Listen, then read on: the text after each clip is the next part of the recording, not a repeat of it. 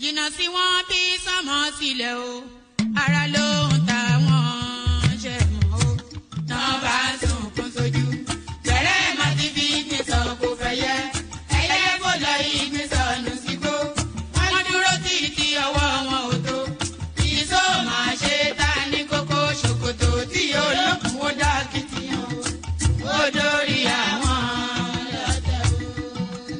àwọn lọ́tẹ̀ o.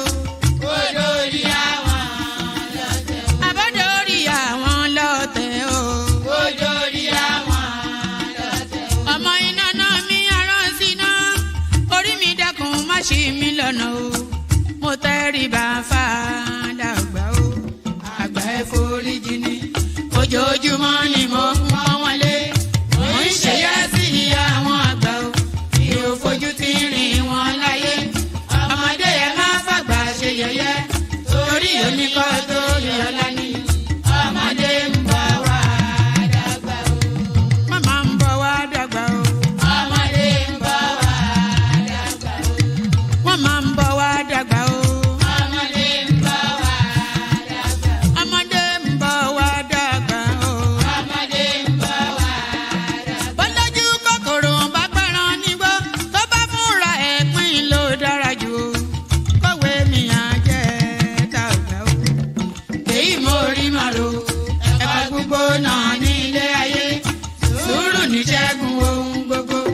Ẹ má ṣèké mo ní ẹ má dalẹ̀. Forí orí kìlọ̀ ló jẹ́ ẹ̀yin forí wọ́rí yóò ṣàbàmọ́ àwa ò ní ṣàbàmọ́ láyé o. nílé ayé o. àwa ò ní ṣàbàmọ́ láyé. àwa ò ní ṣàbàmọ́ láyé. àwa ò ní ṣàbàmọ́ láyé. dẹ́bìtọ̀ rẹ̀ àtàrà ilé o. àwa ò ní ṣàbàmọ́ láyé. àwa ò ní ṣàbàmọ́ láyé. àwa ò ní ṣàbàmọ́. Ṣòkòtò wọn múra wọn sáré kẹrù sọkọ o àyànmọ́ ògbóògùn wo wọn ò béèrè lọ́wọ́ orí mórí lọ́mọ mẹ́wàá lọ ìyàwó ohun tí ẹ wá lọ sí Ṣòkòtò ohun bẹ lápò Ṣòkòtò mo sọ àkúnlẹ̀yàn ọmọ ẹ̀dá láyé kò lè yí padà mo ń tẹnu mọ́ o olórí làlá bàrò orí làlá bàrò olórí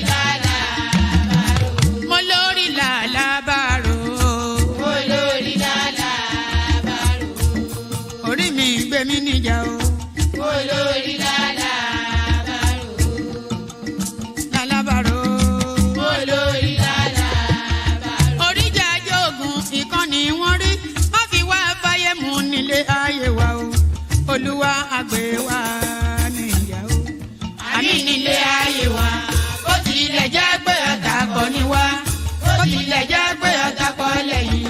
ṣọ́wa nínú ọ̀pá wọn kìnìún. ejò olóró àkékè ṣọ́wa nínú ìdàgìrì ayé dáàbò ẹ̀bùn wá fi ṣọ́rẹ́ ṣọ́wa o mo sáàdì ọba bá lókè o mo sáàdì ọba bá lókè o mo sáàdì ọba bá lókè mo máa sáàdì ọba bá lókè o mo sáàdì ọba bá lókè o olúwa gbé wa níjà o mo sáàdì ọba bá lókè o kó má fi wá sílẹ̀ o.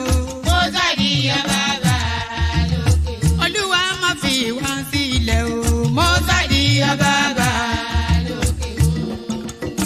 Àwọn ọ̀tá tí wọ́n rèrà jọ ìbànújẹ́ ti bá àwọn ọ̀tá nílé. Àwọn ọ̀tá tí wọ́n rèrà jọ ìbànújẹ́ ti bá àwọn ọ̀tá nílé. Àwọn ọ̀tá tí wọ́n rèrà jọ ìbànújẹ́ ti bá àwọn ọ̀tá nílé.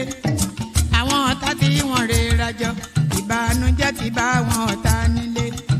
Bí wọ́n ti ro ti wá sí nínú ilé bẹ́ẹ̀ ni kó jẹ́ tiwọn lọ ijọ́ gbogbo.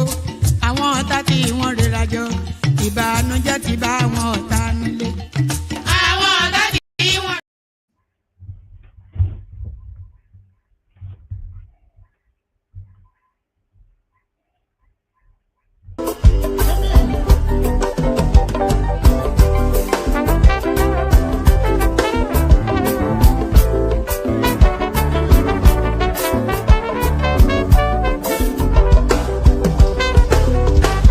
don't suffer, no be small.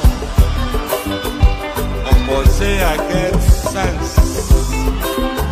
Poverty no good at all. Now it make I join this business. For one night, no be it's once again. Everybody be prayer. If anybody follow Mugu, my brother, I go chopper. National airport, National stadium, Presidency, my sister, brother, Mugu, I be the master. Oh, man, I go chop your dollar. I go take your money, disappear. For one time in love,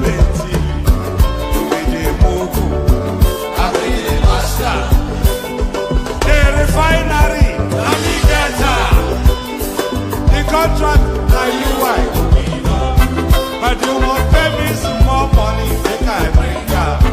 You be the Mugu, I be the master.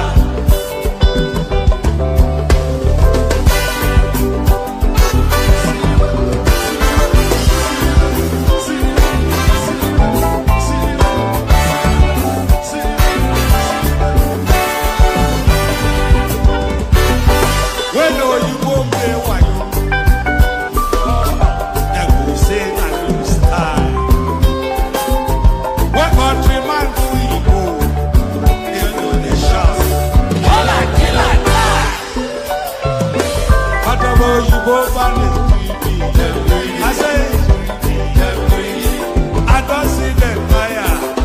That's why when they run enter my therapy, I go show them fire. National airport, National stadium, Presidency, my sister, brother, you be the Mugu, I be the master. Refinery, the contract, now you wife.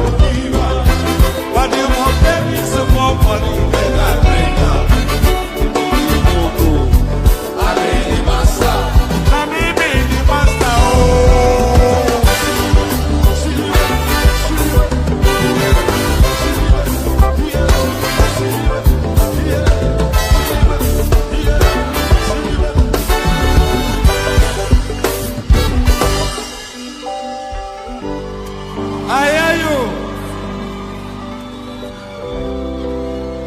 You know, ẹ̀jẹ̀ mi ni ẹ kí n gbọ́ àkọ́bí ewé ayò ewé tún méje ìtún ló ní ọtún ẹ ṣe ìfà ló ní kan fà ẹ mọ́ra àìbínú gbogbo àtàrẹ gbogbo méjì ọkà bàbà gbogbo mẹ́ta ọkà wáṣẹ́ orí ló túmọ̀ ẹnu. Gbogbo ọ̀nà ní túmọ̀ ẹsẹ̀. Akọni ìmọ̀ tú ìmọ̀ jọ. Ìmọ̀ èmi ni wọn kì í dálẹ̀. Wọ́n bá lọ mẹ́lẹ́mọ́. Wọ́n á fi jóye ẹlẹ́mọ́. Akọni wọ́n bá lọ gbé fèrè. Wọ́n á fi jóye ẹlòkò. Bọ́wọ́ wọn bá tẹ̀lé. Wọ́n á fi jóye aláre. Àwọn mẹ́tẹ̀ẹ̀ta parapọ̀. Wọ́n wá jọ ń pẹ́ mọ́ ẹ̀ẹ́mọ́ olóko jẹ. Wọ́n pa Akíntọ́lá ọmọ Ògún. Wọ́n pa Ìyọ̀dà ọmọ Àtàràbọ̀bà. Àkọ́bí wọ́n pa Jíṣà Tádàdé ọmọ ọba Ìjẹ̀bú Mèrè. Aṣíwájú odò gbólùkẹrẹ ajagun lólòdì ọ̀run. Tó o bá ṣe pé tìyẹ tó o bá ṣe pé tìyẹ lọ bá ń darí jọ wí. Àpérò mi kún gbọ́wọ́ ọ̀bọ ti ṣìgìdì máa gbé àgétì ló máa ń gbé àyàn ti ìlàyàn ewúrẹ́. Ọlọ́run dákun má padà lẹ́yìn ẹ kó má gbàgbé ọ̀rọ̀ tẹ́ aṣíwájú ọlọ́run dákun má padà lẹ́yìn ẹ̀. Àkànbí ọlọ́run dákun má padà lẹ́yìn ẹ̀. Ọkọ̀ onírẹ̀lẹ̀ ọlọ́run dákun má padà lẹ́yìn ẹ̀. Òdòlé sọ bẹ́ẹ̀, gómìnà sọ bẹ́ẹ̀, dẹ́pútì sọ bẹ́ẹ̀, ọ̀túnba.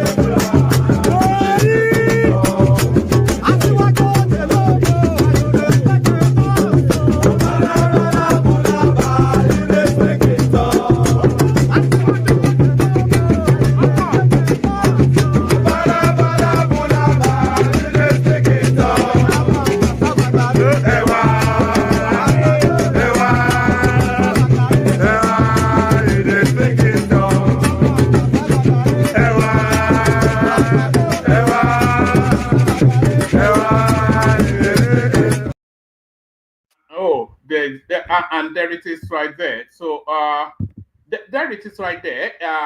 Here I am right here. There you are, wherever it is you are, and here we are. So here we are. Here we go again. Another day, another session, another experience of the One Man Went to More platform. Good to be in your company. Glad to have you here. All that. So good to be in your company and glad to have you here. The protocol remains the same. Click on the like button just as soon as I invite you to do so. Do so. Click, or if you are not already subscribed, please subscribe as well. Like and subscribe. If you want to come and join me on the screen, you know, I'd have my camera on, but I'm so shabbily dressed. I'm not quite sure that is the. I'm not quite sure how this is how I want to be frontal today. I'm only wearing because it's so warm here. You know, the UK is experiencing somewhat of a heat wave at the moment. So I'm so shabbily dressed. You know, and I've got so many things plastered around me, you know, and I'm vaping as well. You don't want to see me vaping, do you? So that's why I have the camera so far. But I'll click on the like button just as my invitation to do so. Do so. Click on the like button. If you're not already subscribed, then please do that as well. Like and subscribe. So those are the two standard things that every streamer asks for. So I'm asking as well, like and subscribe. So click on the like button and subscribe. If you want to come and join me on the screen, there's a hyperlink that says StreamYard. That's your ticket to ride. Click on it, come join us on the screen. Share the links just as widely as you can. Super chat to us to stream. Every single thing that I say every single time, they still apply.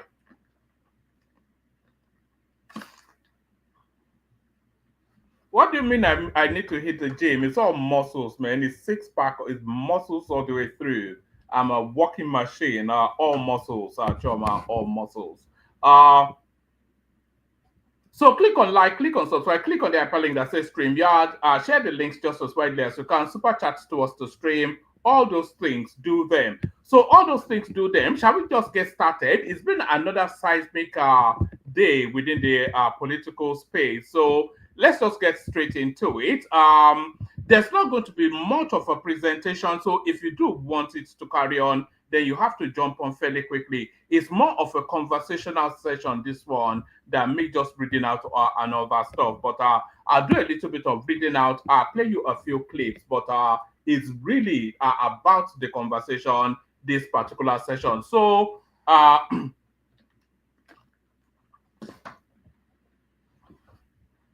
so it huffed and it puffed, but did it blow the house down? That's the question. And I'm not even talking about Little Red Riding Hood. I'm talking about the structures of criminality and the dismantling thereof. It huffed and it puffed, but did it really blow the house down? So that's the question. Of course, we all know what happened today.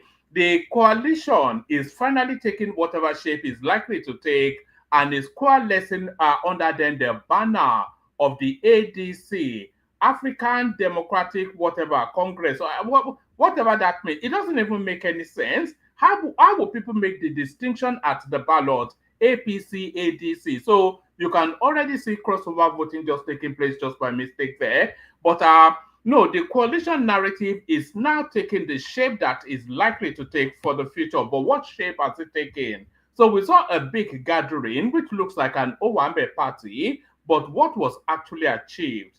That's the wider question. So we'll be talking ourselves through that. So what has come out is that they are now telling us now that the interim chairman of the ADC is David Mark, and the secretary to that party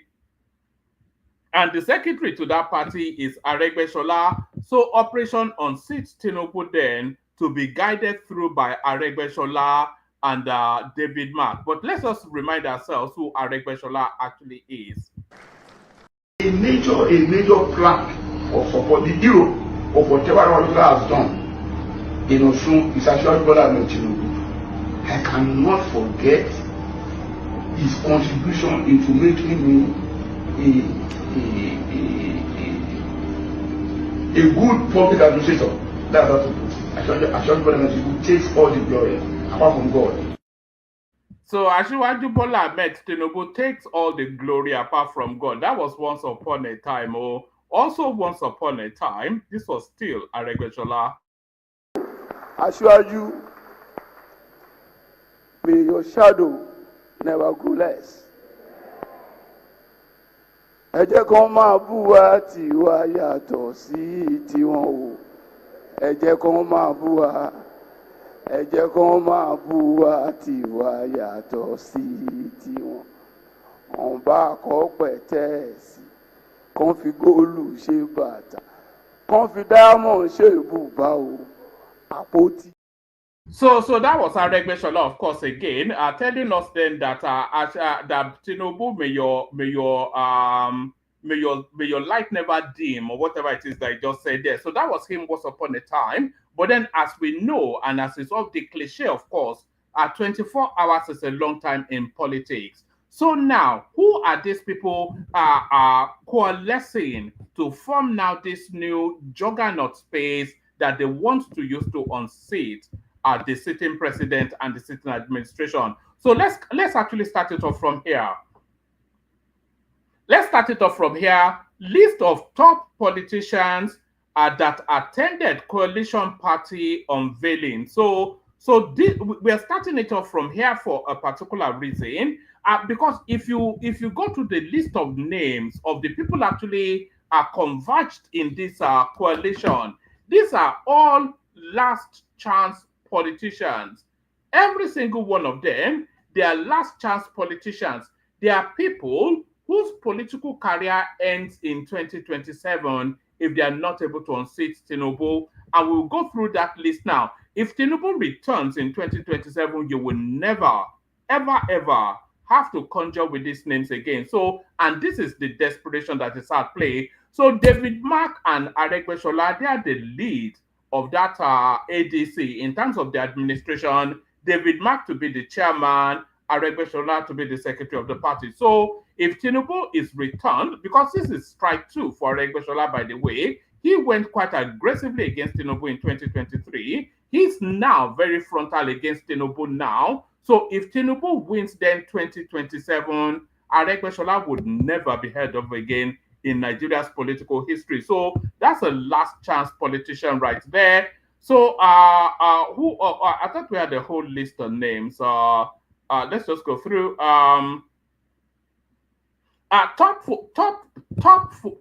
Top political figures from across Nigeria's political spectrum converged on the Shehu Musa Yar'Adua Center in Abuja on Wednesday for the official unveiling of the African Democratic Congress ADC as the new platform for a mega opposition coalition ahead of the 2027 general elections.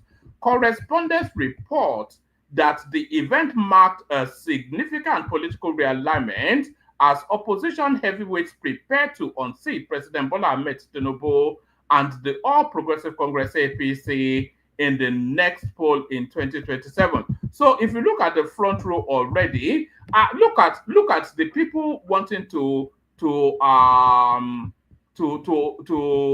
these are the people looking to dismantle the structure of corruption. Right at the center there, that's Abubakar Malami. A lot of you, of course, who doesn't even know who Abubakar Malami is? He was the one that orchestrated the rendition of Nnamdi Kanu, by the way, but he's now the best friend of the Southeasterners. The Abubakar Malami. Do you remember when he went on international television and he was speaking in Hausa language on behalf of Nigeria, boasting how he captured Nnamdi Kanu from Kenya? So he's now the best friend. You can see the Igbo hat right there. So he's now the best friend of the Southeasterners, even though Peter Obi is not desperate to be president, but that's the shape he's taking. Let's take it from the top again. Our top political figures from across Nigeria's political spectrum converged on the show Musa Yar'Adua Center in Abuja on Wednesday for the official unveiling of the African Democratic Congress ADC as the new platform for a mega opposition coalition ahead of the 2027 general elections. Correspondents report that the event marks a significant political realignment as opposition heavyweights prepare to unseat President Bola Ahmed Tinubu and the All Progressive Congress APC in the next poll in 2027. Amongst those present, and I'm deliberately giving you these names because as we go through the names, then you begin to realize then that these are last chance saloon politicians. All these names now, they seek relevance, they seek to be relevant from March 2027. So the election takes place February 2027. They seek to be relevant, but because I don't even think they'll bother going to court anymore. So they seek to be relevant. All these names now that we're going to go through now, their relevance stops within the Nigerian political spectrum. Their relevance stops March 2027. Amongst those present at the high-stake gathering were 2023 presidential candidate of the Labour Party, Peter Obi. So Peter Obi's political career ends in 2027. Peter Obi himself, he has considered a power transit to the north in 2031. He has said that verbally. He has also said that in terms of pleading, that is only going to serve one term if it's elected. So he knows fully well that power goes to the north in 2027. So if Peter Obi does not succeed in 2031, so if Peter Obi does not succeed in 2027, that means that his political career has been buried by Tinubu. So Tinubu buries Peter Obi's political career February 2027. Ditto Dati Baba Ahmed, so he's gone anyway. Former vice president and 2023 candidate of the People's Democratic Party (PDP), Atiku Abubakar, Tinubu buries his political career also February 2027.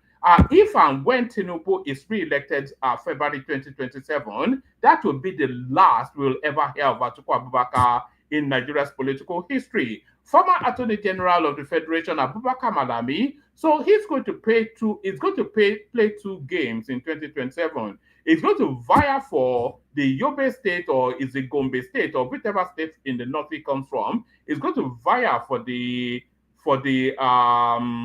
governorship of that state. He's going to do that, but is not likely to succeed, and his political career ends also February 2027. John Oyegun, he ends 2027. Now, the FCT Ireti Kingigbe, she will still carry on anyway because I don't really think she affects anything. But Tambuwal, his career ends 2027. El Rufai, his political career ends February 2027. Rotimi Amechi, his political career ends February 2027. So you can see that this is a desperate last throw of the dice by people that Hillary Clinton called a basket of deplorables. So a basket of deplorables. So among those present at the high-stake gathering were the 2023 presidential candidate of the Labour Party, Peter Obi, 2023 Labour Party vice presidential candidate Dr. Ahmed, former vice president and 2023 candidate of the People's Democratic Party (PDP), Atiku Abubakar, former Attorney General of the Federation Abubakar Malami, ex-APC National Chairman John Oyegun, FCT Senator Ireti Kingigbe, and Anambra Central lawmaker Victor Ume. Also in attendance were governors Aminu Tambuwal of Sokoto State. So I'm not quite sure where he goes after they failed in February 2027. Nasu El-Rufai, so he's finished. Rotimi Ameti finished. Jibrila Bindao, and I don't even know who he is. Emeka Ehidioha. So I'm a little bit surprised that Emeka Ehidioha would align himself with this sort of unscrupulous elements, but there he is. All seen as influential figures within Nigeria's political landscape. So that's that. So that's that. As previously reported, the coalition has adopted the ADC as its official vehicle and appointed former Senate President David Mark as chairman and former Osun State Governor Rauf Aregbesola as secretary of the movement. Correspondents report that Mark and Aregbesola, both veterans with strong ties across political divides, are expected to provide strategic leadership for the coalition. So there it is right there. So there they are. But that's Uche Secondus right there, isn't it? So see how many of the deplorables you can spot. But there it is, the basket of deplorables. So this is their biggest punch now. So this is the biggest splash you'll ever. The only other splash that place can make is when they decide then on who their candidates will be. So we'll see how that plays out. So the basket of deplorables are starting to take shape. I think it's actually time to play that Hillary Clinton clip, the basket of deplorables. Donald Trump wasn't the only one making questionable statements tonight. Listen to Secretary Clinton at a fundraiser here in New York. Be grossly generalistic. You can put half of Trump supporters into what I call the basket of deplorables. So there it is right there, basket of deplorables. So still staying with the basket of deplorables. Let's see.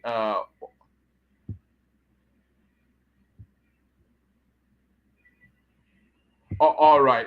Where do we want to go next? Right. Let's go here, actually. ADC is not a one-man project. Stakeholders tell Aregbesola, so they're starting to hemorrhage from within already. Concerned stakeholders of the African Democratic Congress ADC have rejected the appointment of former Osun State Governor Ogbeni Rauf Aregbesola as the party interim secretary, insisting that the process was opaque and violated the party's constitution. And by the way, we don't even know which ADC they have joined, though, because the guy that actually owns the party says he has nothing to do with them. So the person that actually owns the ADC tells us that please ignore them. They're just a bunch of fraudsters. In a statement issued on Wednesday by the ADC's National Publicity Secretary, Dr. Musa Issa Matara, and co-signed by youth leaders, etc., the group warned that the APC is not a private coalition platform to be hijacked by any elite group or individuals. Who appointed Governor Aregbesola? Which organ of the ADC ratified this appointment? The statement asked, noting that neither the National Executive Committee (NEC) or state chairmen were consulted. The stakeholders described as misleading the assertion that ADC is now the official platform for a national opposition coalition, stating that millions of party members were not briefed nor consulted.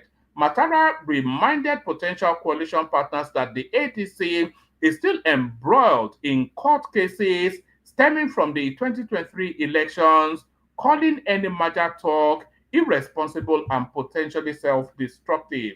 New entrants were urged to tread carefully, as the ADC is not for sale and it belongs to its members.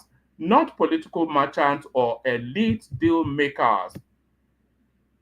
The group accused Aregbesol's backers of preaching internal democracy whilst simultaneously imposing leadership without consultation. So this is the sort of governance that they're looking to bring to you. It's just just roughshod governance, roughshod sort of leadership. Stakeholders faulted the process of ignoring the party's youth and women wing. Our youth are watching. Democracy cannot begin with imposition. We stand firmly for accountable leadership, transparent decision making, and a people-powered party structure, the statement declares. So already the ink has not even dried on whatever was signed, and already there's internal strife. So there's internal strife. Let's say where are we? Let's go on from that to. Let's go on from that to. Right, like I said, the politicians in that coalition, a lot of them, a good 90% of them are last chance saloon politicians, people that seek that will lose their relevance come March 2027. If they don't win, there is no political future for all of them, at least 90% of them.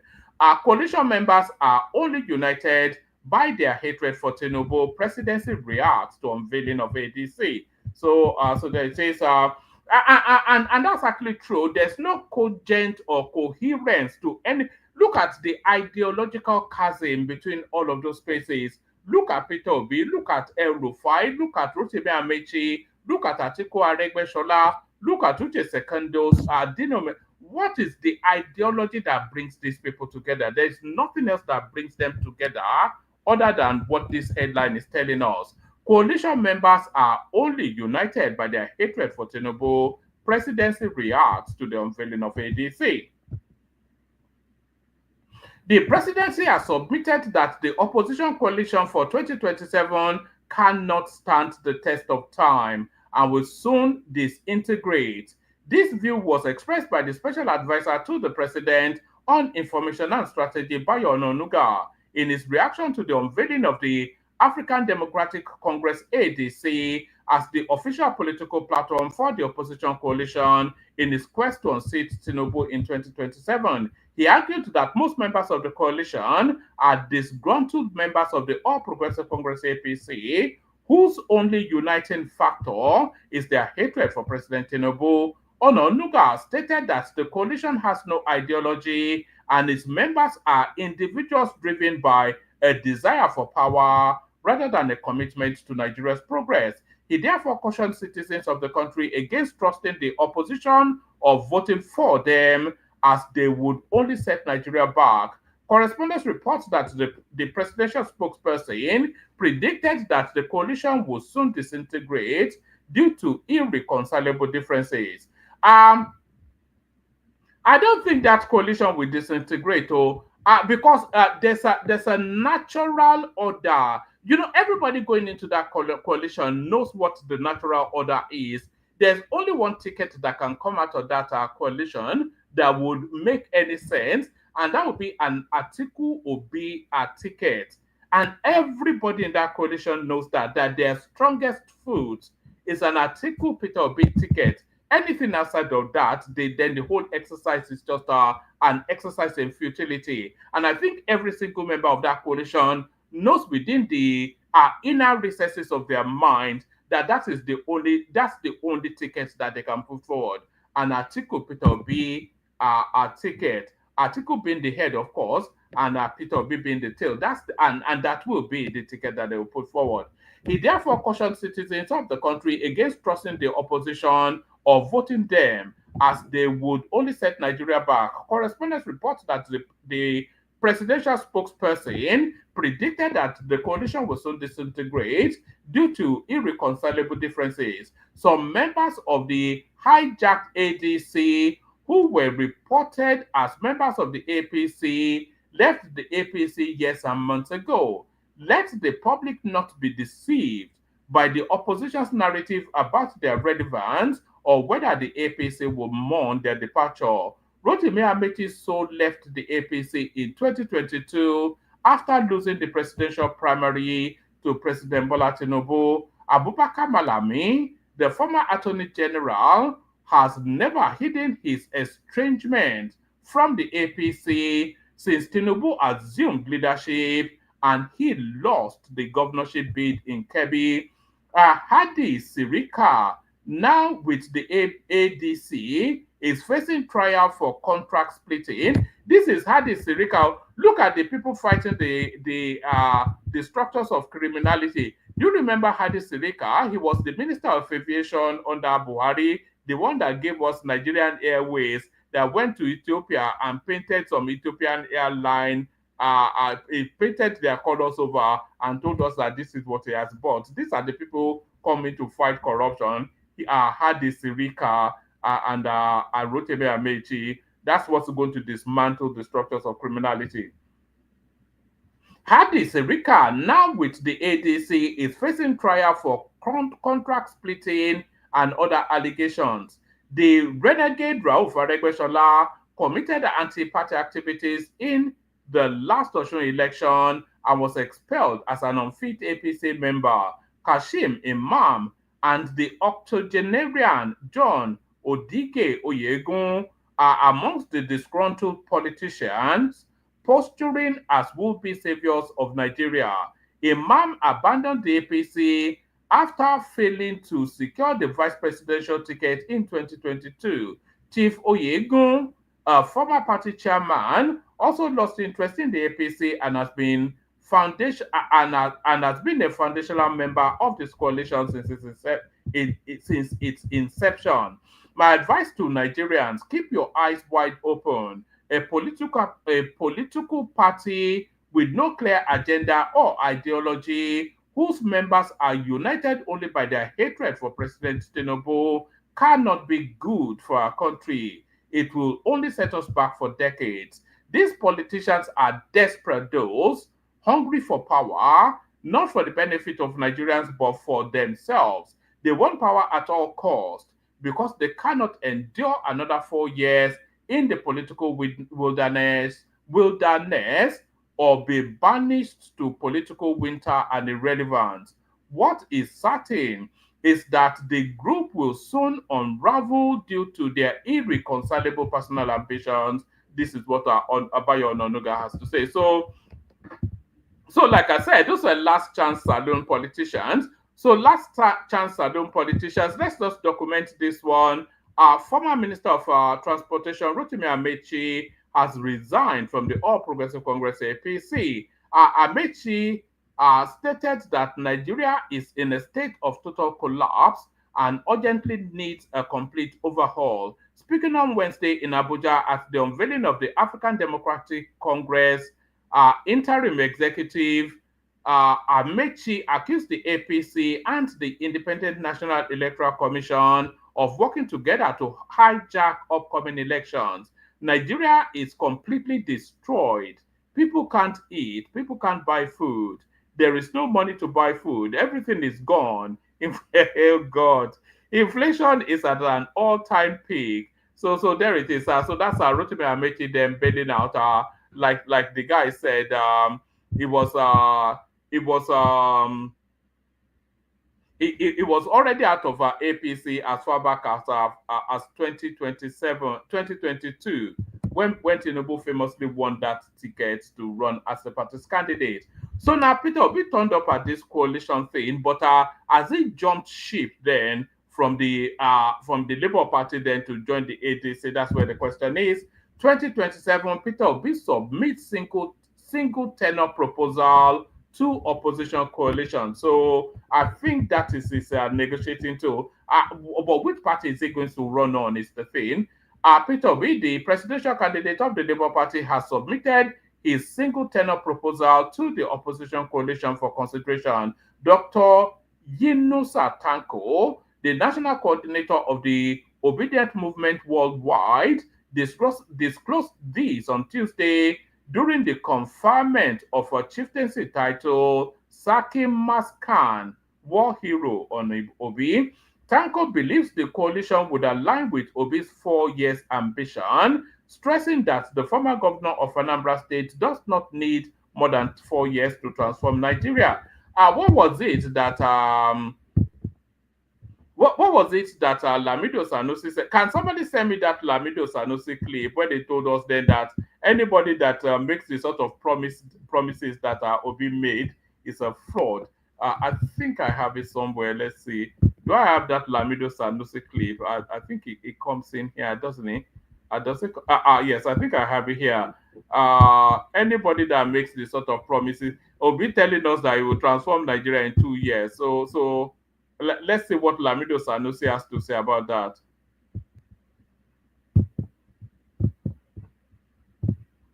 Hold on.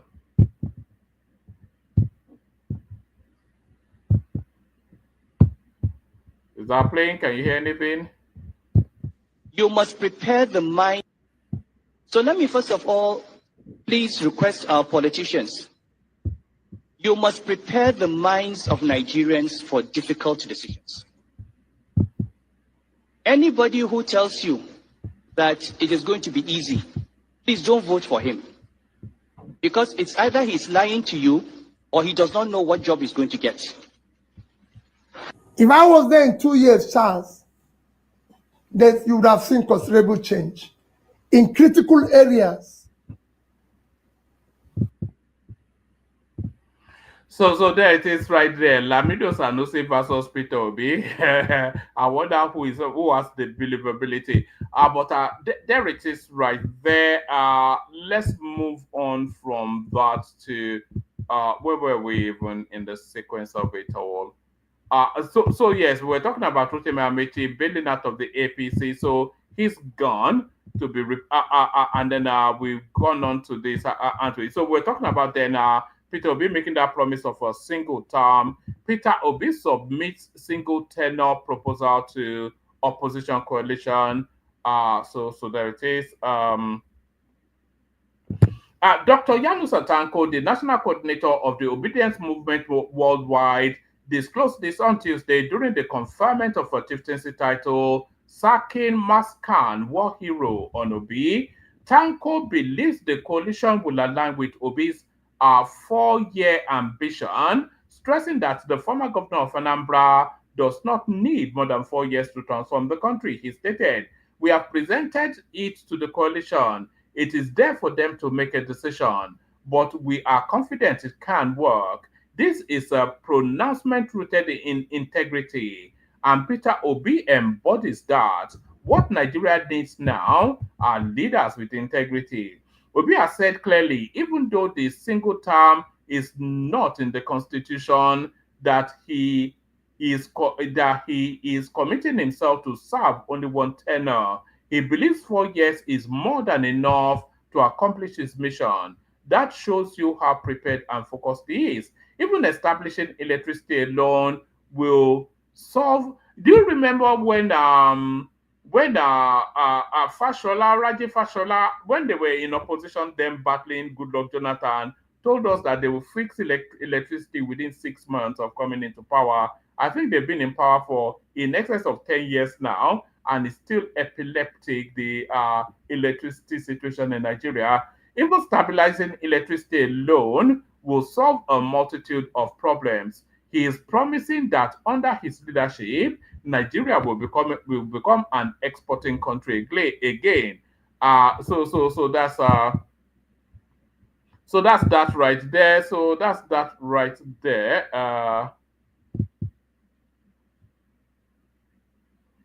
All right. So that's that right there. I'm going to give you the rest as headlines. I want to see if I can get a conversation going as people start to assemble somewhat. Let me give you the rest as headlines. So now, like I said, the people in this coalition, they are people essentially that are at the departure lounge of Nigerian politics. These are people that are going to be buried politically in 2027. So you all know the names, and you all know that if they don't win, that's the end of their career. Amaechi, Atiku, etc., etc. So Obi, so their career ends in 2027 if they don't win, and they're not likely to. But what is more notable are the people not joining this coalition. These are people then that feel that they have a political future, and amongst them, Senator Adeleke, now Governor Adeleke of Osun State. Adeleke not joining coalition remains PDP. So that's him right there, stating quite clearly and categorically. But more potently, I am not joining APC or coalition. Alex Otti shuts down defection rumor. So there he is. He's not following Obi into whatever fruitless adventure is embarked upon. So there's that right there. Is there anything else? Let me give you this as a headline as well. PDP is a shadow of itself. Atiku, David Mark, Lamido there asks members to join opposition coalition. So I think Atiku more or less now out of the APC. Coalition Amaechi breaks silence, says he's left APC. So that's fine. I think that's known already. Nigeria must be free. Showore rejects Adenyoju's appeal to join opposition coalition. So I think Deji Adenyoju has taken the bag, hasn't he? So he's always been in it for the money. Deji Adenyoju, there's never any ideology propelling him. Asking Showore of all people to join the basket of deplorables. So there's that right there. So that's that right there. All right. I think that's enough of that. If you want the conversation come in, the link is in the comment section. Let me play you the clips I have, and then we'll see what happens after that. I also have a right to state that I am still a member of Labour Party.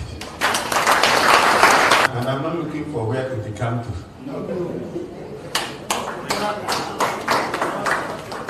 The second point is about coalition. And a lot of people have been asking, oh, are you a member of the coalition? And my response is, have you seen my name? Have you seen me attend any coalition meeting?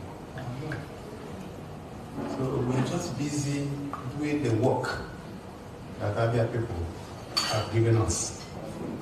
So we're not attending any coalition meeting. I've not attended one. Nobody has invited me.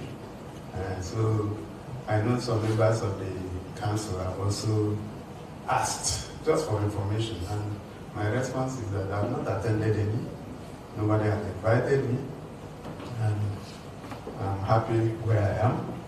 Yeah, we had issues. A lot of people had. If you don't have issues, then you are gone, you are dead. So you wake up and there's one problem or the other. You solve the problem. And you don't run away from a problem and pretend to have solved it. So we done, when we had our problems, we fought all the way to Supreme Court and retrieved our party from the Supreme Court. So that's Alex Otti right there, distancing himself from that coalition. So this lady then, she attended the coalition and gave us a roll call of the people in attendance. So I'm playing it especially for that reason. I not go come coalition meeting. Good afternoon, trenches. Oh, we are here. You know, I must update you people. So I'll be like, hey, enter every meeting for one. Oh yeah, of course.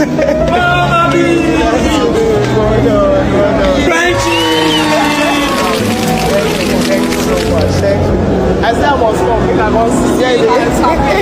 We all be the enter without coconut water. Oh, the rest happening.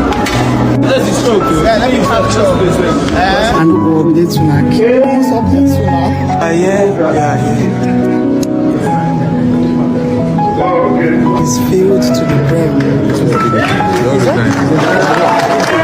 He has left. So make a show around. For all Nigerians who share in our belief that all of us, the young and the old, man and woman, rich and poor. We all Let me show you the for whom the next meal is not. Let me show you the fire. Who face uncertain future. Let me show you all our Atiku. brothers in Borno, in Katsina, all our Amaechi. and we welcome you all to join us and be part of I never see my mama, I will show her just now. Just give me a minute. Make her show her my madam. Nation has decided to adopt the African Democratic Congress, Wait, black lady. Honorable Honorable Jamil Mohammed Lion from Aminu Shagari, my brother. So there it is right there. A list of last saloon politicians, basket of deplorables, as they said. Here is what Shore thinks of it all. So you don't think the coalition is going to work, or it makes any sense? A coalition that has El-Rufai, has Malami, a coalition that has Amaechi, all these guys, Aregbesola, these are Buhari's people 2 months ago, So I don't know, maybe there's something wrong with us as Nigerians, that our memory is so small in terms of megabytes, that we can't even remember the people who did us dirty. There's no way these coalitions they are setting up will work. And most of the coalition that as members you're seeing are people who will eventually go back anyway. So there it is right there. And here is Tinubu's response to it all. The one thing you have to always remember is that Tinubu is politically invincible. Yeah, if he loses in 2027, that's Bola Tinubu. If he loses in 2027, that will be the first time in Nigeria's political history that Tinubu has ever lost an election. He has never, ever lost an election in that country. And now he's the president and he holds all of the lever. So if he loses in 2027, look at his political history. He's never lost an election. So we'll see how that plays out. And here is Tinubu responding to it all. Yet I stood alone. My allies had been induced into defeat. My adversary held all the cards that mortal man could carry. Even with all of that, they could not control my destiny and could not control our national destiny, because fate is written from the above.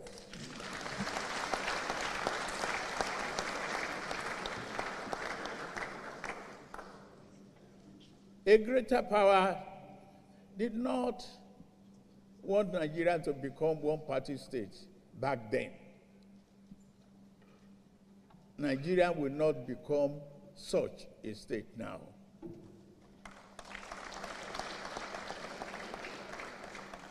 The failed effort to create a one-party state placed progressive political party forces on a trajectory to form the APC. It put me on the trajectory which has brought me before you today. I dare not such a favor to any political adversary by repeating the same mistake of political overreach.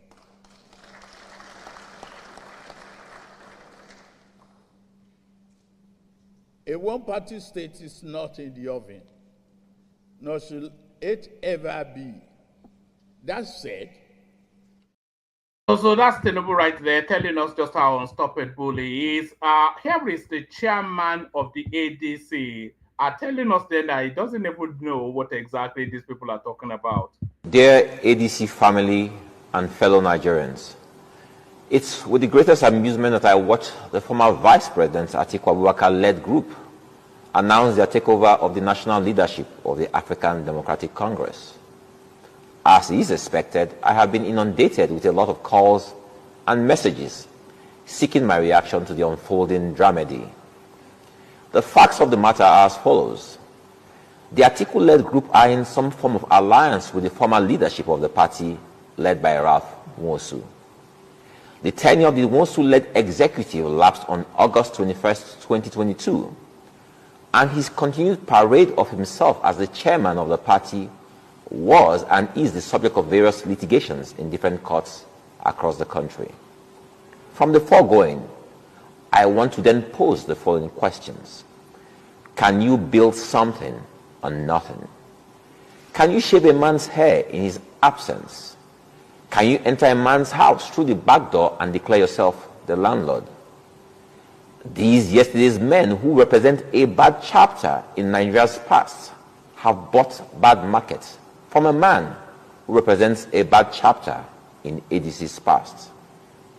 Nigerians have watched in amazement as this group of mostly geriatrics shopped around for a party to prosecute their chopping must continue ambition. This further cements the opinion most hold that political parties in Nigeria stand for nothing and will fall for anything. They have told us that they are fighting for the rights of ordinary Nigerians and that they are on a rescue mission.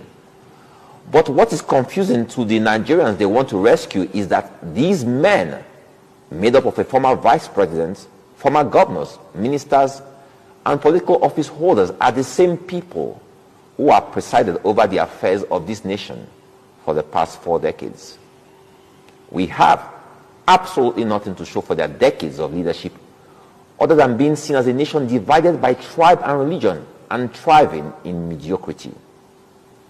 We are a nation lacking in the basics whose majority are poor. But here we are watching those who set our nation on fire, saying they are the fire brigade. No, you're not. You are a bunch of greedy and selfish old men who believe that political power is your birthright. You stand for nothing other than your interest and will pay any price to hold political office. Nigerians are tired of your generation and reject everything you have to offer, which is nothing. Nigerians yearn for new names, new faces, fresh ideas, and progressive ideals. We yearn for a new Nigeria that thrives on meritocracy and de-emphasizes tribe and religion. We dream of a nation that works for all Nigerians, irrespective of region or religion. We want a nation whose laws and opportunities are equal to all men. We desire inclusiveness for all and social protections for the weak amongst us. Nigerians have never asked for much other than a leadership that truly cares. You have failed us and stand rejected by us. If you seek to be a part of the ADC, do the proper thing and come through the front door. We are a party of decent and well-behaved people. Our brand of opposition is one that not only opposes, but proposes something your group is not conversant with. I strongly suspect that you will be shopping for another party very soon. And as you do that, we, the members of the African Democratic Congress, wish you bon voyage.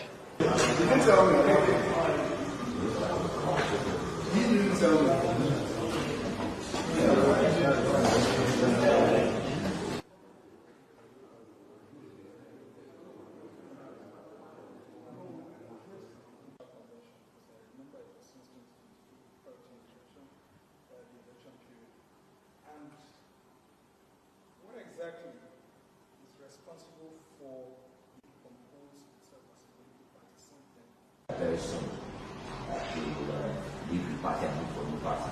And we saw that they tried SDP, we saw they tried a couple of other parties, and it didn't work for them. Most party members of ADC are not aware, are not part of this, don't support this in any way. How can you say you're not part of the idea? I won't accord him that guy that called him former chairman. You should ask what he's trying to do with these people. But on INEC website, he is the name that INEC. So that's where the question is. On what authority are they claiming that that they are now in the ADC? The people that are hold the registration of that party said they know nothing about what's going on. You know, so on what authority are they making all of these claims? That's the thing. But we'll see how that plays. You'll see court cases coming fairly swiftly and court judgments coming fairly swiftly, and you'll see Atiku packing his bags and looking somewhere else fairly swiftly too. So you see all of that fairly swiftly. Let's watch this clip coming out of the PDP to see what the PDP are making of all of this coalition talk. I'm talking slowly because I'm just uploading the clip for you now. But the PDP has actually made a video response to what's been going on, and they are not best pleased, as I'm sure you would imagine. So let's see what the PDP is making of it all. APC, I want to send a message.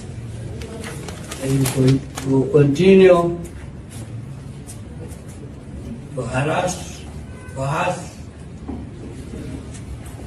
and buy our members. But the 2027 election is between Nigerians and you. So it's better to start fighting and correct your ways. Hunger, insecurity, and there's nowhere that will be as accommodating as our party. But if they feel, I will wish them good luck. But I know they will run coming back. I want to entreat that if you are a member of People's Democratic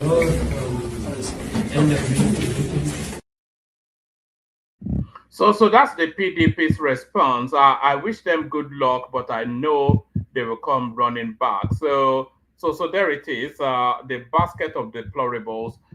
Let's play the Kegite music, and then we'll see if anybody turns up for the conversation. Only water, where they see ma. Water. Only water, where they see ma.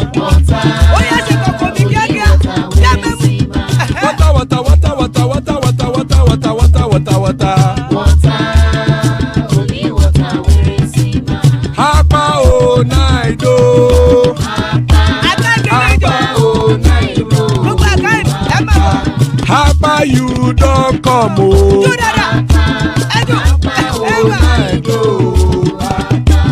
Hapa o naido.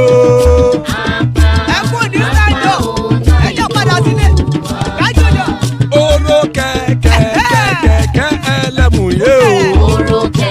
Ilé ṣọ́dí àkẹ́kẹ́ ẹlẹ́mù ré o. Bobby Master kẹ̀kẹ́ ẹlẹ́mù ré o. Chief Wáìlà tí kẹ̀kẹ́ ẹlẹ́mù ré o. Eruku lẹ̀lẹ̀ ẹlẹ́mù dé. Eruku lẹ̀lẹ̀ ẹgbẹ́ ẹlẹ́mù dòde ojàre o. Eruku lẹ̀lẹ̀ Ghana ti dé ẹgbẹ́ bọ́ọ̀dì o. Ọmọ ẹlẹ́yẹ ẹ̀yẹ o ó dìlé o. Olúyẹ̀lá ẹ̀yẹ o ó dìlé o. Petrosonama ẹ̀yẹ o ó dìlé o. Petrosodunke ẹ̀yẹ rẹ̀ ó dìlé o. Ẹlẹ́kọ̀ ọ̀run mú ìní o.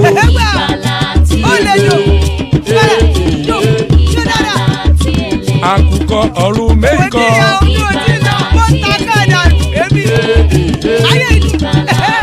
Ikú kò ní ríwà gbéṣe o.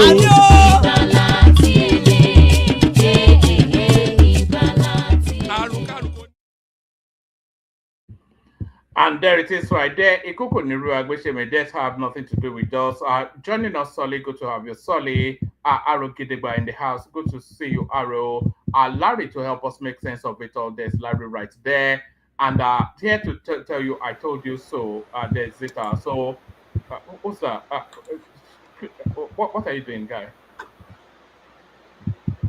So, here to tell you, tell us all, I told you so. There's Zita. So, good to have you, Zita, right there. So good to have you. Still plenty of spaces. Anybody that wants to hop on.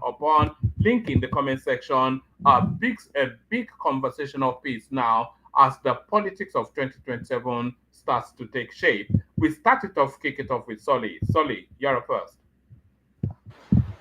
So, good morning. For Good morning. me, because one man always starts very, very late. But, anyways, the moment I saw Peter Obi holding El-Rufai's hand, I knew they've lost already. I don't understand which kind of clowns these politicians are. They shouldn't even be called politicians. They should just be called clowns because they just keep on doing a lot of clownery. I feel like I'm wasting my time even talking about them right now because they like who advises these people? Wike finally has his party back, and Peter Obi is finally back to his party of structure of criminality. His words, not mine. He's back with his people. Is it not unbelievable though? Sorry, this guy promises us that he cannot stand the stench of the Nigerian political landscape, that the structures of criminality that is coming to dismantle those structures, and then you see him in association with Atiku Abubakar, El-Rufai, Abubakar Malami, etc. What is more structure of criminality than Atiku Abubakar? What defines it more than Atiku? So they have such a weak foundation. Like, I don't really support Tinubu, but Tinubu's grassroots structure, the foundation is solid. It is built with concrete, diamonds, whatever is the hardest material. See, once the support base sees that picture of El-Rufai and Peter Obi, is over. It is over. All those followers, all those votes that Peter Obi thinks he got before, is going to lose them. I don't know what makes them in their mind think that they still have that same amount of support and votes. They've lost their party. They are moving to a party where they are going to have court cases because they were so foolish. They did not finalize all that they needed to do. They were such in a hurry to announce their new arrival that they didn't sort out the legal aspects of it. That lets you know why they are there. If they are that eager to not even plan everything properly, they are just there out of emotional. Sorry. Do you want enigmatic? Do you want your cameras on? Your camera is on. Do you want it on, or I'm going to put you on now? All right. So sorry. Carry on. I didn't know if you wanted your camera on or not, but carry on. Yeah, carry on. So a group of unserious people. Like, it's so shameful. I feel so ashamed even talking about them because I can never take them seriously. I can never ever take them seriously.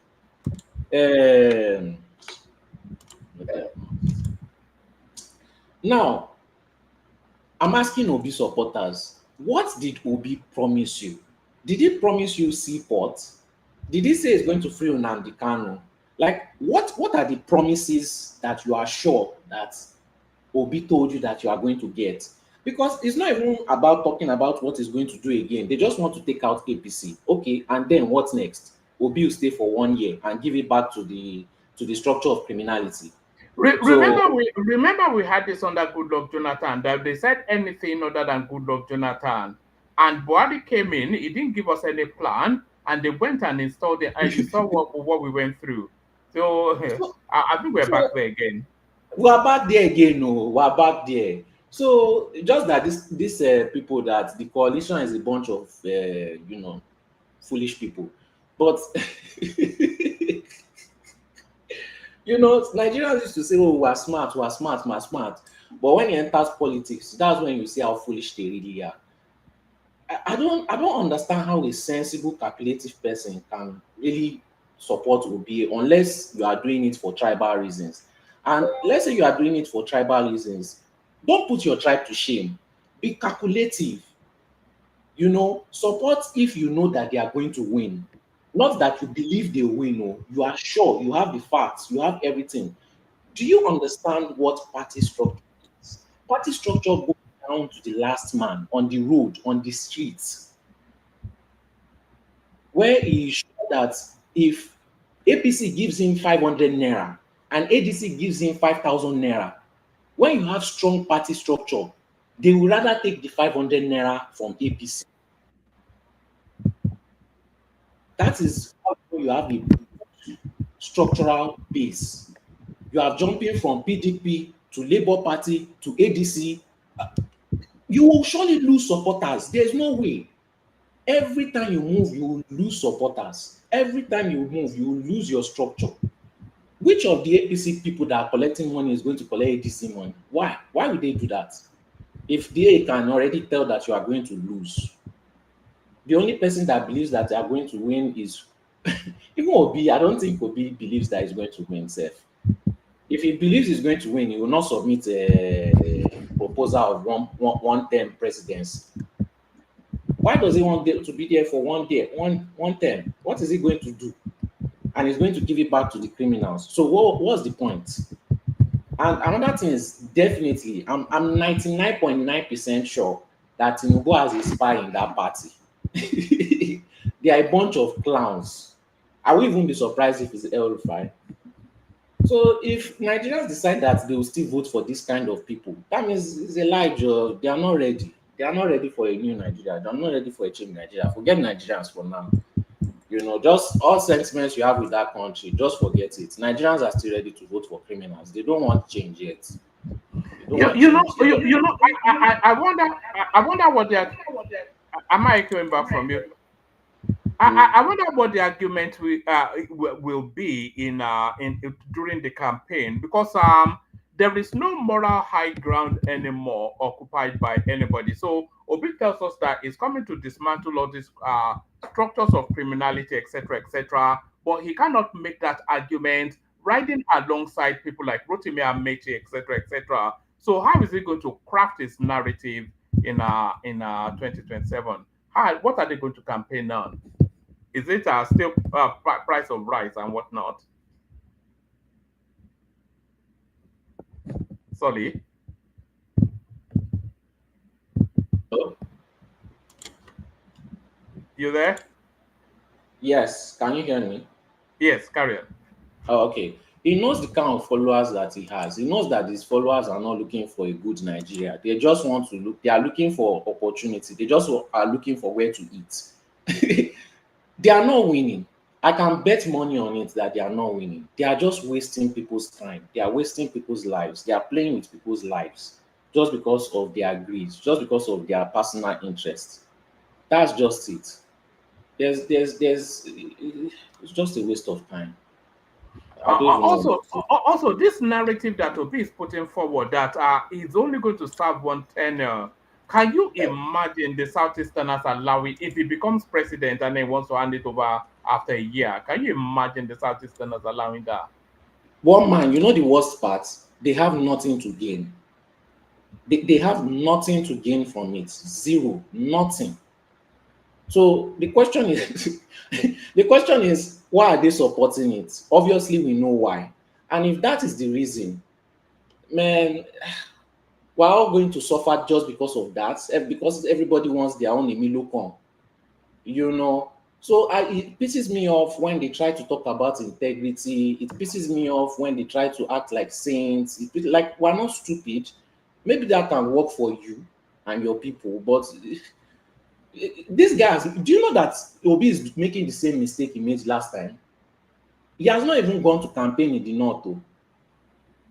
Remember last time we were saying, when is he going to the North? They gave so many excuses. But he has been campaigning in the North for the last 2 years, though. Which campaign? Going to go and eat rice inside a dirty school with children? That's campaigning now. I'm building and digging boreholes all over. Did Tinubu go and do that when he won with Northern votes? Yeah, it's a different style of politics now. It's a different style of foolish style of politics. Those are not the. You have to go and meet the people that have their own structure. It's all about structural base. The people that have their own structure in the North. That is why I have to agree. I agree with you in what you said. Yeah, carry on. That is why Tinubu is having problem with Shettima, because he needs somebody that will help him get back that northern vote, which I believe is somebody like Kwakwanso, because he has that, is it Kano State on grip. But the problem with having, with the problem with Kwakwanso now is if he takes that vice presidential seat, he's going to lose his godfatherism in Kano State. And that will be the end of his major political career. So that's just the only problem that he has. But I believe that Tinubu, if he doesn't get Kwankwanso, there is always a plan B, and there's always a plan C, and there's always a plan D, and there's always a plan E. Now, when you look at the opposition, they can't even organize a plan A. It's so disgusting. It's so disgusting. So let them spend their money, let them waste it, let them waste Nigeria's time. You know, Tinubu is coming back in 2027. The people that Nigeria, and I know one man will not like this part, but I must include it.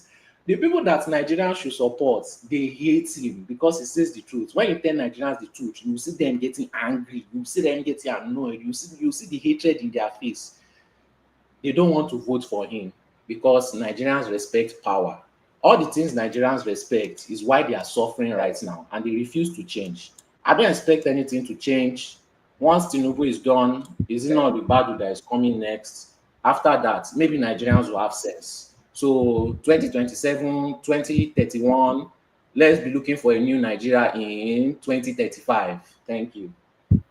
Oh, all right, brilliant, excellent. So stay with us, Solly. But Solly, we go on from you, Solly. We go on to enigmatic only because I want to mix it up. So, just a little bit of editorial fiat. But on our way to enigmatic, let me highlight Duxie's show coming up on the 4th. So Duxie is opening up a series around marriages, etc., etc. So that's all lined up. Let me send the link. So go and bookmark it. So the 4th will be 2 days from now. It will be right about 6 p.m. So let me send the link into the comment section.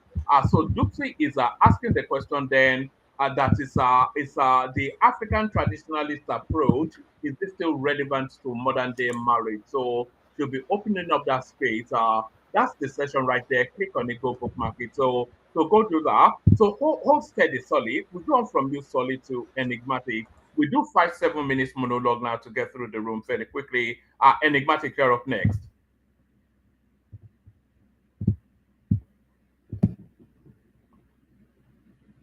Enigmatic on mute now. You know how it works. You know, I mean, it's quite been a very, very busy week for me. So, first of all, good evening, everyone. Good evening to you. Yeah, one man, thank you so much. Before I proceed, let me just make this warning, because we know where this thing is going to end, and whoever comes back to blame Tinubu being the being the problem, or trying to point accusing finger to Tinubu or APC when this thing fall back in their faces again, that person, I thunder go fire that person, because we see where this thing will end. This is their coalition. I'm very happy that eventually they're able to birth the coalition, right?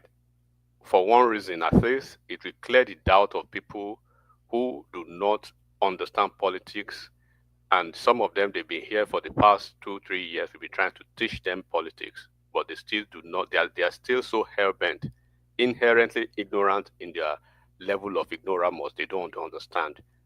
They will be taught the biggest lesson of their career by these northern folks in these little weeks that we have ahead of us. They will see the Wiki 2.0 done to their man, because I don't know why, and this is very instructive, right? When Tinubu came the last time, and I'll say this: whoever want to cry and whine, it's up to that. Whoever want to bleat like a goat, let that person go ahead. Whoever want to bark like a dog, let that person go ahead. I don't appreciate coward men, or probably, if you want something, Go all out for it. Do not beg for it. Don't tiptoe around it. Power is not given. You take power. If you want it, you go for it. You take it. Right? Tinubu had an agreement with Buhari, right, and all of them. And at the appropriate time, when it was time for them to compensate Tinubu, they started playing around. He came out openly. He said, "Give it to me, Emilio Kong. It is my turn."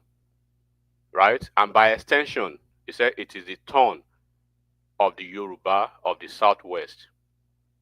Obi had a glaring opportunity when he was on that his podcast with his Obedience the other time. He was talking tongue-in-cheek, a politician who wants to be president, and you are trying to go to a coalition where a figure like Atiku is in the coalition. You are scared of your demand. You are begging, just give me. It's like you are talking to a lady. You are trying to toast a lady. Gabriela, please marry me now. I'm not desperate to be your husband, but just let me marry you for 2 years. Or you are very horny. You find a girl in your bed and she's not cooperating. You say, I beg, just let me put the tip. Let me put the tip. If you are not man enough to say, let me have it the way I should have it like a man, get yourself out of that room and protect your dignity. Go and find a girl who will agree with you. Do not beg for what you think you deserve. And this is where I'll start with this conversation. Because this coalition, and one man, they don't understand that if you listen to maybe Kashiku, right? I know some people are already lambasting the guy because they said he's disgruntled, blah blah blah blah blah blah blah. But there's something that he said, and I've heard it twice. I think I told you. I think I told you once. I think no, it wasn't you. It was somebody else. This is a very big thing that while the coalition folks were trying to talk to some political leaders from the South, there was only one question. Two questions, but the major question that they asked the coalition leaders that they've been trying to approach them was, are you going to trust a Southerner? Let's assume that we work with you from the South, right? Those political leaders. Let's agree we work with you from the South to dethrone Tinubu, to work with you so that Tinubu will be out of power. Do we have an assurance or assurances of the fact that whoever is going to be the candidate is going to be from the South? They told those people wholeheartedly, we want to take back our power. Underline that. Our power. We want to take back our power. And those people who made those statements, they are from the North, core North. We want to take back our power. So they want to take back their power, but they need some renegades, some political renegades from the South, right, to do the bidding for them. And there's always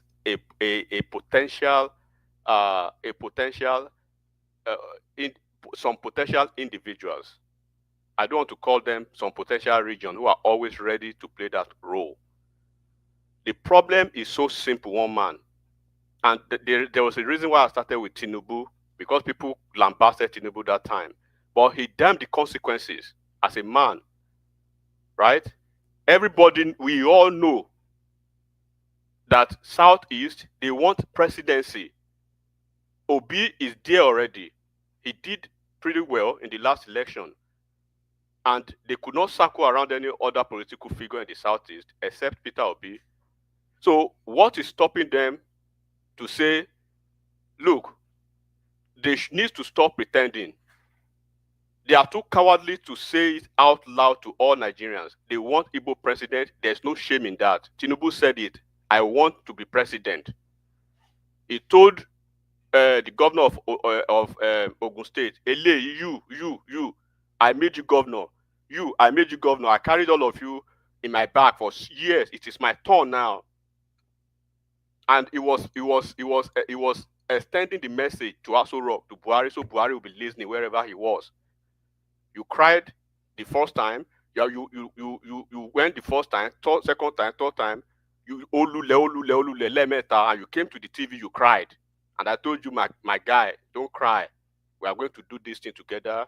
You are going to work with us we are going to work with you from the Southwest. I will deliver you, but do not forget our agreement for Yoruba presidency.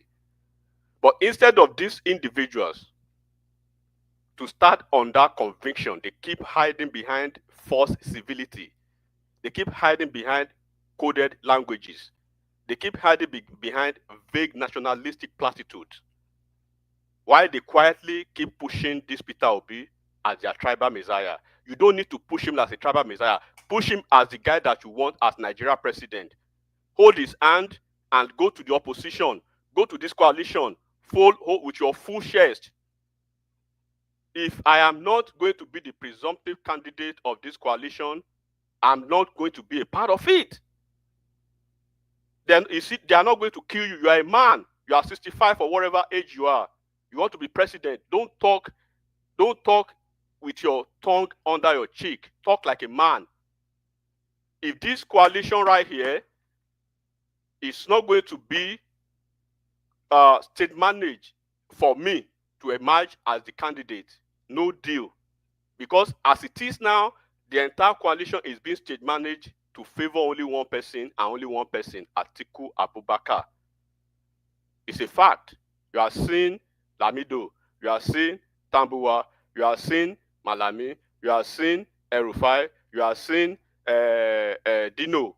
All the people that worked with the same in 2023 for the same Atiku, and you are putting your head into that and you are not making a frontal demand. You are begging for it. Let me just do 2 years. What kind of nonsense is that? But enigmatic. It's pretty clear what the game plan is. Atiku will only be there if he's going to be the head of the ticket.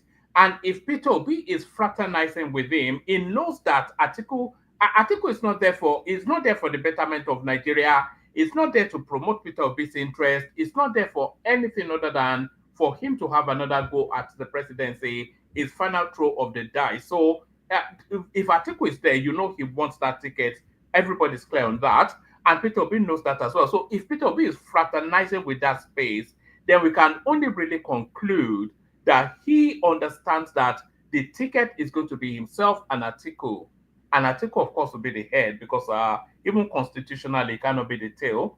So, I mean, I was discussing with my friend earlier today, right? And we talk at a certain level. And he said, what he told me, and I told him, look, dude, you are 3 years older than me, you should understand certain things. But politics sometimes does not take age. It doesn't even take some intelligence. It takes you to be introspective. And you are able to study your environment. How could you believe that Atiku, whoever tells you that I'm going to be a president for one term, that person is the most dishonest human in life. Atiku never do one term and relinquish power. Obi will not do one term and even myself, me. If I promise you that I'm going to do one term and give power back to you, do you think they will not stone me to death from my region? They will tell you I won't give it back. They will tell you, are you stupid? Buhari did 2 years, he did 8 years. If this one did 8 years, you are promising 2 years. You know, this guy is not even promising 4 years. So he's promising 2 years. Are you that desperate that you cannot demand? Did Tinubu die eventually? Look at all the people that are in the coalition from APC. Are they not the same people that work against Tinubu? The Kaba people? All of them work for Atiku. So all of them moving away from APC officially today, right? They just made it so official today. They've been gone since 2022, since that primary that never favored Amaechi and didn't favor the election didn't favor Atiku, their candidate. Because don't forget one man, prior to the primaries, they were working to have a consensus candidate. And this is why I think Obi should be thinking differently. He should have option B, option C. If people go back to 2023, the only thing that Tinubu was telling everybody and was demanding of APC is, let us go to the field. No consensus candidate.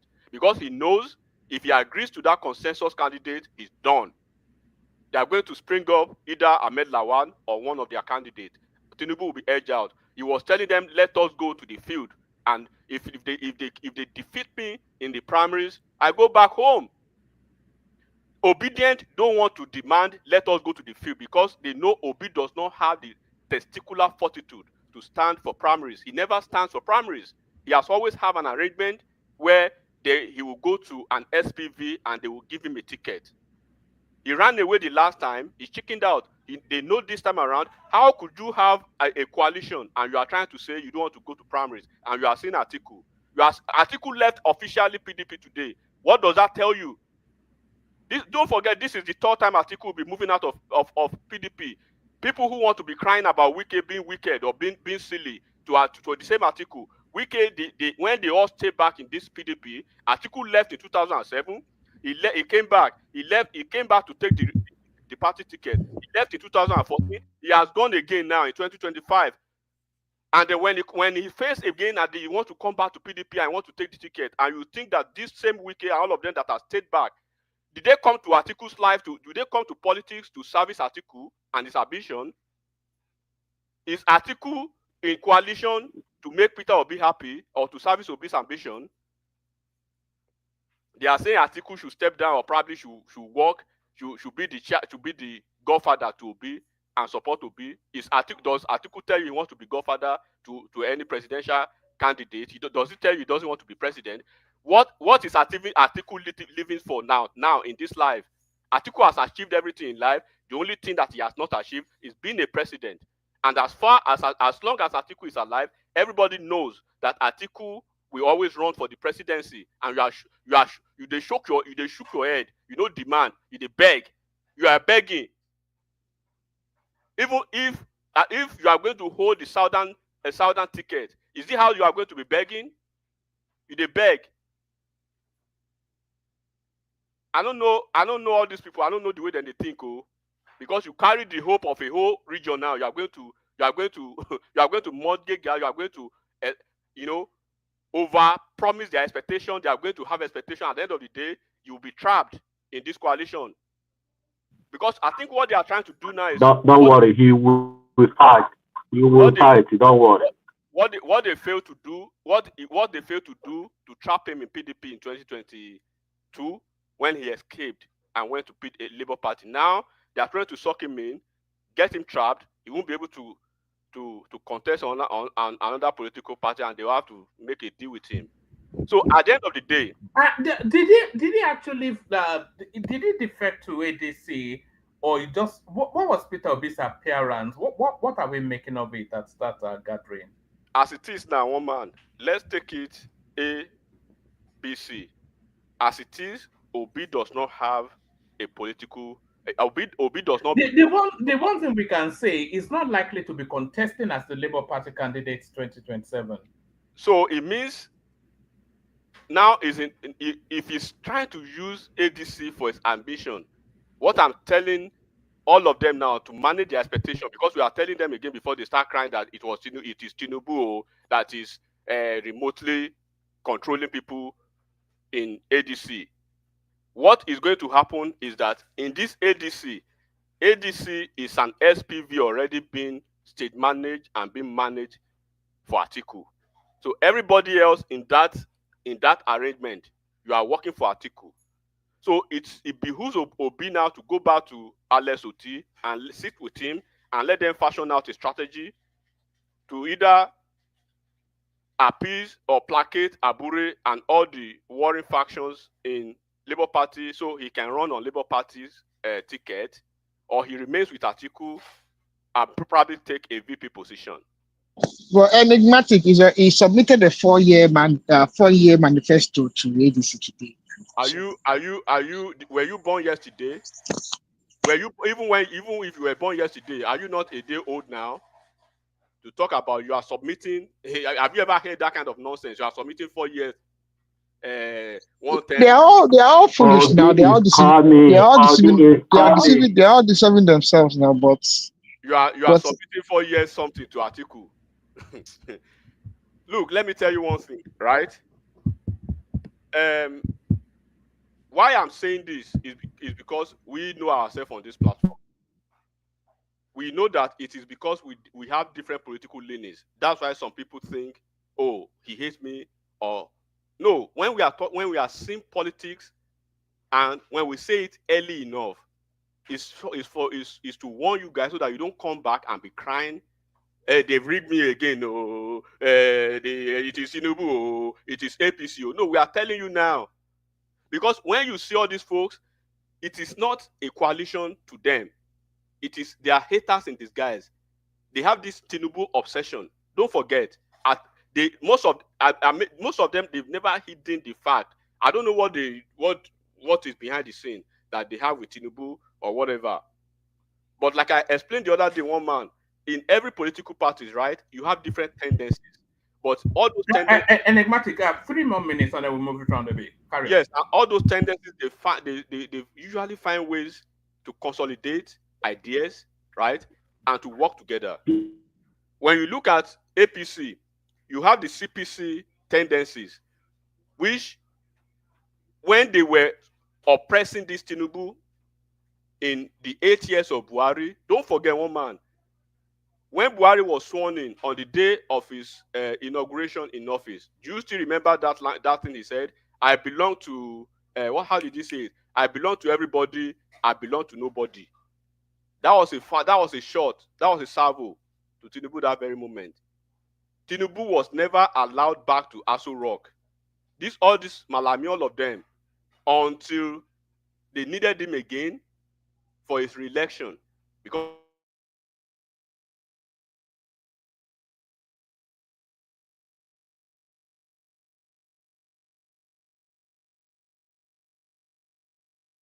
Hello. he went ahead. Did we lose the enigmatic? Oh, you can't hear me again, right? No, we can't now. Carry on. Yeah, we can now. Carry on. Okay. So the thing is that we are in the trust of the real politics now. So our tone, you will see that my tone is different now, because we are talking the real politics. We are talking the real politics. So I've given my warning already. Don't worry. Stop crying. Obi is coming. So the coalition, I pray to God to keep us alive. We are going to be here to rehash how all of them will start to draw dagger on themselves after when they start sharing stuff and they say, oh, my guy, you have to take a VP position or nothing for you. At that point, I want to see what his entire region will do. I want to see what his folks on this platform will do at that time. And I want to see if he's going to add to the numbers of so many times that he has been able to decamp from one party to the other, because he's counting now. So on the conclusion, and one man, they are not serious, right? They are really not serious at all. And probably when I have time to speak again, I will try to basically highlight the difference, because they want to mimic, they want to copy what APC did as against what they are doing now. And I will explain why it is quite very, very different. Why the coalition then. Time off. Who is this? Mama, who is this willful nuisance? I think we've agreed that we should not have some moronic vagabonds on this platform. No, we have to have the obligatory Digbolugi now. We need a little bit of Digbolugi. I told you we are in the trust of politics already now, so you have to separate some buffoons on the platform going forward, one man, please, because we know we have obedience now, or probably ADC. We have everybody. We are talking now, right? So we are talking politics now. So you cannot say you want to represent the southern part of the country. You cannot even make a demand. You are begging for it. What kind of a man are you? You are begging for power. It means you are already going to that negotiating table, right, with your weak hand. You don't go to negotiate as a weakling. That's what he was. That's what he has demonstrated now.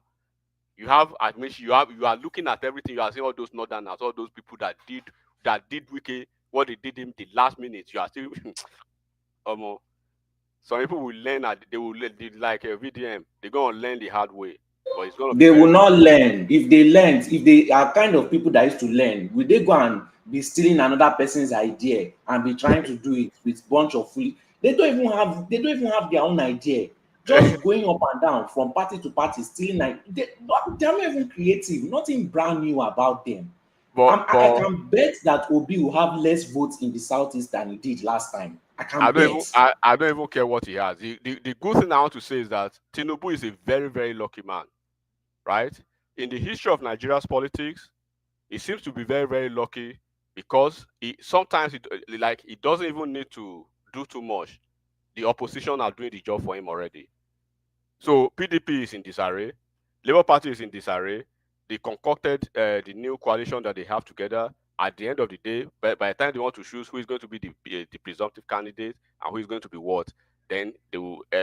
Enigmatic. We are going too far. They don't even have a political party on paper. No, let's assume they have. Let's assume they have, right? We are speaking layman's language now because I understand that we have a lot of bunch of illiterates on the platform recently. So we have to come back to their level so that they will understand the nitty-gritty of real politicking and the street language of Nigeria's politics, so that they will learn. One man he has evolved over the few periods of months. He has evolved by having some traders who we have to really come to their level. But of course, politics does not come to your level if you don't go to his level. You don't beg for things that you want. You demand for it. You ask for it. And if they don't give it to you, they must come to your table and ask that, okay, how do we get out of these skirmishes? Then you give them your demand, full demand, no compromise, no conditions. I'm not begging. I just do 2 years. 2 years. I go do 2 years. All right, brilliant. It's getting desperate. So, when the guy tells us he's not desperate to be president, and then he's going around presenting a one-term tenure, telling us I just want to do 2 years. He will fix Nigeria in 2 years. It's just the most ridiculous. So that's the desperation coming out. But thank you, Enigmatic. Stay with us. We go on from you to Larry. We try and get through the room as fairly quickly as we can, and then we open it. Larry is there, isn't he? Did Larry drop? One man. There's Larry right there. Yeah, so Larry, of course, I don't even need to introduce the topics. You know what's going on. Your thoughts? Yeah, I know what's going on. Yeah, and it's good.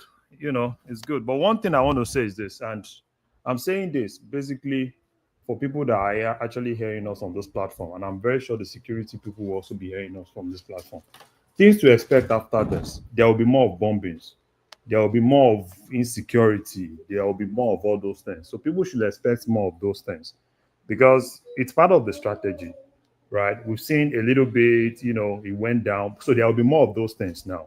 So people should expect that. Now, let's talk about this coalition. You see, I think Tinubu is just like Enigmatic said, Tinubu is lucky. And one thing I want, even if I don't want anything, I want Tinubu to win in 2027. Why do I want Tinubu to win in 2027? At least Tinubu will help us. At least half of those people will be retired in 2027, which is going to be good for Nigeria. Because these are people that have always been in government. They can't do any work outside being in government. All of them. You hardly see them survive without government money. These are people that they left government 2 years ago. They are already hungry. They want to go back because they've not been given appointments. They are hungry and they want to go back. That's the exact thing. It's nothing. Because I took my time to look through the room, right? Because if you're telling me you want to come rescue, I want to see the people that are really coming up together to rescue. And these are people that, I don't know. You can't tell me that a Malami is coming to rescue. Rescue what? A criminal coming to rescue what? You can't tell me that El-Rufai is coming to rescue. Where exactly is El-Rufai coming to rescue? Or is it Atiku that is coming to rescue? Where is El-Rufai coming? Atiku coming to rescue? I even saw this woman, Lorietta, or what's her name? This woman, I think Delta woman. I was always everywhere. Onoche. Yes, I even saw that woman, and I'm like, wow. So this woman too coming for the rescue? Dino Melaye coming for the rescue. Dele Momodu, that one that is always everywhere, coming for the rescue.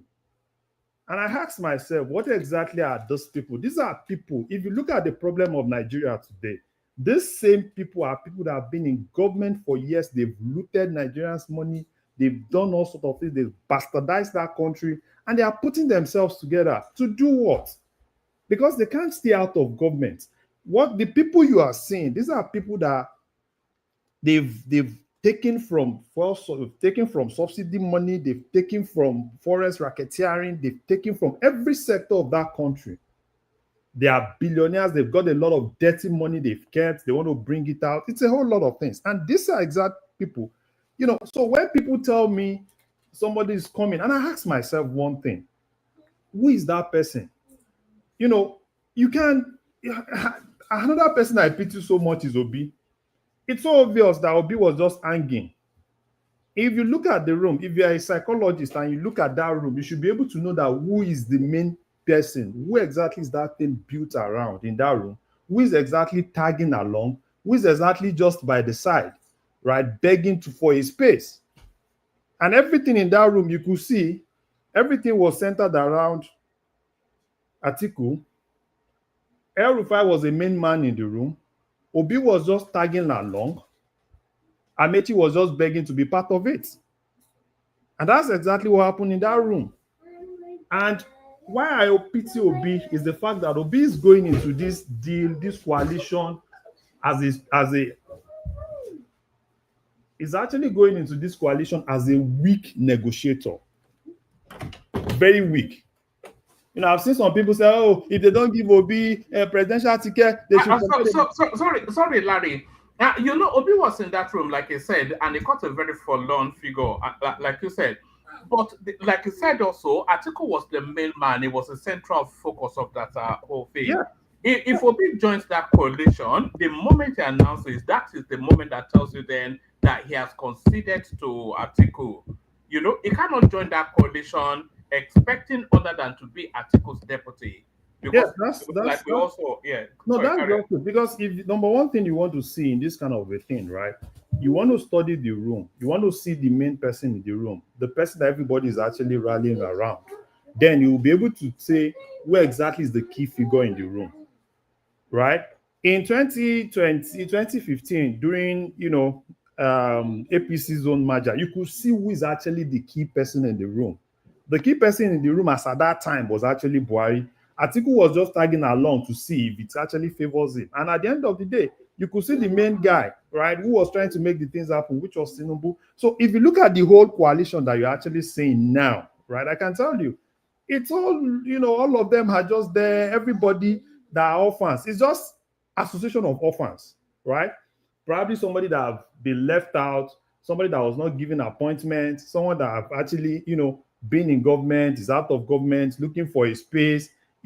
I saw some people, even this guy from Kwara was, defending the coalition. And I said, oh, Bolaji that, that couldn't even win election. So these people, it's just a whole lot of them.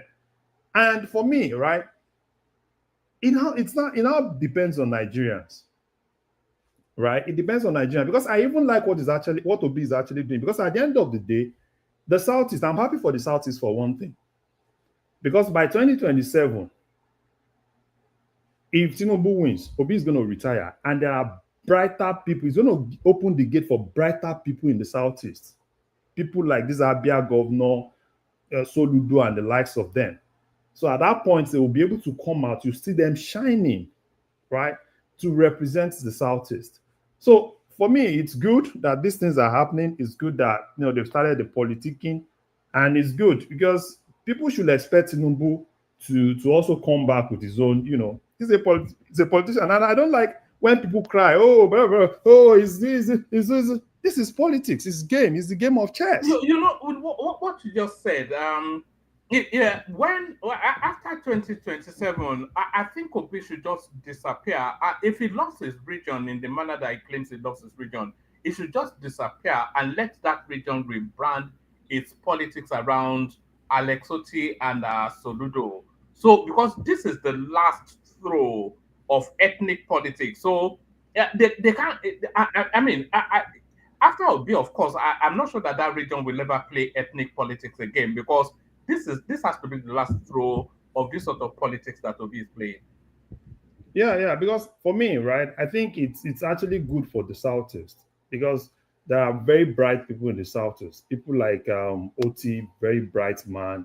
This Enugu State governor, very good man.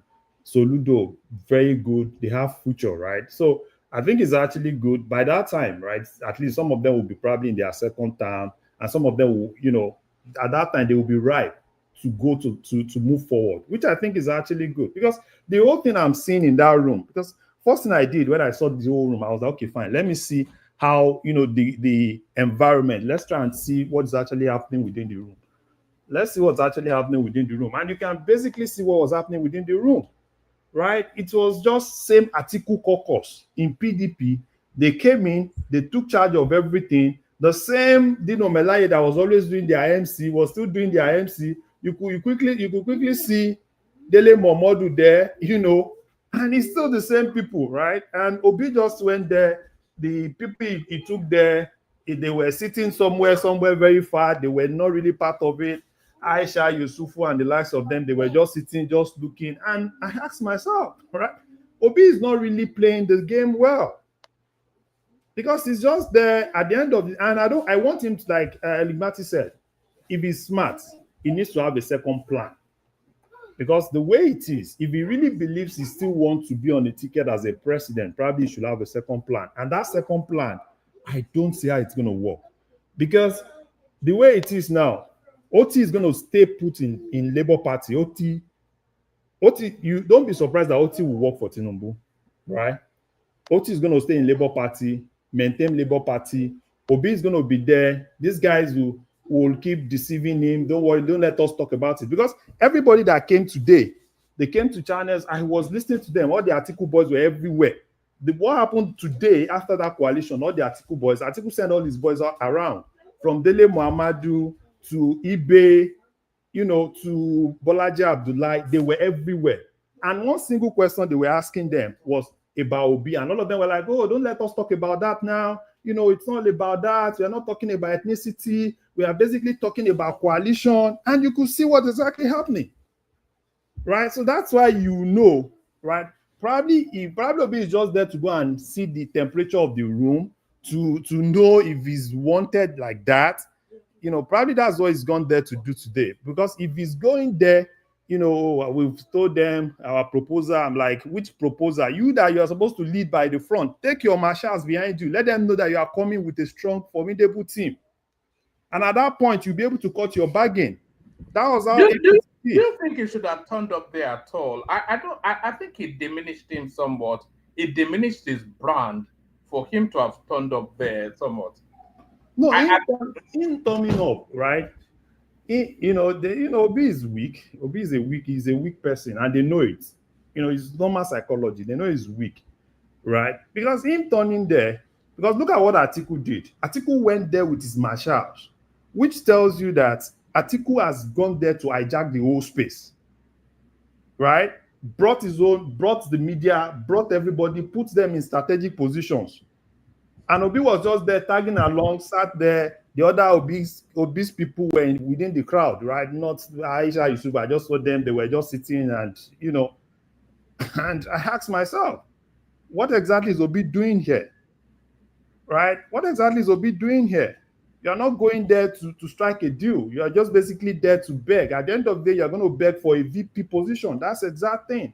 So if anybody is deceiving anybody that Obi is going to get that ticket, I can bet it with anything Obi is not going to get that ticket of that party. Because don't expect... No, it's impossible for Obi to get the ticket for the coalition. I mean, how can he even get... It's just not possible, is it? Yeah. Who is he? And by the way, we don't even know what Abubakar Saraki... Guy, stop thinking about... We've not even yet heard what Saraki... Saraki is going to be... one man. Because Saraki usually follows Atiku around. No. Saraki is going to be in PDP. Because Saraki needs to get his base back. Because he has lost his base in Kwara. So he needs to get his base back. Most of his boys in Kwara are basically like orphans now. So he needs to, and Saraki is just, if you look at what is happening, Saraki is more of the people that actually engineer the whole, secretary thing and them settling and everything. They want to be in PDP. They've actually successfully sent Atiku out of PDP. Atiku is basically out. If Atiku tells you tomorrow, I'm still part of PDP, it's just a lie. Atiku is basically out of PDP. All Atiku's boys are basically out. What's this guy? This Shokoto guy, Tambua, is already out of PDP. So a They lot all of went those out guys, today now. Today, they all left today. so a lot of them left PDP, which I think is also even good for PDP. I think it's good for PDP, for the real guys in PDP. All of this plays into the hand of Wike, of course. Wike will very quickly just see sold on. It's now Wike versus Saraki to see who owns that party. Yeah, I think whatever the case is, right, I also think it's good for PDP because for me, personally, PDP should forget about 2027 and they need to start purging themselves out of with all those guys, re-engineer themselves, get more position in National Assembly, get more position, within that probably governorship and everything, and position themselves for 2031. And it's even good, right? What you're going to see is just that a lot of people, a lot of key figures in the north, because everything is all about 2031, and they will start, the politicking will actually start. And that's why you won't see the likes of Kwankwaso joining the likes of Atiku. Because Kwankwaso himself also has his own ambition. And there are a lot of young northerners that really want the likes of Atiku to get out of the way, which for me, I think is actually also good. It's good for everybody. So for me, I want Tinubu to win, because if Tinubu eventually wins with all these, northern thing, that means he's been able to help us break down northern oligarchy that actually believe they own Nigeria. And he will be able to do things that he wants to do. Tinubu should just please enter and help me restructure that country, at least for his second term. So for me, it's good. I like what is happening. But what I just want to say is that the security agencies should do more now, because you will definitely see more. Because part of the things they were always going to campaign with, insecurity, they are killing everywhere, they are doing this. If they have to pump more money, right? You see a lot of that. You see a lot of propaganda, a lot of all those things, because they've really started. They started early. I was expecting them to start probably in 2026, but I think they want to start early. They want to start the whole politicking early. It's a whole lot of things, right? So it's good for Nigeria, and now it's also good for people that feels that they want a change, right? I'm not saying follow Tinubu, but if you are this person that believes that you really want a change, like I've said on this platform, anybody, if there is somebody, if you can actually give me an alternative that is a fresh face, that is not all this, all those orphans, all these political orphans, all these political IDPs, right, that are basically because they don't have position, then I can now see it. And the person will then come and tell Nigerians what he wants to do differently. So worry. Right? So that person will tell me what he wants to do for Nigerians differently, not, we want to go there, we pursue Tinubu, we do this, we do that. So that's just it. So it's good for Nigeria. They should put themselves together. It's always good if Tinubu can win. At least it will help us retire half of those people that are problem of Nigeria. Some of them will travel out of the country. Some of them will retire back to their village. Some of them will not even think of politics again, which I think is good. Oh, all right. Yeah. So one man, that's just it from me. Oh, all right, brilliant, excellent. Stay there. We're still going to discuss the PDP and see what the future looks like for them. But we continue to take the conversation around the room. We take it in the direction of Zita if she's ready, Aro if she's not. Zita, are you ready? All right. Zita usually takes a slow wind up to it. Aro Gideba, you're up next. Hey, one man, good morning. Okay, I'm doing well. Can you hear me clearly? Yeah, we can hear you clearly. Better than okay. Yeah. Great stuff. Here we go again, huh? Back to politicking, huh? Yeah, Nigeria. Never stops, does it? Nigeria is a country where the wolves promise the sheep that they can save them from the tyranny of the sheepdog. I mean, can you believe it? Oh wow. Look at the individuals in this coalition of theirs. Look at the individuals, the desperate individuals. Nothing new. So, I mean, the whole idea is that we want to, we should be making progress. If Tinubu is such a dastardly character, I mean, are these the individuals we're going to move on to? It's the same old faces, and when you look at them, you look at the desperate individuals. Like you said, it's all like Adesirika, David Mark. Look at David Mark. Who is David Mark? David Mark is an individual that should not be showing his face anywhere where they talk about democratic processes and when they talk of democracy and things like that in Nigeria. We only just discussed. Was he not one of the ones that truncated June 12? David He told IBB he's going to shoot him right there where he stood if he tried to hand over to Abiola. That's what IBB said in his book, and David Mark is yet to contradict this. And IBB wasn't the first to say it. I'd actually heard it somewhere else before that. He told IBB he will shoot him right there if he tried to hand over to Abiola. That's who David Mark is. David Mark is the individual that was the chairman of the primaries, where Tamboal and Atiku did their Ojoro on Wiki. This same David Mark. David Mark is the longest serving individual that's ever been a Senate president in Nigeria. I don't think there's any other individual that's actually served longer than him as a Senate president. I was thinking the other day, I don't think there's any other individual. That is who David Mark is. So Nigeria is a very funny country. But I mean, I'll see what becomes of their party. Now, ADC is a one election cycle party. I hope everybody knows that. This their ADC coalition anyway. Its purpose is only for one electoral cycle, and the purpose is to destabilize the current Tinubu presidency to make sure it doesn't return for second term. That's it. They are not a party that's based on principle. They're not a party. Okay, what are the party? What are they promising?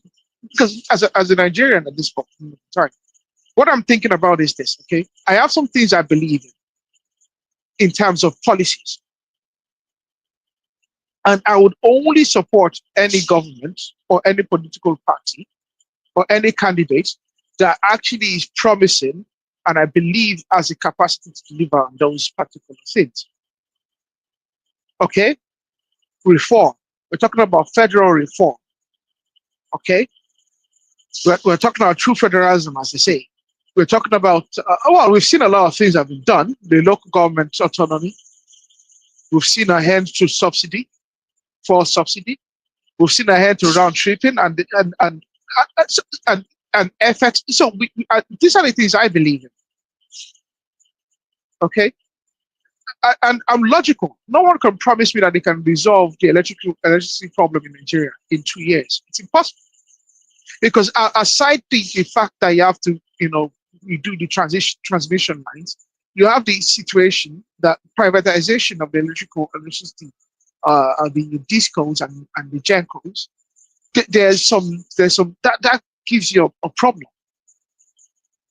Because those companies have been transferred to many individuals that don't have the capacity for it.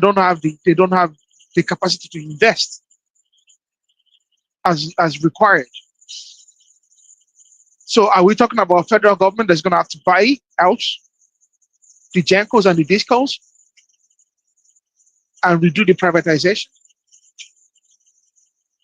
before we talk about the infrastructure? So for me, when we talk about issues that plague the country, any candidate that's going to step forward has to step forward with proper solutions. All this I'm going to do 4 years, and in 2 years I'll have the country like, everything's going to be golden. I don't buy it. Only fools buy that stuff. So, but we'll see what happens to their ADC. But it's a party of desperados. Look at it. I mean, which decent individual is that quality? There's the feeling that this ADC is going to be the Labour Party for 2027. The way Well, I wouldn't call it the Labour Party for 2027 because Peter Obi brought energy into Labour Party. This actually has a number of individuals. It just happens that these are dinosaurs. These are desperate dinosaurs. But they are credible individuals. Look at Oyegu. This is a man that under the leadership in APC, the party almost got destroyed. Odigo Oyegu was unceremoniously removed as the chairman of APC. A lot of the issues that plagued the APC was because of Oyegu and Buhari's manner of leadership. It's their lack of proper leadership that led to the whole Saraki fiasco. So I mean, look at it. I can't even believe that such a old man. No, Oyegu must be somewhere in the 80s, in his 80s. He should be retired somewhere in those states. What does he want to contribute anymore? I mean, I'm looking at them. What can they promise Nigerians? These are individuals, they've had their shots. They've had their go at it. They failed miserably. Not only did they fail miserably, many of them are corrupt, morally corrupt. And now they are forming together in some super coalition to remove Tinubu. Well, they are birds of the same feather, themselves and Tinubu. They are no better than each other. But they are desperate. And they cannot come along and play that they are new and they're washed clean. I don't know. Some baptism of fire they've suddenly experienced. The one thing we've not considered as well is that who is going to fund an electoral campaign? Tinubu has vast fortunes by himself, and then he has the sovereign wealth of Nigeria as well. So he has all of the money. There's a lot of wealth. There's a lot of wealthy people in that coalition. But they don't like to dip their hands into their own pocket. Well, I think they are desperate enough that because I think the thing about it is this. Okay, there's a lot of them there. There's a lot of big players. Don't let's deceive ourselves. There's a lot of big players in that coalition. I see a few of them. Okay, these are individuals that have really dipped their hands into the commonwealth of the country. Okay, we are talking about an individual who's a speaker. That's a HDR. We are talking about David Mack. Okay, David Mack has been present in everything in Nigeria for more than 50 years at this stage. Okay, so there's some big players. There's Atiku. There's Peter Obi. Peter Obi is supposedly a billionaire as well. Okay, if they're really about their business, they'll put their hands in their pocket to get rid of this Tinubu fella. Okay, if they're really serious about it. But the thing about this is this. Okay, this coalition is a coalition of robbers. I can promise you that. I don't have a problem if they actually defeat Tinubu. I don't have a problem. I will stay cool where I am. Okay, it's Nigerians that are going to suffer. They're going to suffer in misery for another 100 years. I can promise you this. This coalition has no promise that it could ever offer. Imagine when they come in, the Lagos Calabar Superhighway will become another abandoned project, and all of this, they will jettison everything, and they start to award another round of contracts. So ask yourself, look at these individuals. These individuals have been in leadership. What did they do when they were in leadership? What do they believe in? I know we like to talk about Abadorians and obedience and all this stuff. Okay, it's time that Nigerians should come to the table as Nigerians and ask yourself personally. These are the candidates that are available to me. What do these candidates believe in? What are the antecedents of these candidates? Okay, a 40-year-old dog. Oh, well, dogs don't live to be 40. Okay, but a 10-year-old dog can't just invent new tricks. These are individuals that are well known. What they are capable of is well understood. Their character is well understood. We can keep lying to ourselves and deceiving ourselves. Okay, we like joking around and playing around, and rational mind will come over here and say all this will only do this. But this is the time when we need to get serious about our country. If we truly, truly love that country. Today we witnessed a gathering of devilish evil people. And they are scheming to take the country back several hundred years. I can promise you that. Because there's nothing that these individuals can promise. Now, we are talking over here, but I'm sure Bola Ahmed Tinubu is somewhere laughing and giggling because it seems to me that he has their number. Okay? They have gathered themselves together, but to be frank, when you think about it from the political perspective, Tinubu must be actually clapping and saying, you know what? I think I'm assured of 8 years over here, and after my 8 years, I'm guaranteed I would actually be able to put a successor in power. All right, bring it home. So that's it. I'm going to finish it off like that. That's where I'm going to leave it at, because it's rather disgusting when I saw those individuals. So I would have loved to see new faces. All right. You know, but that's just the thing, though. We don't really have, even Shore is not a new face. Shore is now 3 cycles of politics in.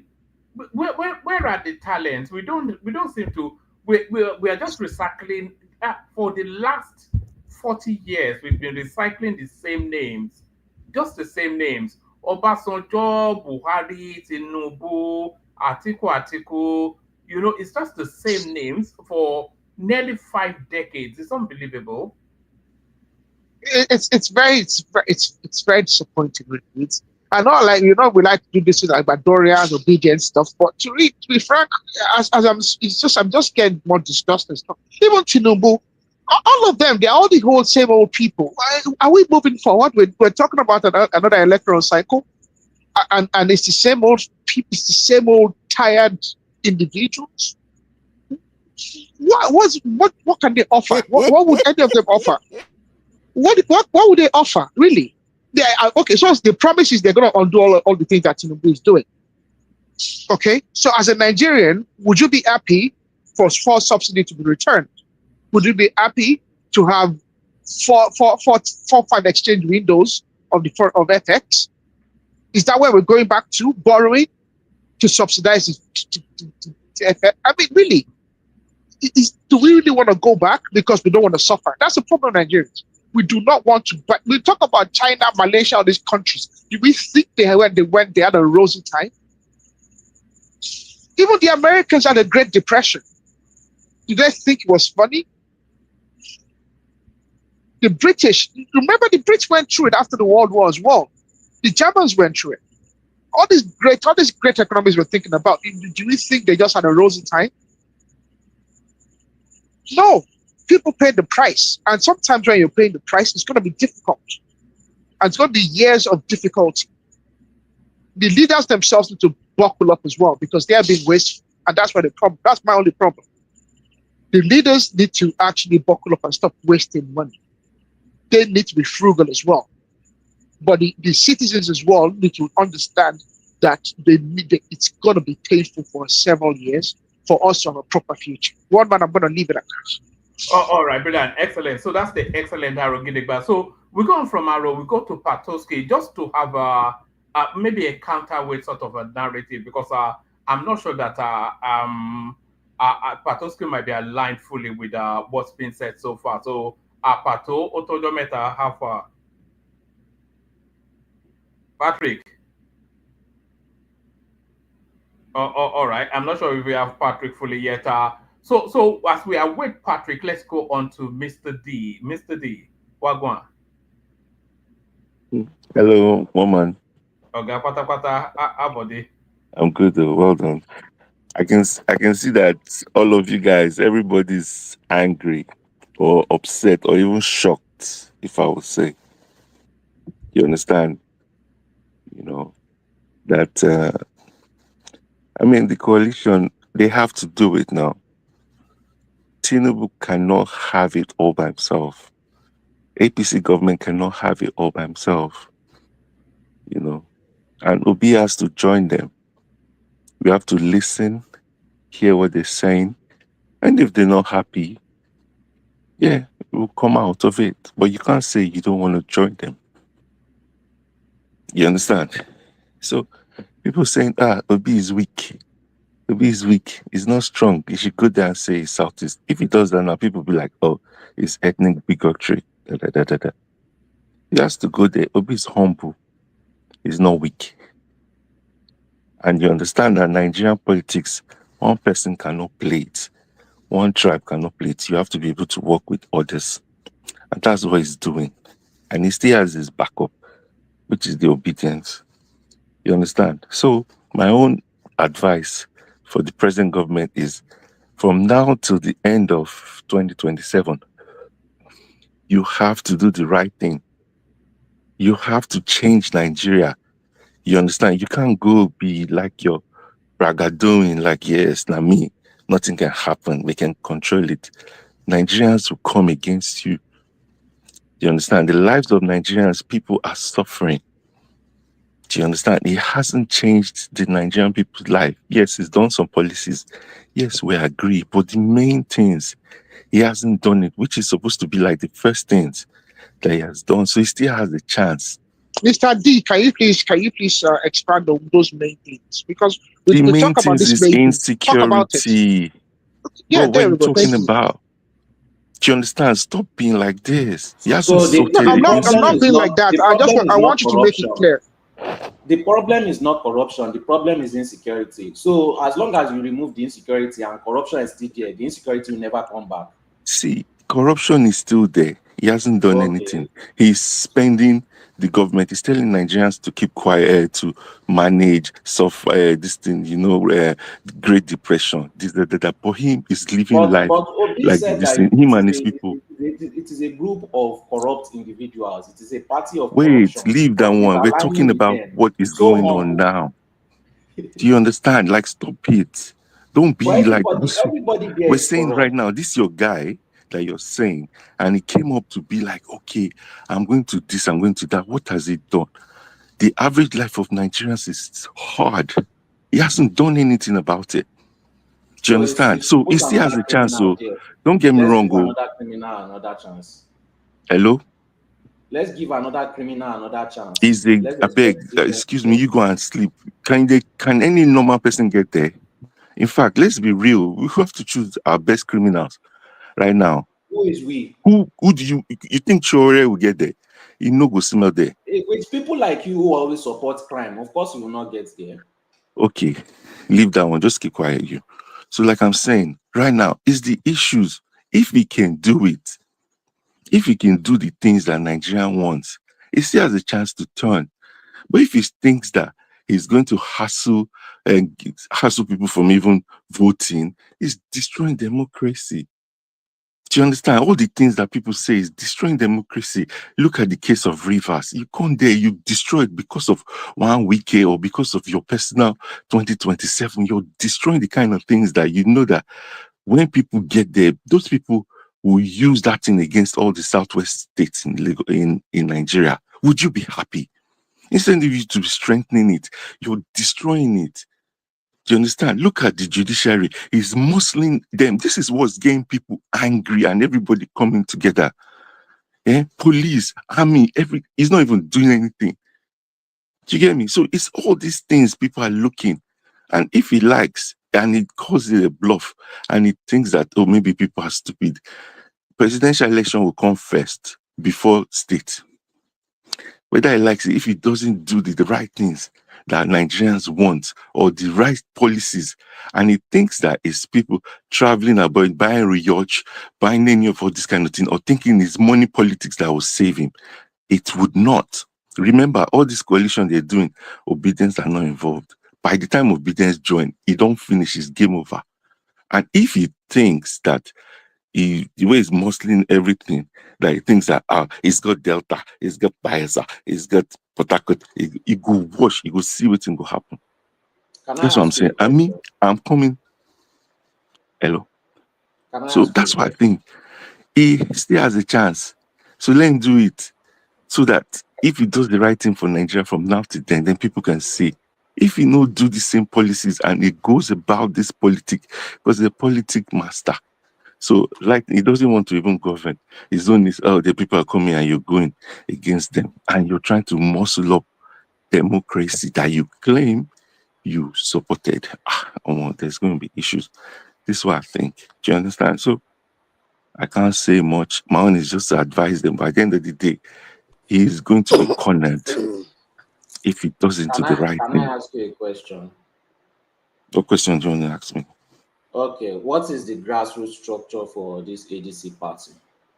Don't ask me. If you don't believe it, leave it. Maybe you use your grassroots structure for. Are we in church? Which one is belief? Listen, don't worry. What is the problem? Listen, this is democracy. You have to test your power. Abi, if it doesn't have grassroots structure, allow it. Then win. Just keep campaigning for Tinubu and let him win, and don't get worried. There's no structure. You're just guessing and gambling. Do you understand? If you believe in your heart that there's no structure, allow it. Let him we in vote. church? Why do you keep on saying believe? No, I'm not saying believe. Like, believe in yourself. Believe in yourself. Let me tell him the grassroots structure for this party. You see, the grassroots structure for this party is the structure that those individuals have. An Amaechi has a grassroots structure in Rivers State. And El-Rufai, even though he's weak, still has his own grassroots structure in his state. Atiku has grassroots structure in Adamawa and Taraba and some other parts of the north. The same thing with some other. So those are grassroots structures. I mean, Tinubu self too. His own grassroots structure is based on his team. Tinubu does not necessarily have a grassroots structure in Edo State now, but they want Edo State. Has a grassroots Let me tell you the biggest structure. Let me tell you the biggest. Has a grassroots structure, so that's it. Okay, let me tell you the biggest thing that Tinubu is facing is the Nigerian. So it's not this politician. This politician is like 25%. 75% is the Nigerians' perception and how they feel about the country.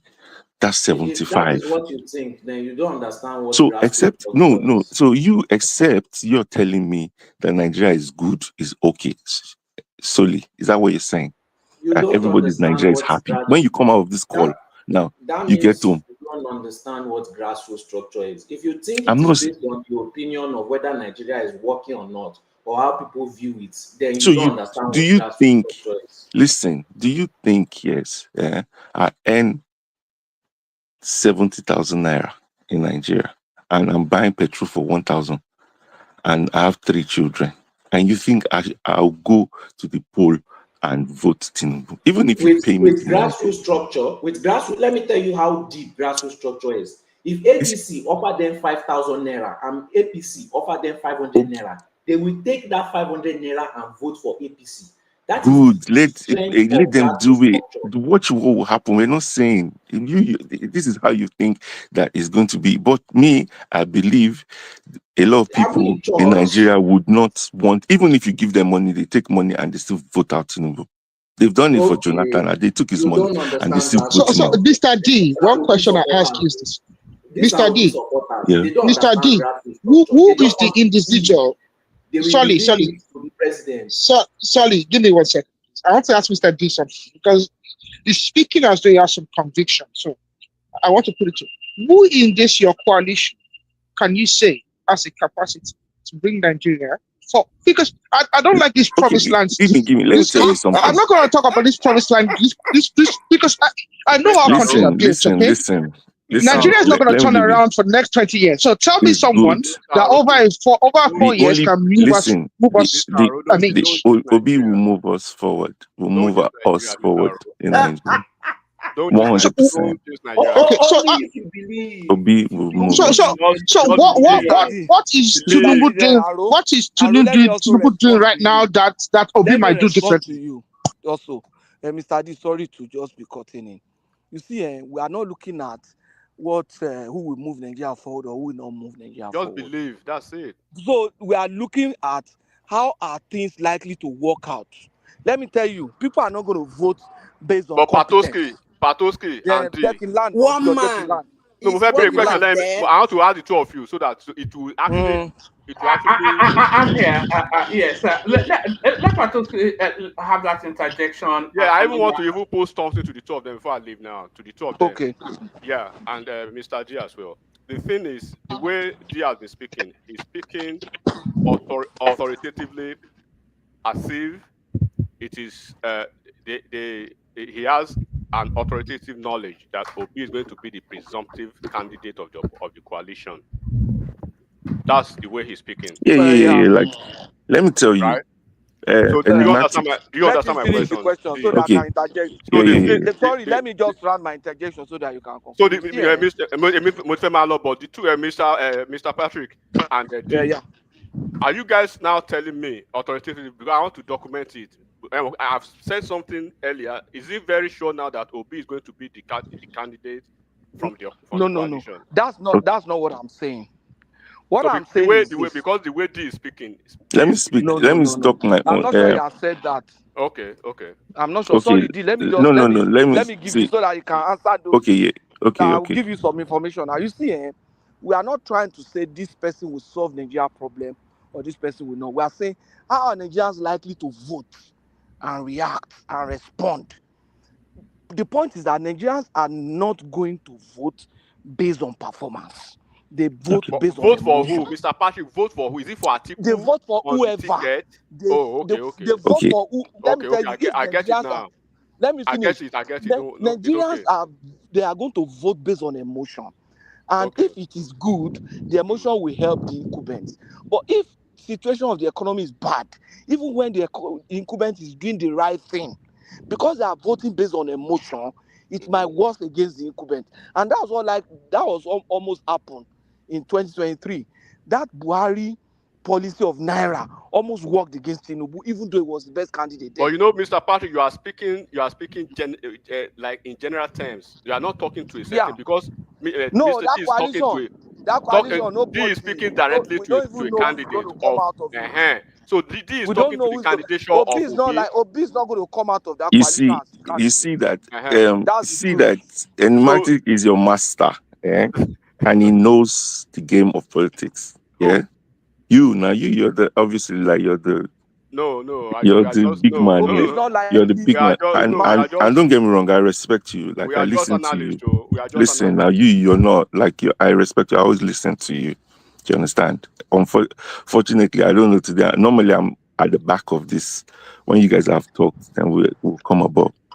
Today, I think I'm a bit lucky. But like, okay, let me say, it's one thing. The only reason, why if Atiku and okay, Edinburgh, your answer, if Obi doesn't head the coalition, it's over. Tinubu must continue to, even if he wants to go to 2035. So you are speaking what Enigmatic is saying. Exactly. That's exactly. You just yeah. my question. I'm not two ways. Mr. Patrick, you get it now. That's what you said. Because if Atiku is the head of the ticket, that's what I was saying that people are that coalition is built around Atiku. Yes. That's the only thing. Is that what you think? Did you think? Yes, the coalition is built around Atiku. No, it's not. I don't think so. Obi is going there not with the hope of emerging as president, but listen. But did you know what I think? I think Obi went to that. He can never get vice president. Not to be a member of that coalition. I think he just went there to just forum shop and see exactly, because I wouldn't believe that Obi will be stupid enough to see all those people around and still want to be a part of that. They will not give him vice president. No, so now I have the power for the guy. So why can't you make the man? No, listen. If he goes there and they give him the president, what would you do? They will not. But what you saying? You see, this is what I'm saying. We can wave the madman. We can wave the madman. No. You see, Eddie Martin, let me tell him something. The reason why they formed APC in 2020, in 2015, was because of Buhari. That was the reason. That was why Atiku going there, he should have known that he would never have emerged. He was just tagging along to see if he was going to be lucky. So he thought he was going to. Now the reason why they formed this coalition is because of Atiku. That's it. Forget any other thing. Okay, if they wanted to try SDP, it didn't work. They wanted, so it's Atiku. They wanted SDP, it didn't work. They wanted they even wanted to arrest party AAC. It didn't. That one chased them come out. Atiku, Peter Obi knows. You will see. He will not stay there. If they promise him vice president, fine. Because he had a choice. I think 3 days ago, if I were Obi, I would say, look, I was on a ticket in 2020. I think you have 6 million votes. Let's forget about the nonsense going on within LP now. Obi can go with that 6 million, with that that political capital, right? I mean, when you look at Obi side by side with Atiku, Atiku ran on a ticket of PDP that had structures all over the country, and it was almost less than I mean, is it 800,000 votes? Now, wow. 800,000 votes more than Come Obi on, that sir. ran on almost a structureless party, and you cannot make a forceful demand. Give me this thing, I'm out. Period. Don't play around. All right. Okay. Let's get back to D. So D, bring it home. As you can Okay. see, So things like I are getting a bit impatient. Yeah. okay, thank you, one man. So like I said, yeah, if it's Obi or nothing, no. Do you understand? If there's no Obi, I'm sorry. Like, we're not the old school politicians or people been in politics for a long time, blah blah blah. And I think the people who want change in Nigeria right now, yes, I'm not going to lie that sometimes you need to clash up these people together to get. But if it's Change not with Obi, criminals, everybody they changing with suffer. criminals. Hello. Do you understand? Everyone is suffering. Which one is criminal? Mr. Man, please go and just, I don't want to speak like the way people are saying, we still like Go Showore a and little smoke. bit. Go and smoke it. Go. We still like Showore a little bit, please. But Mr. D, let me help you with something. you want to help me? Yeah, zero your mind now. The Obi is not getting that ticket. Bro, don't worry. You two, you've been zeroing your mind that they're not going to do coalition. They're not going, and now they're doing it. No. Let me tell you something. Because this issue of is not Obi, is going to be the end. Don't disturb yourself. Worst case scenario is not going to be Obi. What exactly are you guys going to do? Listen, we're going to be obedient for Tinubu. How about that? So invariably, if you are going to a coalition, Don't let them catch you, Mr. D. But It's the D, truth. hold on, D. Don't let them catch you. Hold on, enigmatic. Obi is not going to get the ticket for the coalition, but then it will be Tinubu. You people sure now? No. Obi is not even going to join the coalition. Obi will stay with the Labour Party and he will still run off his own steam. Atiku will get the coalition ticket. He will run with Rotimi Amaechi.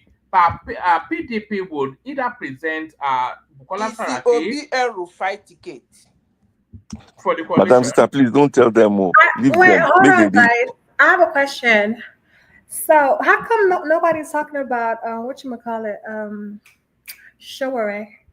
We're talking about politics. We're not talking about because let me tell you why. Because he ran last time. Last time he ran. Hold on. No. Let Chioma speak now. She asked a question and I wanted to answer. No. She was still in the flow of what she was saying. So let her speak. Yeah. So I think it's just sad that no one acknowledged him. He came on this show. He showed you guys interest of 2027. No one is mentioning him. I just think it's kind of weird. See, let me tell you one of those things. I'm the only one. Let me tell you one thing. Sorry, Chioma, let me tell you one thing that made me cancel Showore. He said he doesn't want state police. Do you understand? Like, if you look at the problem of insecurity, what else do you think would solve Nigeria's insecurity if it's not a state police? By fixing corruption. Do you understand? With corruption, how are you going to stop it? Do you understand? At the moment, the structure of Nigerian policing is the big problem. Why Nigeria has so much insecurity. And the easiest and simplest way without corruption, not building a wall to cross Niger border and thinking all those ones, is state police. And everybody manage their people that will help them to secure the place. Nigeria will be much safer. People will be ready to invest in the country. Right now, nobody wants to go to Nigeria. One man, I say, you can't go to Nigeria and leave. You can't go and even do any investment there. Because everything is just out. You see this people. And in that way, that's where we're coming from. And Showore said he's not doing it. Wiki say he's not doing it. So those two, you don't know where they did. If Tinubu does it. No, don't ask him any question because I want him to land and then we'll go on to. You understand? So Sorry, I bet we can ask later. Let me just round up. Thank you. But this is how I think would be, and we'll take it. If you think this guy is not going to work, the Obi is going to be vice, is not working. Nobody is. Let all of us continue to suffer until Tinubu cut off all the structure of all these people. Anyway, because it's going to cut the second term is going to be brutal. You know that. So if they like, let them say Obi is not, then we all suffer together. We're already suffering. So we're used to suffering anyway. Do you understand? So that's what I do. Thank you, woman. All right, brilliant. So that's the excellent Mr. D, who is a fast evolving voice on that. He usually comes in for Chioma, so I'm happy that he came in for me today. So good to have you, Mr. D. So we go on from Mr. D, we go on to Zita, of course. From Zita to Patoski. But as we go on to Zita, I'll be last hand over to Chioma, who is going to be your host for the rest of the session, and who has only been our only super tata as well. So double whammy from Chioma right there. Maybe when Chioma takes over, people will start to supercharge. So Zita, the Patoski, Chioma, floor is yours. Thank you, everyone. See you tomorrow. So the politics starts to get interesting as it's. Hi guys. I would like to first, let you guys know that we want it to be civil, and also I need the viewers to hit the like button and also super chat. So who's gonna go next? Where's all my friends? Where's the obedience? That's who I want to hear speak. Oh yeah. Madam Zita is going next, so please, I beg. Okay, Madam Zita, you can go then. Obedience can speak. Is Elimati still there? Hello? I said there, but Okay, I want two of us to do question and answer. When I ask you, go answer me. Oh, you don't trap me. You trap me. Sorry. So I have to use you so that I will not generalize, please, because I don't want people to start throwing rocks at me. No, it's too early. Okay, so first of all, let me ask you, the way the whole scenario is now. So one thing is sure, everybody has accepted that the election is not going to be free and fair. Hello? Hello. Okay, is that the question, right? Yes, of course. Not. So everybody has positioned, planning, because they know that Nigeria elections now is free and fair. Abi, yes. So that's why they're saying Tinubu will be kicked out. If they form the coalition, Tinubu will be thrown out. If this person and this person join, Tinubu will be. I heard somebody saying it is not the governors, it is the Nigerians. So in essence, we have all agreed that the elections in Nigeria is at least 70% free and fair. Abi? Absolutely, according to okay, them, yes. Thank you. Then the next question is, from the way everybody is discussing this 2027 election, we have all agreed in two things. One, these are people who don't want to do anything but to have the office, right? 100%. The third question is, these are people who still don't want to do anything but they want the office. Let me explain the two so that everybody will understand me. The first don't want to do anything but just to have the office. The first don't want to do anything is that they don't have something new. They are not presenting something contrary to what is going on. They are not presenting strategies. From the past election, what they said and today is same and same pens, because they are not presenting anything rather than we want to be in the office. Then the second, they're not doing anything but they want to be in the office, is The strategy which they are putting together to unseat a sitting president is not actually a tight somebody who actually want to do something to stay in the office, to get the office. Have we all agreed on these three things? I hope I was clear. Very clear. Very clear. Thank you. Now let me go to the topic. I actually do understand this passion that somebody is there ruling for, I don't know where on earth that is true, but in Nigeria, such things, people do believe it. Ruling for 3 years now, going on 3 years, and he's a total failure. He has not done anything.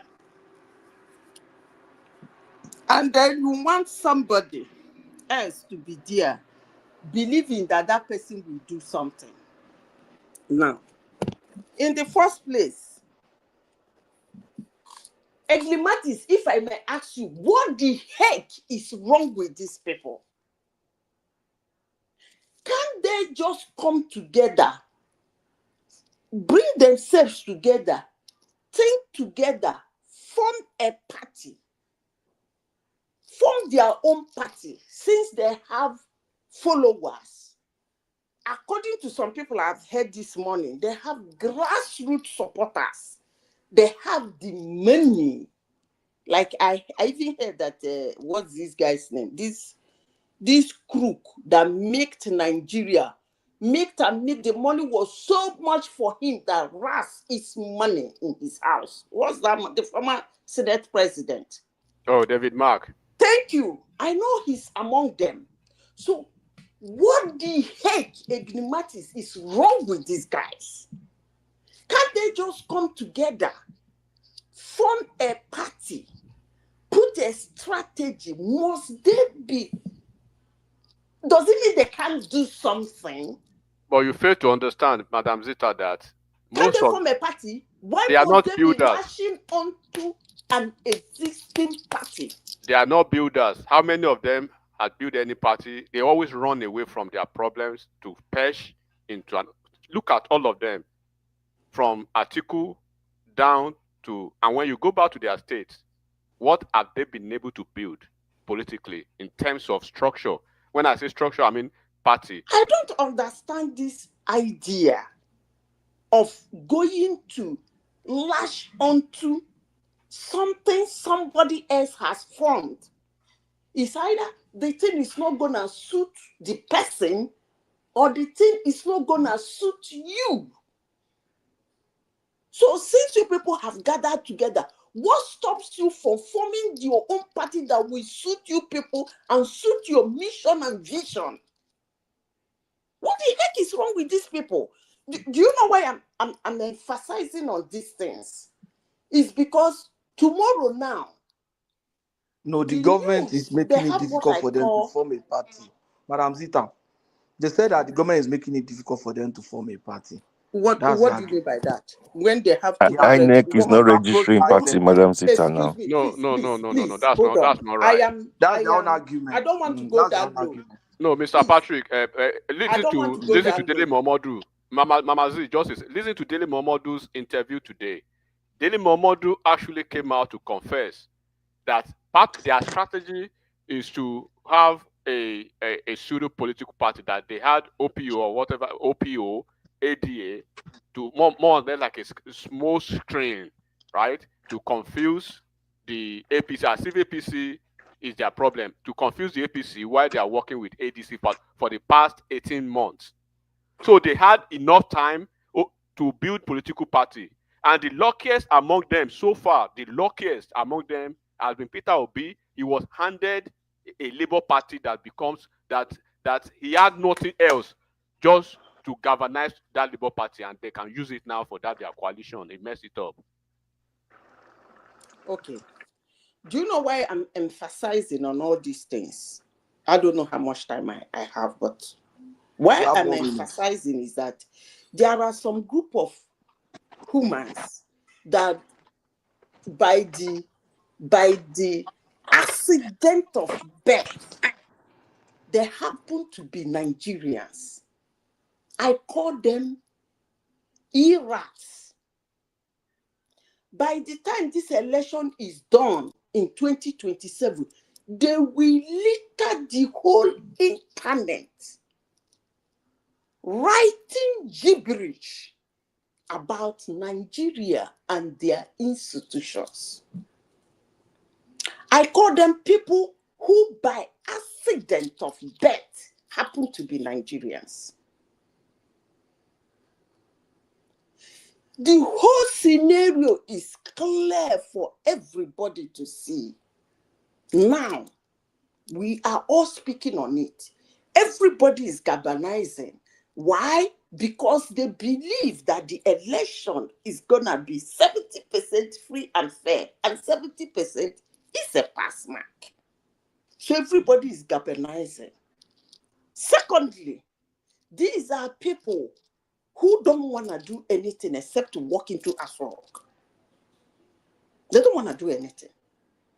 Because if you really want to do something, even if you are not used to seeing situations turn around politically in Nigeria, at least you should look at what happened in 2024, 2014, 2015.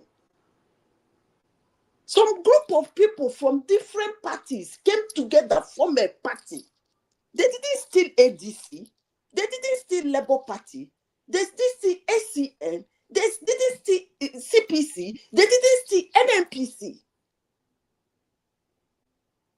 They all spring out from those parties, came together to avoid too much wahala. They formed the party, gave it a different name, and hit the ground running. And this conglomeration of confused, outdated politicians in Nigeria are jumping from one political party to the other in the name of coalition, and the whole Nigerians are watching them. And tomorrow they will come out to disgrace, demeaning, and speak gibberish about our electoral institution to the world. But now they are seeing the mistakes, they're seeing the confusion, they're seeing their weaknesses, they're seeing their inabilities and incapacitated as they are. Nobody wants to point that out. But they are pouring, blowing air, believing that the flame will rise. I've listened to most of you speak this morning. And for those for Tinubu, it is Tinubu will win. And for those for the coalition, is that they are going to kick Tinubu out. But none of you spoke on the imperfections going on in this process that has absolutely nothing to do with our institution called INEC. These men are kangarooing themselves around Nigeria, holding unnecessary lack of brainless meetings, running from one media houses to the other, speaking gibberish. And they have supporters supporting them and saying how they're going to match these two people, and they kick out Tinubu. Man, I heard what the people who formed the ADC, what they are saying. And when they go into that ADC, it might end up turning like LP. Because you cannot use something somebody has formed to suit his policies, to suit his vision, to suit his dream. All of a sudden, you pick your kangaroo self and dive into it. That's chaos. All of them should come together, look for what suits them, what is their mission, what is their dream, because in all of this, Nigerians has nothing to do with it. They don't really care about us. That's okay. As it your dream is to kick out Tinubu. They should actually sit down and do it decently, so that when they fail gloriously. they win gloriously. That's my point. I wouldn't want people to come here, come February 2027, to start, instead of putting, look, Edrimatis, you see, this is the problem I have with Nigerians. You see, election was done in 2023. Look at these men, listen to them. Have any of them sit down to tell you where they made mistakes? Do they look at people who put the story on the table and say, we did not get this side right, we did not get this side right, we shouldn't do this again, we shouldn't do this. This is exactly what they did in 2023. They gathered themselves, all of them, in their wholeness, and lumped themselves in PDP. And Wahala burst. They started jumping from the window into another party. Some became partyless and was singing, I depend you, I dance you, I depend you, and that was what they did in 2023, and they lost that election. And some Nigerians ran around the whole internet, forgetting that if you put 6 million votes plus 6 million plus votes, jamming together, it is bigger than 8 million votes. But none of them want to see that. They run around the internet, spoke, they wrote all manner of. I even heard that one of them wrote to Biden, that I don't know if that one saw the letter or he knows where he was, as at the time the letter arrived. Please, I'm begging you people, if you guys have come to the conclusion that the election is going to be free and fair from the way you guys are speaking, that's a yes. Then please understand that these people are not doing anything. They're not going to do anything. They just want to be in the office. That is a yes. The third part, they are not doing anything. They just want to walk into Aso Rock. That is another yes. Because Atiku, what's the name of that? I keep messing up that man's name. The crook that Ras eats money, his dollars in his house. He feeds Ras with dollars in his house. What's that man's name? The former Senate president. The El-Rufai. David Mark. With all the precious stone in southern Kaduna that he made so much billions from. You think we don't know? Then Amaechi from being governor of Rivers State to becoming transport minister, we know how much he made. By the way, what was their job before they become into politics? Nobody is asking that question. And those men are stinkingly rich. They don't want to bring the money together and form a party. So they can't form a party. They can't form a party, but they want to rule Nigeria. Oh, really? Ezioku. They don't want to form a party, but they want to rule Nigeria. Nigeria that everybody say is jagara is kata. That means anybody who is coming to take over from Tinubu will start from scratch to build Nigeria. Abi, Egrimatis, are you still there? No, he's not there. But man of prestige is here. Okay, that means I'm here. Who wants I'm here. I can take Egrimatis' place. No, Soli. You know I'm moderating. First of all, I can't let me be going. so You don't want me here. Be going ta. No, Chairman, that's not proper now. And let him stay. You can go too. I'm not going anywhere. Not for you. Okay, so no, one person can still come in now. It's 9. It's 10. I want to hear different voices, and I'm the moderator, so Soli, you cannot be talking unless I give you permission to. Man of prestige is here, so after Madam Zita, man of prestige, you can go. Okay, let me round off. So, anybody who is coming to rule Nigeria, it's actually my turn after Madam Zita. It's Pato's turn. Yes, it's true. So, after as everybody according to everybody, they said Nigeria, Jagra, Jagra, Nigeria is so bad. But the thing is that Tinubu is a total failure. So anybody who is going to take his position will start to build Nigeria from scratch. Are you under? And these people cannot form a party from scratch. And they want to build a whole diverse country. They want to build it from scratch. I rest my case. But please, I beg all of you, as you are jumping out now, so excited about either situation, those for Tinubu and those for coalition or coalition or whatever you call it, please, as you people are not putting the institution that is going to call the result now, when the result is out, please respect our institutions. I beg of you. Thank you. Thank you, Madam Zita. First of all, I wanted to know if Man of Prestige, are you there? Spartan Sticks on. Yeah, I'm here. I'm the moderator. No, wait, hold on, guys, wait. That's the problem. This is why we have issues. When I know how to moderate. I know who I want to speak next. We cannot have an echo chamber. Not happening. So, Man of Prestige, you can go, and after you, Petowski. Okay, thank you very much. Greeting everybody.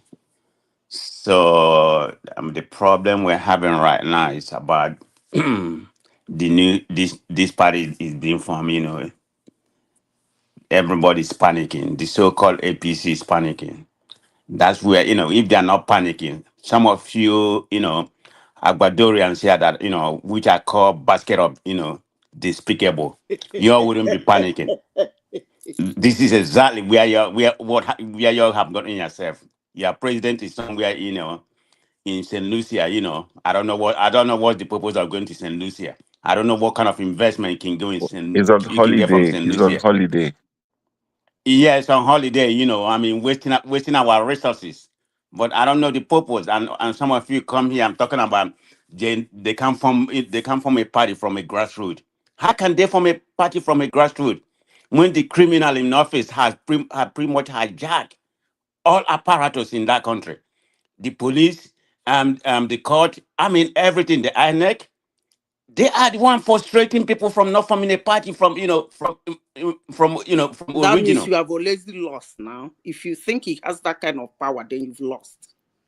No, well, I think you're condoning evil, diabolic I don't know situation we what have you in that want me country. to say. But If you you wait. believe that one man can crumple everything and put in his party, in his pocket, and you That's are exactly forming what he has coalition done. to fight But him, let him wait. then you've already lost. It doesn't last forever. That's just the truth.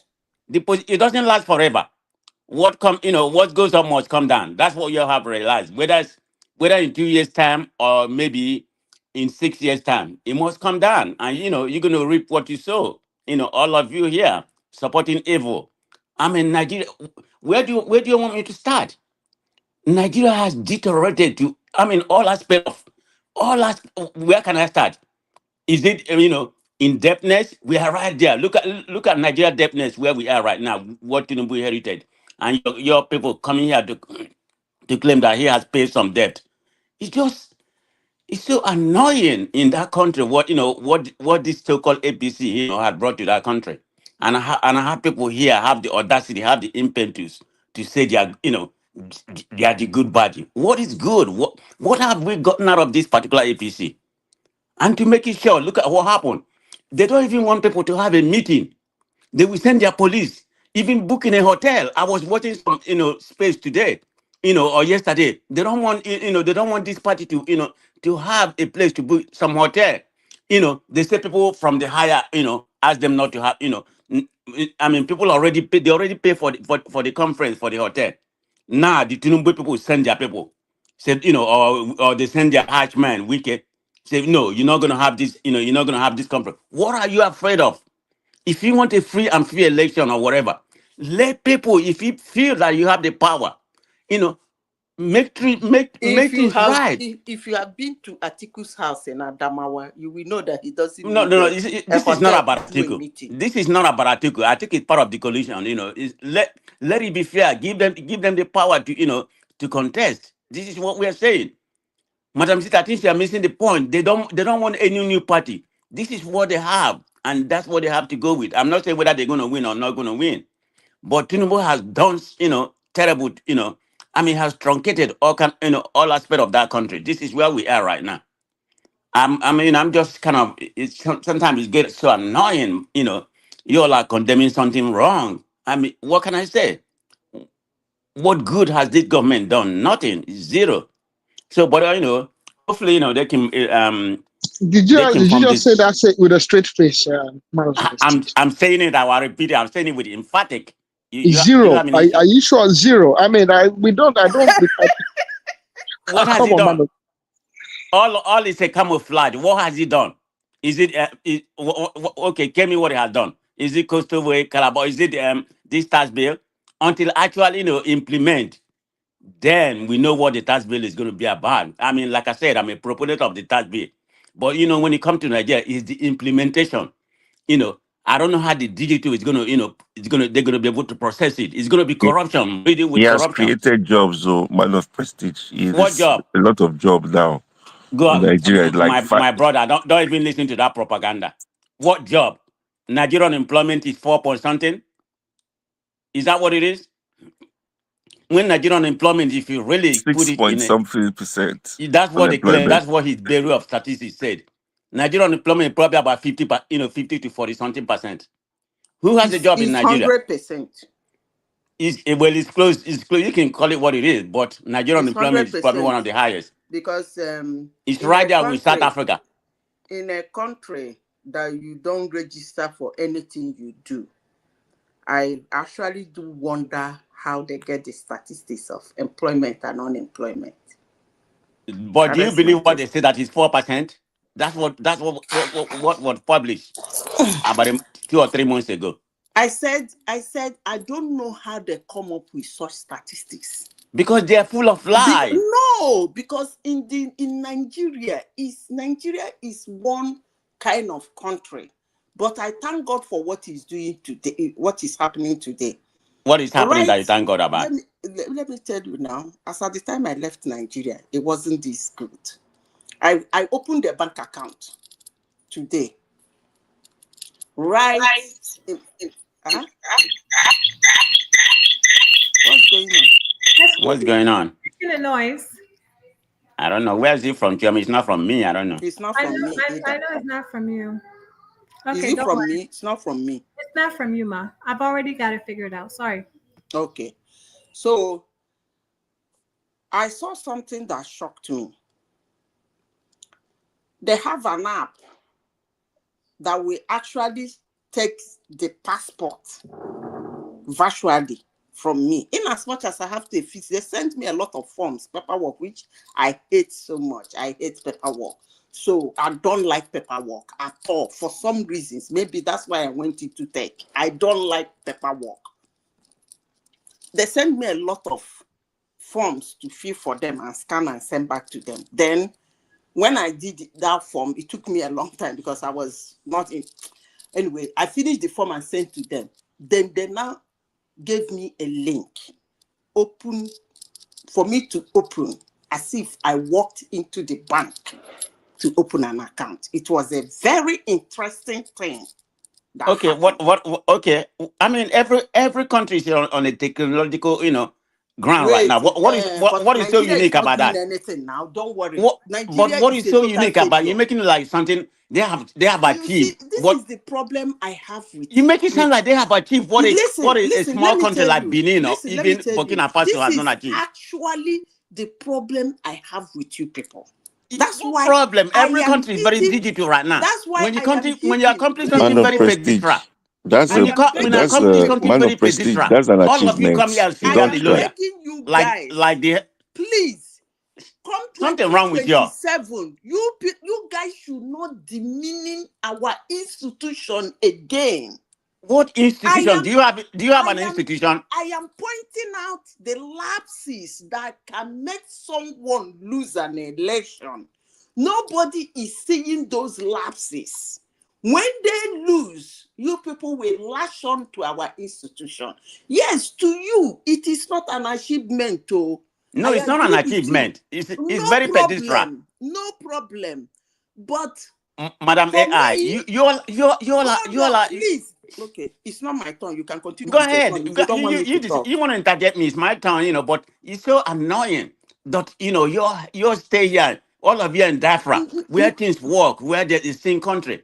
And, To nobody me, it's an comment achievement about for my building bridge. country because This I've been crying for security for my country. For if you someone like me. wait a minute. Hold You on, know, if you don't achieve the needful, if you don't achieve electrifying the whole country, whereby about 90% of that's why I about don't 90% of the whole you of the world. are going round the whole place. Wait a minute. About 90% of You the are world going is round the whole electrified. place Only now. Nigeria and Democratic Republic of Congo You are lack going electricity. round the whole place now. We are moving from the Because Tinubu you're like giving this APC credit that doesn't Men of deserve. prestige, calm down, just relax, step by step. Do I still have the floor? Yes. Okay. No, it's so annoying that you're giving this government, credit that they don't deserve. We can stay there, and complete refurbish, the road and everything, and people here are praising him. Who does that? You be the. I mean, who cares about? But man of That is their prestige, job that's to your do. opinion. Man of prestige, don't you think that is your opinion? And everybody. It's not about opinion. It's about fact. It's about no, reality. No. You all are living it. You all are not being 200 real. million people. Are you 200? You are just an individual like me too. So everybody express their opinion. Because so most of you are those sides. That's the problem with you. Don't take No, you cannot call people those eyes because you cannot be telling just say people your what to own, do. and then You can say your own. What's wrong with you? Why you abusing people? You were It's talking not about abuse. The country you don't have right. You don't have right to abuse people. You have It's to not an abuse the abuse. government. Those are it's No, not an you abuse. cannot be telling people what to do. That's wrong. I'm not telling you You what cannot to be do. I'm telling just people what telling to you do. how I You see cannot it. tell me what to do with my life. That's I wrong. didn't tell you what to do. Why Just calm down. you telling people that those people are supporting somebody? Who are you supporting? Those people that you are supporting today. The David Mark that is the interim chairman. It's not the same David Mark that said I'm supporting a what better are you Nigeria. talking about? I'm supporting a better You are not Nigeria. supporting Nigeria. You are supporting your candidate. You are not supporting Nigeria. You are supporting your candidate. So Yeah, if you are because I know supporting my your candidate, candidate is so my candidate everybody have the right. Everybody have the right to support their own candidate too. So you don't have right to abuse anybody. You can abuse Tinubu or anybody in power. That's right. But don't have right to abuse anybody. You cannot come to the platform and be talking to anybody anyhow. What's wrong with you? My candidate is the one that will restore stability in that country. And so Okay? you support him. You support him. That's good for you. Everybody have the right to do that. That's what you have to know. That's why we black people we do things in a negative manner because you want everybody to support your own candidate. So anybody that supports any other person, that person is stupid. That's wrong. Are you done? I think I still have the floor if you are done. So you don't have right to talk to anybody anyhow. Okay, so excuse me, Mr. Crown. So other people that talk about obedience, they don't have right to say that Madam either. Zita will be talking about obedience deplorable, basket of deplorable. So did I get mad about that? So let me tell you guys, this double standard we're not man of prestige. You are ridiculous. So, How dare you say I call somebody deplorable? Choma. Me, Zita, Choma, call hold somebody on. Let me just see deplorable? this. I'm going to drop, but you are not being factual, right?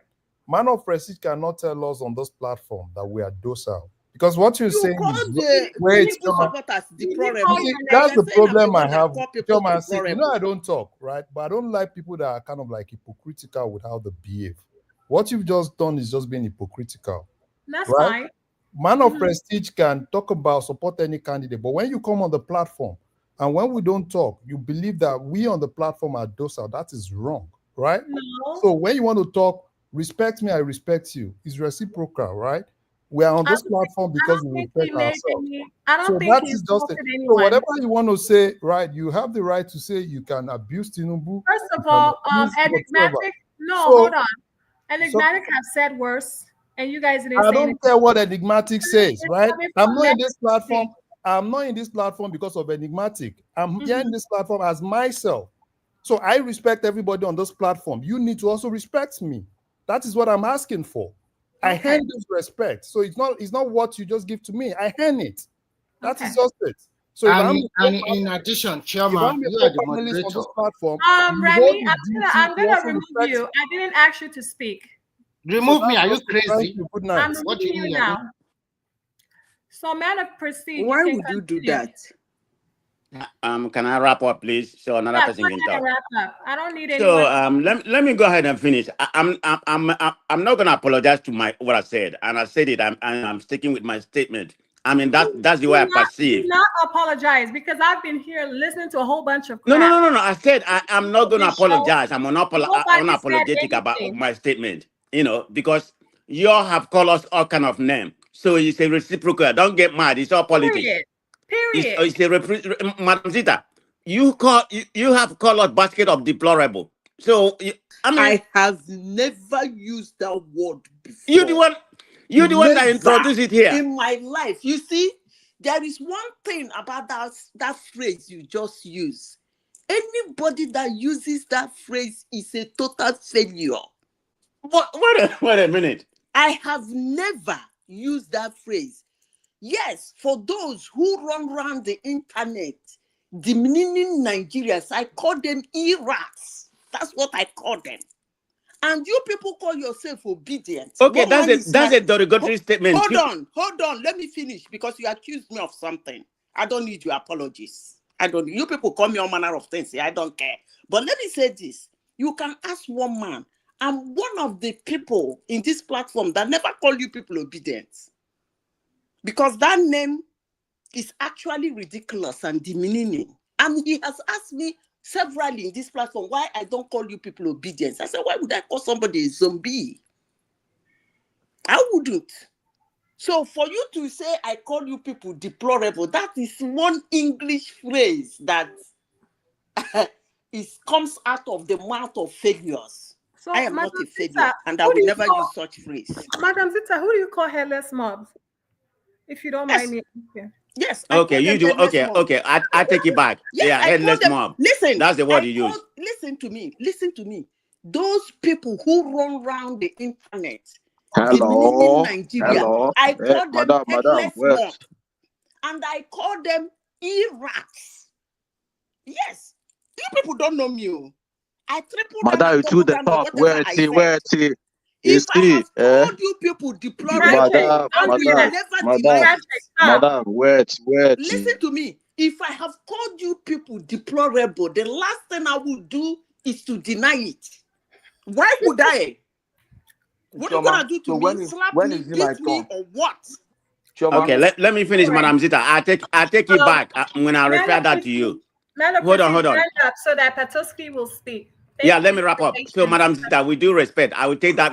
I think you used the word headless mob. I don't know. I misconstrued you with some other people. One man has brought that in a basket of deplorables. He said it the other day. So, but I don't know if he's the one that started it. But we have been referred here several times a basket of deplorable. That may not have come from you, but definitely the word you use is headless mob. To my own recollection right now. But having said that, let's proceed.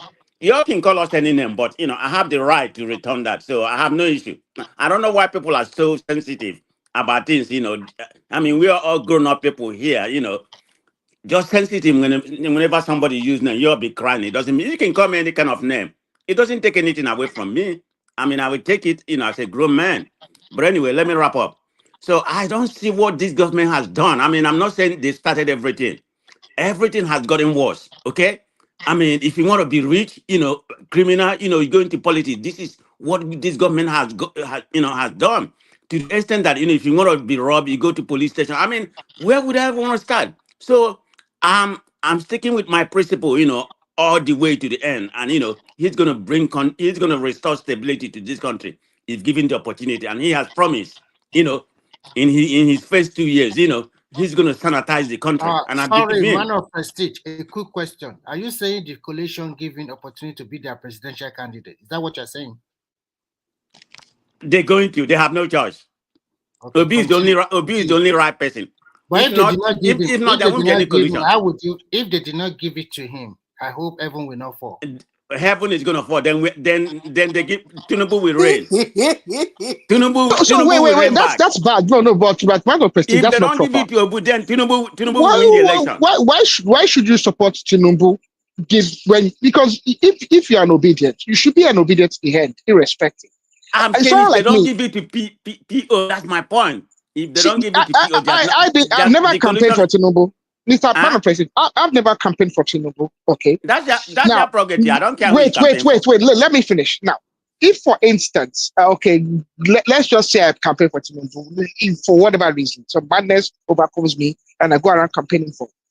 Okay, if he doesn't win the primaries, I'm not going to decide that I'm going to go and support Obi because I've already declared that myself, I don't believe in Peter Obi.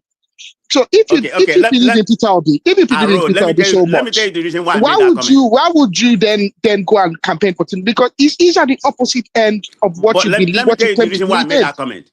Because out of the whole congregated people there, I mean, I know, because the reason why I support this coalition is that because of where we are at this stage right now, you need help. One single person like say Labour Party or Obi, they can't be able to challenge this government because this government has bastardized the country, the whole apparatus. So you need all this everywhere to come together, both financially and anything. And Obi has to share that party in order for you to be successful. The other people are just there to help him. That's the way I look at it. Man of Prestige. Is it my turn now? Man of Prestige, let me ask you a question before you go. Those people that gather together in Abuja, tell me one of them that has not destroyed the country. Tell me one. Well, your principle has destroyed to a different level. So what has your principle done? So make it change. Let's try something different. Hold on. Let me give you. Is Tinubu? Hold on, please. The interim chairman, David Mark, that guy. Go ahead. Can you allow me to talk? That guy, when he was in the service as a soldier, he was the commissioner for communication then. He said the phone handset is not for the poor. That guy, he fought against the June 12. That guy has done a terrible thing in the country. The Adegbeshola, their secretary, that one that he was the commissioner for works in Lagos for 8 years, a governor in Osun State for 8 years, and that one today they will say we have not started. And if you think that those people they will give ticket to Obi, man, you are joking. Okay, that's my preference. That's my preference. If it doesn't happen, it doesn't happen. It will happen. Those people. Okay. You don't know those people. Let me make my own contribution now. Okay, I'm done. Chioma, let some other people talk. So hold on. Okay, good. Thank you. So the next person that will speak is Mr. Patowski. Patowski. After now, you come back and complain. I'm telling you, he's probably eating. That's his favorite thing to do. Mr. Patowski, where are you? Okay, well, Remy, you can go ahead. Okay, thank you. Okay, hello everyone. It's an opportunity to be here again. I will start by this. It might not sound well, but please don't put your hopes so high. The coalition might not pick Obi for either the president or the VP slot. So if this thing happen, please don't commit suicide. Just move on with your life. Is Obi fight ticket? No, not at all. Everything is round around Atiku. Atiku is not going anywhere. Atiku is not contest. Shut up. Please, can we tell this guy to? Okay, thank you, Chairman. Everything is round around. Everything is round around Atiku. I was laughing too. That came out of nowhere. Yeah. Everything is round around. Some people should go and check their mental health too. This election. Everything is round around. I'm sorry. Go ahead. Everything is around. It's all around Atiku, and the way I see it is very simple. Is the real head of the coalition. It is his own baby. He's the one that created everything. But for Obi is a little bit in a dilemma. He does not want to lose his base, especially the people that support him, wherever he does. So, and then he didn't play his politics very well. They knew quite all right that he might chicken out any time of the day. Go and write it down today. Amaechi is going to be his VP to Atiku. And if they can put pressure on Obi not to go away and form his own party or probably go back to Labour Party and settle his differences, then they will just let him tag along. And probably some people will still vote for this party. Is El-Rufai Obi ticket? No, El-Rufai is going to be a placeholder for Atiku. Go and write it down. Atiku What do you mean by one. placeholder? Atiku is there, El-Rufai is there, Obi is there. You are saying, what do you mean by placeholder? They are not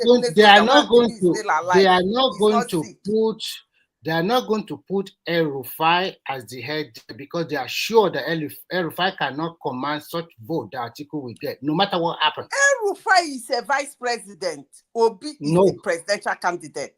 What part of it are you not understanding? No, I don't agree with you. I'm just saying my own personal opinion and the way I see the politics. People came out today holding hands together. You still the doubt. Let me finish. I think what Obi has done today. I think what Obi has done today is very simple. He went there with his hijab sister to go and check the ground, and they have sat down and they have looked around and look at what happened today. Most of the people there, about 80% of the people there, are political harmony with Atiku. These are old men from old generations since 1999. So when if I start calling their name, you will discover that most of them have already had one position or the other in the old order before. So he brought those people out. How can you talk about David Mark coming out again after already like 10 or 12 years without doing nothing? So at the end of the day, Atiku is the number one. This is the last chance, and this is the best. This is the last chance for him, but not the best shot. They knew that if they pick Obi can chicken out. Not really chicken out. Obi has his own game plan also. Probably, who knows? Maybe he's also raising another political party so that he can contest on his own. But I'm sure that it's not going to. If they're going to give him that VP, he's not going to take it.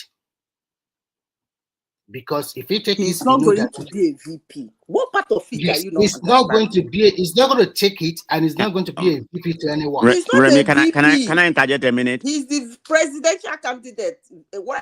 Remy, can you give me a minute? Put him as their presidential candidate. They will never do that. Remy, can I say something? Go ahead.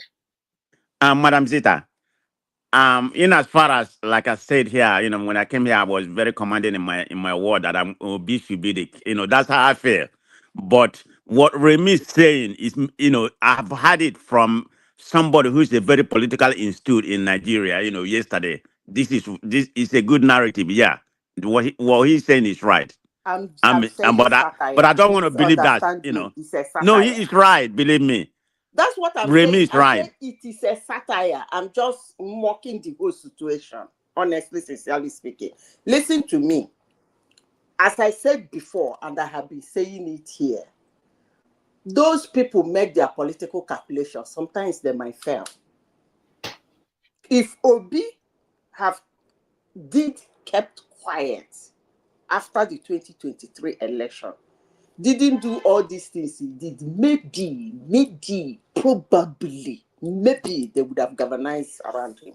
But as I said before, I don't even know why somebody will want to demarcate Obi. You don't need to demarcate Obi because Obi is demarcating himself. So that's actually the problem he has. And that's why they are kind of skeptical in pushing him forward. If he has kept quiet and the grace that he carried in 2023, just ended there, keep silent. Now the water is turning again, he jump out. It would have been a different ball game. But as I can say, let me shut up my mouth because everything so far is working towards the hand of Tinubu. It's That's all I better have to you say. shut up let me your mouth. continue. It's better Let you me shut up continue. your mouth. Oh my God, who's this again? Let me continue. The way it will pan out is this. The ADC, at the end of the day, if they are able to wriggle themselves out of so many court cases, Atiku will be their head, and Amaechi will be the VP. The PDP will come with their own presidential candidate also. And if they sit on jail, they might float in Northern, and probably Bala Mohammed might be their presidential candidate, and Makinde will be their VP. So everybody go and write it down so that when the time comes, don't say, because the way you think that even if they pick Atiku, you get all the vote from the Northwest, or probably some vote on not. No, it's not going to But happen like Remy, that. let me ask you a question, if I may interject you.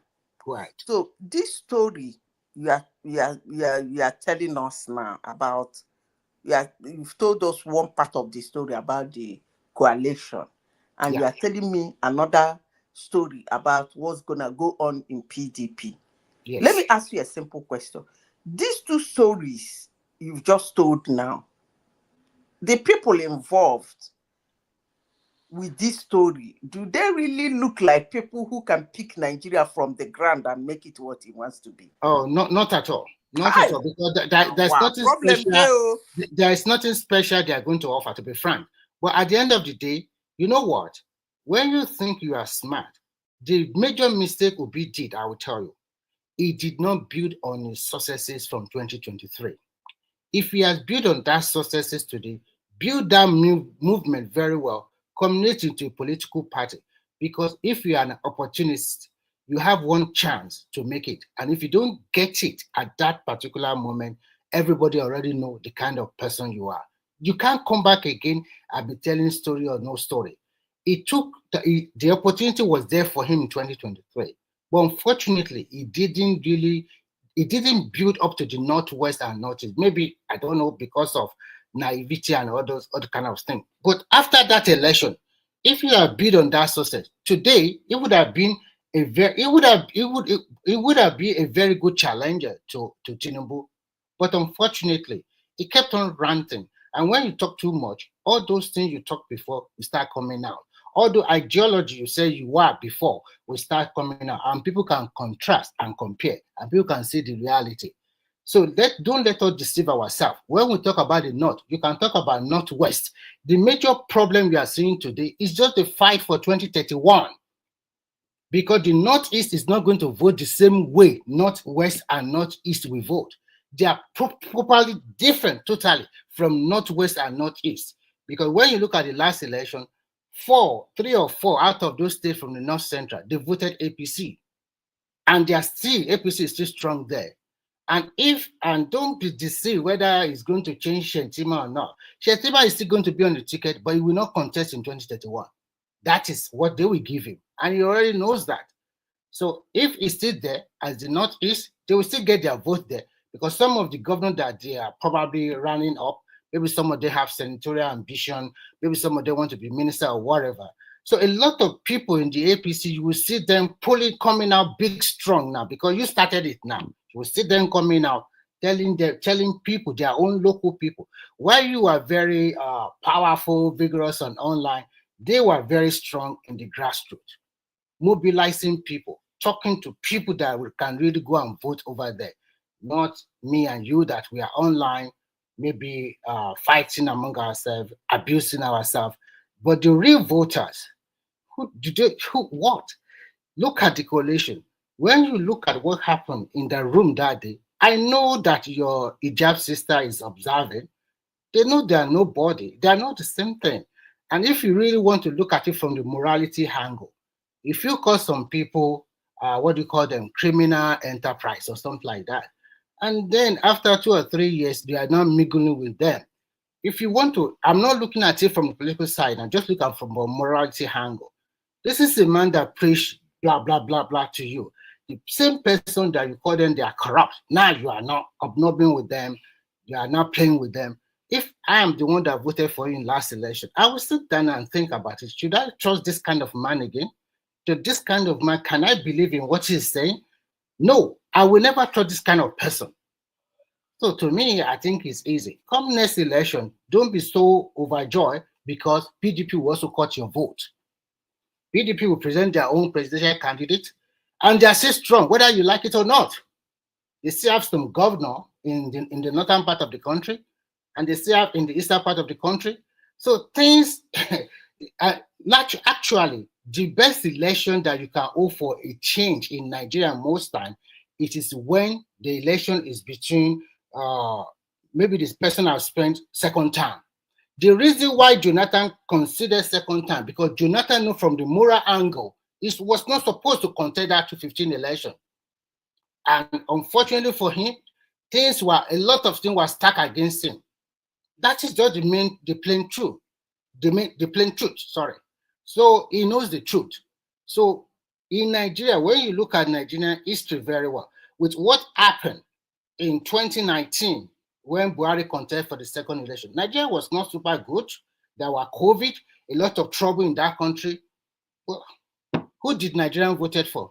They returned him. So when 2027 election come, don't you think the ruling party, you think they are folding their hand? So don't rejoice too much. At the end of the day, I will conclude this way. Please don't be sorry if they do not pick Obi for presidential candidate or VP of this their coalition they are talking about. Thank you. Another person can talk.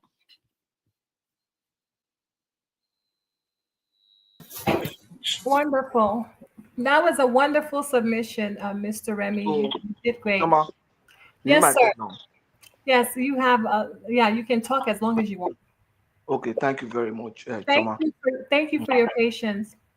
And thank you, everybody. You see, I'm not going to analyze and say this person is going to perform, that person is going to perform, but I'm going to analyze based on the information we have and project how things are likely to play out. That's what we're trying to do. I just try to make predictions and forecast. The way things are currently, the major player, whether we like it or not, that we have now is Tinubu, Obi, and Atiku. Whether we like Obi or not is a major. Those are the three major players. Now, with APC, the candidacy and the structures is settled. Though we might have some movement and changes in APC. Some people are likely to leave. Some people are still likely to come in. But with ADC, if you look at the coalition, just like I said earlier, like APC was built around Buhari, the same way this ADC seemed to have been built around Atiku. And every other person, most other people will be thinking, okay, vice president. Now, the challenge that this coalition will have is that if they choose Atiku and they don't champion Obi, that will create a problem for them. Because the young northern politicians, people like Bala Mohammed, people like Kwakwanso, they don't want another northerner to go and spend another 8 years and then to go to the south and before coming to them. They want a southerner to finish the 4 years and so that it comes back to them. So if there's anything, this thing favors Tinubu and Obi as it is. But Atiku knows that this is the last chance that he has. And all his boys are there. People like Rotimi Amaechi, they are not coming to become president. So Rotimi Amaechi will support Atiku in hope that he will get vice president. If you look at that place today, with Atiku as president, the only person I like to grab the vice president is Rotimi Amaechi. Remember, Rotimi Amaechi dusted even Yemi Osinbajo is sitting vice president in an APC primaries. So everybody in APC there, that's an APC person, is likely to support Rotimi Amaechi. The likes of El-Rufai and the rest. So the APC caucus in this coalition are supporting Amaechi. The PDP caucus in this coalition are for Atiku. I don't see any Labour caucus there. Because even the Southeast caucus in this coalition, they are coming as PDP. Because that's what happened. If you look at 2015, that 2015 APC election they have caucuses. There's the ACN caucus, the ABGA caucus, the new PDP caucus, and the CPC caucus. and the CPC caucus and the ANPP caucus. The CPC caucus, the ANPP caucus, and the ACN caucus, they know they are not presenting candidates. Tinubu is not going. ANPP, they don't have candidates. So all of them, their choice is Buhari. Is the new PDP caucus that was thinking of Atiku. And that was why they didn't win. And Tinubu make sure I influence that primaries so that they would put the location will be Lagos. Remember, they had their primary in Lagos, and with his Lagos boys and everything, they were able to push things around and present Buhari. These people that I'm seeing there, they are likely not to present Obi. And let me tell you the truth. I know Obi is not a saint, but Obi is not likely to survive around them. He's not like them. He's not a saint, though. He's also a politician. And I don't see any of them really making so much impact in 4 years. No. Even if you put Obi there today, he will not do 4 years and make any impact. All those 2 years, I'll transform is a lie. We are not babies here. Nobody, I know it won't happen. Even for countries that are really already doing well, the candidate cannot come in and say it's going to affect things and make things happen in 2 years. It's a lie. But the point is that Obi is not like any of them. Obi is not a saint, but if you put him in their midst, he's a saint. And that's why somebody say Obi is looking different. He's uncomfortable. He's not, he doesn't belong there. And I hope he gets it right. If they give him vice president and he takes it, maybe the coalition stand a chance. But if they don't give him vice president, if they promise to give him vice president, Obi is likely to stay there. Because Obi knows that if he goes out, his chances are also slim. It's just going to be a repeat of 2023. If he goes in there as vice president, they can have a shot at it. And even though if they don't succeed, they would have a better performance. They would have had a better performance than they had in 2023. You understand? So the best bet is for him to get the vice president and stay there. What will make Obi pull out? Sorry, Patoke, just a quick question. Please, when you are doing your analysis, factor in that PDP is also going to present their own presidential candidate. All those ones, I'll come in that. You see, what is likely to, their chances are likely to be better. I'm not saying they will win, but they have to have a better performance than they had in 2023. You understand? Because if he goes as president, as vice president, he's likely to lose the obedience in Southwest, some of the obedience in Southwest, and some of the obedience in North Central. The obedient in Southeast are voting for him because they believe that he's their person. Though the other will say it's not tribal. No, we are no kid here. It's because they're person. The obedient in Southwest and North Central are voting for him because they believe that he's still a better person in terms of personality as an individual than these people. He's not a saint, but between you and me, he's a better person than Atiku. If you put him beside Tinubu as an individual, as a person, I think will be still a better person.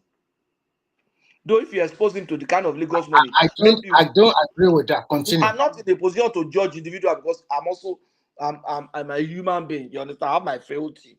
You understand? My religion does not want me to judge. But if I have to make assessment, though if you put Obi and give him the kind of money that you have in Lagos, maybe he'll be a worse person, and give him the kind of power that a person like Tinubu has, maybe he'll be a worse person. But as it is today, as an individual, he is not. But if he moves out of that party and start to go and start his own party, his obedient Southeast will stay with him, his obedient Southwest will stay with him, his obedient North Central, some of them will still stay with him. But that will be a repeat of 2023, not even a repeat, worse 2023. Because we will now have PDP, we will have ADC, we will have Labour Party, we will have APC. And we still have, and we don't have ANPP because ANPP is going to collapse indirectly into APC. You understand what I'm saying? So it's going to be worse because PDP is fractured now, and a large number of them have gone to this ADC. So if Obi pulls out again, it's just like Atiku that has the whole of PDP. He had the whole of PDP before, he couldn't win. Now, part of that PDP has even gone out again, and Labour Party is still standing the way it is. Let's assume nothing changed. Like they don't get new followers and everything. So you have taken your vote out of PDP. You now have fewer votes. In short, Obi is likely to come second now. If all things being equal, because PDP vote has reduced, and let's assume that Obi maintains his base. So this coalition is a fracture of already fractured power. Already fractured power. The only thing that can make this coalition worthwhile is if Obi go in there. Because they've reduced their power by moving out of PDP in the hope that they will get people. And the only person in that room that has people is Obi. Sorry to interject, Patoski. I just wanted to bring this one to light. Remember, PDP already, more than 35% of them are already in APC now. Even some governors have already moved in. The whole entire structure of a state. So when you are not talking, Atiku is just moving out his own people. And his own people that is really moving out are the old generation. Go and write it down. Old PDP, exactly. Those old because it's the handwriting is clear. They don't want to put him. They don't want to accept him to be their presidential candidate. My brother, let me even tell you, some of the old hands in PDP are not going to support Atiku. People like David, people like Donald Duke, they're already tired of him. Yes. Because these are people that would have had the opportunity to present themselves. Sorry, Patos. I think somebody was right. If Obi has gone to this coalition, I insisted that I am going to be, for me to join, you must make me the coalition presidential candidate. No, he's not going to. All what I see is Atiku everywhere. All what I see is Atiku everywhere. You look around. In fact, I also look it like a northern party, to be frank with you. Maybe Northwest or whatever. You see, the only thing that will make this coalition strong a little is Obi.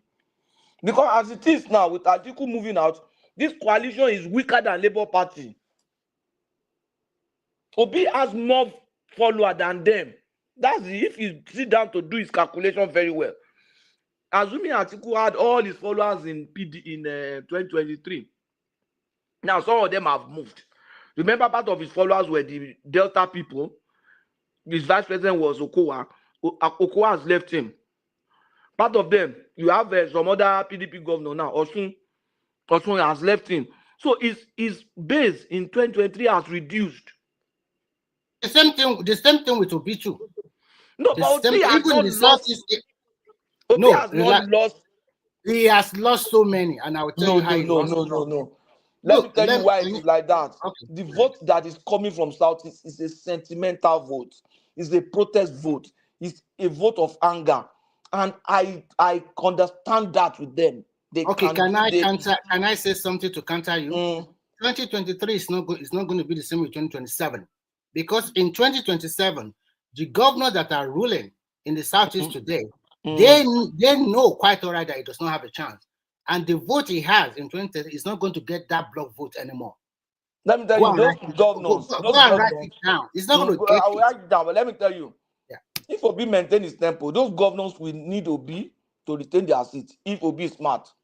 If he's smart enough, if he's smart, maintain his tempo and start building now, those governors will need him to keep their seats. People like state like Enugu, they will need Obi. No. I don't agree with you. Let me say something. Let me finish my own position. Let me finish my position. That is wrong. Right. Hello, Patrick. Yeah. So Obi has lost some voters because if you look at the Christian vote, he will not be able to get those Christian votes the way he got it last time. That time was very, very, because people were, very skeptical about. Why do you think he's not going to get the Christian vote? Yes, because what people were thinking about, they want to Islamite the country, and those things are not there again. So nobody will talk about those things again. If you look at the Southern Kaduna, I was going to speak on that exactly. Southern Kaduna will never vote for any coalition that involves Yorùbá. Never. Obi should be very careful. They will not, because as it is not today. Only that, Christopher Musa is. Do you think the South Cardinals would ever have the chief of defense staff again Yeah. in Nigeria? They have a, So there's a university there that they abandoned since. So they've given them that federal university. So all those things cannot. So all those votes, those sentimental votes, will not be there again. So you will still get some votes, but it has reduced. So that's what I want you to know. Eventually, with this your argument, I agree with you. So what we are now saying is that we are analyzing. We are not trying to win an argument. So let's even take before that you out of before the you vote. continue, Patoski, I want to talk about quickly, just 1 minute, please. I beg you. Look at the Southeast governor. Do you think Alex Otti need Obi to win second term? It depends on how Obi plays game between and that Do time. you think Ifeanyi Umba of Enugu State need Obi to win second term? Ifeanyi Ubake. Sorry, Umba, governor of Enugu State. Do you think he needs Obi? Because he won that election. Listen. He won that election against the Labour Party candidate. It was Enugu State. But It was Obi supported that. Obi supported this guy against his own candidate in Enugu now. No, he supported the Labour candidate against Uba. So the election was so close. Which state did they say he supported the PDP against Labour? I don't know. But this is how it's placed. Let's pick them one by one. That one of Enugu was so fiercely contested between Uba is a PDP guy, and he even thought that he would never leave PDP. So, and the Labour candidate that Obi really supported, it was a close election. I think the difference of margin is not a lot. Okay. The guy have went ahead, the governor of Enugu have went ahead, even outperform some of the governors that you think they are doing better. To me, I think it's the Let me quickly round off. Okay, let's assume that he has lost those things. But what I'm saying is that let's look at the coalition. Which of them really have votes to bring to the coalition? Erifai does not have any votes that is substantial that I wants to bring to that coalition. No. Election doesn't work that way. No, election does not work that way. No, Adegbetola does not have votes. I can say that. He doesn't have votes. Rotimi, as I speak with you, does not have votes. People will look at him and say this one that everybody has dealt with. And all the Rotimi had was River State. Nowhere in the country does Rotimi has any supporter. Now that Rivers they've taken it from him. So the only people bringing Patoski election, they don't do it that way. We agree. We are trying to. We are just discussing. Okay, let's have your own argument. Let's hear. Okay, let me tell you how election work. It's more of an emotional thing. That's why the world is collapsing.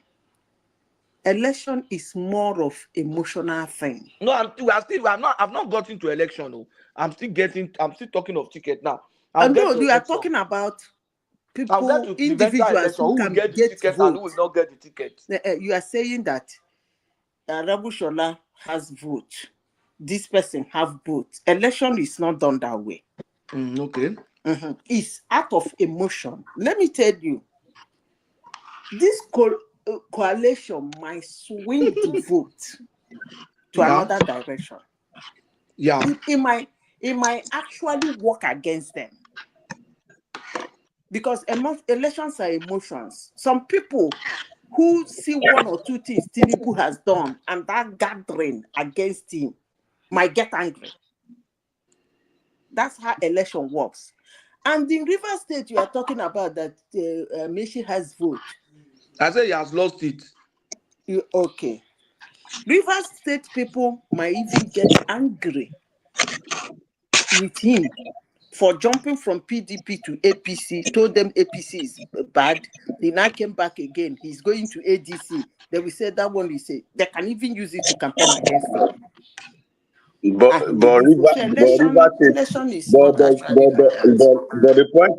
point is in Rivers State, does election actually count? You know, the last time they voted for Peter Obi now. And who told you they voted for Peter Obi? It's like when I talk here, you people don't listen to me. Listen to me. Let me tell you, thank God you said your first statement was that in a river state, does the election really count? That was your first statement. When I came to this platform 2 years ago, I made a comment. I said, in River State, the right election and is born out of agreement. Yes, and I now. made a comment. I said, elections, you cannot win an election where you are not accepted. So for Rivers people, it's acceptance. When they don't accept somebody, that's the result they will call. River State and Bayelsa State, they don't vote in that place. I serve in Bayelsa State. I'm supposed to be an INEC officer there. They just told us that we should not come to police. I didn't even know in my polling unit. They just asked us to come and collect our money. They write their vote, they wrote everything, and they announced the result. We don't even know where they posted us to. Since I've changed, you cannot do like that anymore. So, but let me just round up. Sorry, let me round up.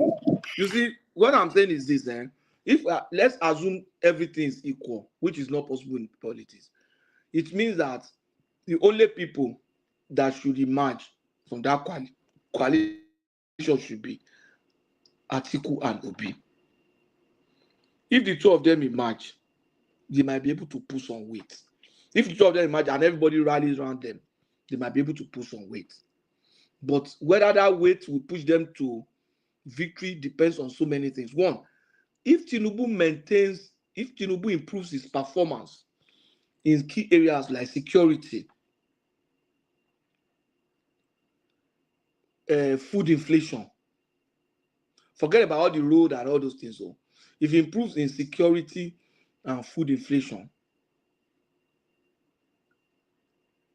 the guy is likely to win. But so, if he does, because I'm not saying. No, I just want to ask you: did you read the latest World Bank report? I'm not interested in that. I'm just saying if he does that. I'm not saying whether I No, Patoski, there is something I think people are not paying attention to. Tinubu has already rigged 2027 election already, but not in the bad way you want to see. You see, there is what they call fiscal bribery. The fiscal bribery has come through this tax reform, where you say about 90% of the Nigerians are not pay tax in the lower brackets. So the middle class, they will not pay. So indirectly, there will be more. The salary has increased. Exactly. That is a form of bribery. You know, this guy was not really fighting the battle of minimum wage. Even though labor, they fought, but they were not striking. Probably they knew something that many of us did not know that will come true. So this tax reform alone is a fiscal bribery. And people are not paying attention. Let the thing start by January next year. And let's come and reevaluate the situation. So those people that gather themselves, because this is a two-way to go to, election in Nigeria, that politicians will always bribe. This is a two-way bribery now. Number one, you are bribing the people through the fiscal. You understand? Meaning that you are spending the government money now for the people through tax relief. At the same time, they will still go out and still give money. So let's see. Ola, you are not also factoring this one. As of June this year, the new intake to technical college, they are going to be giving them 45,000 naira stipend.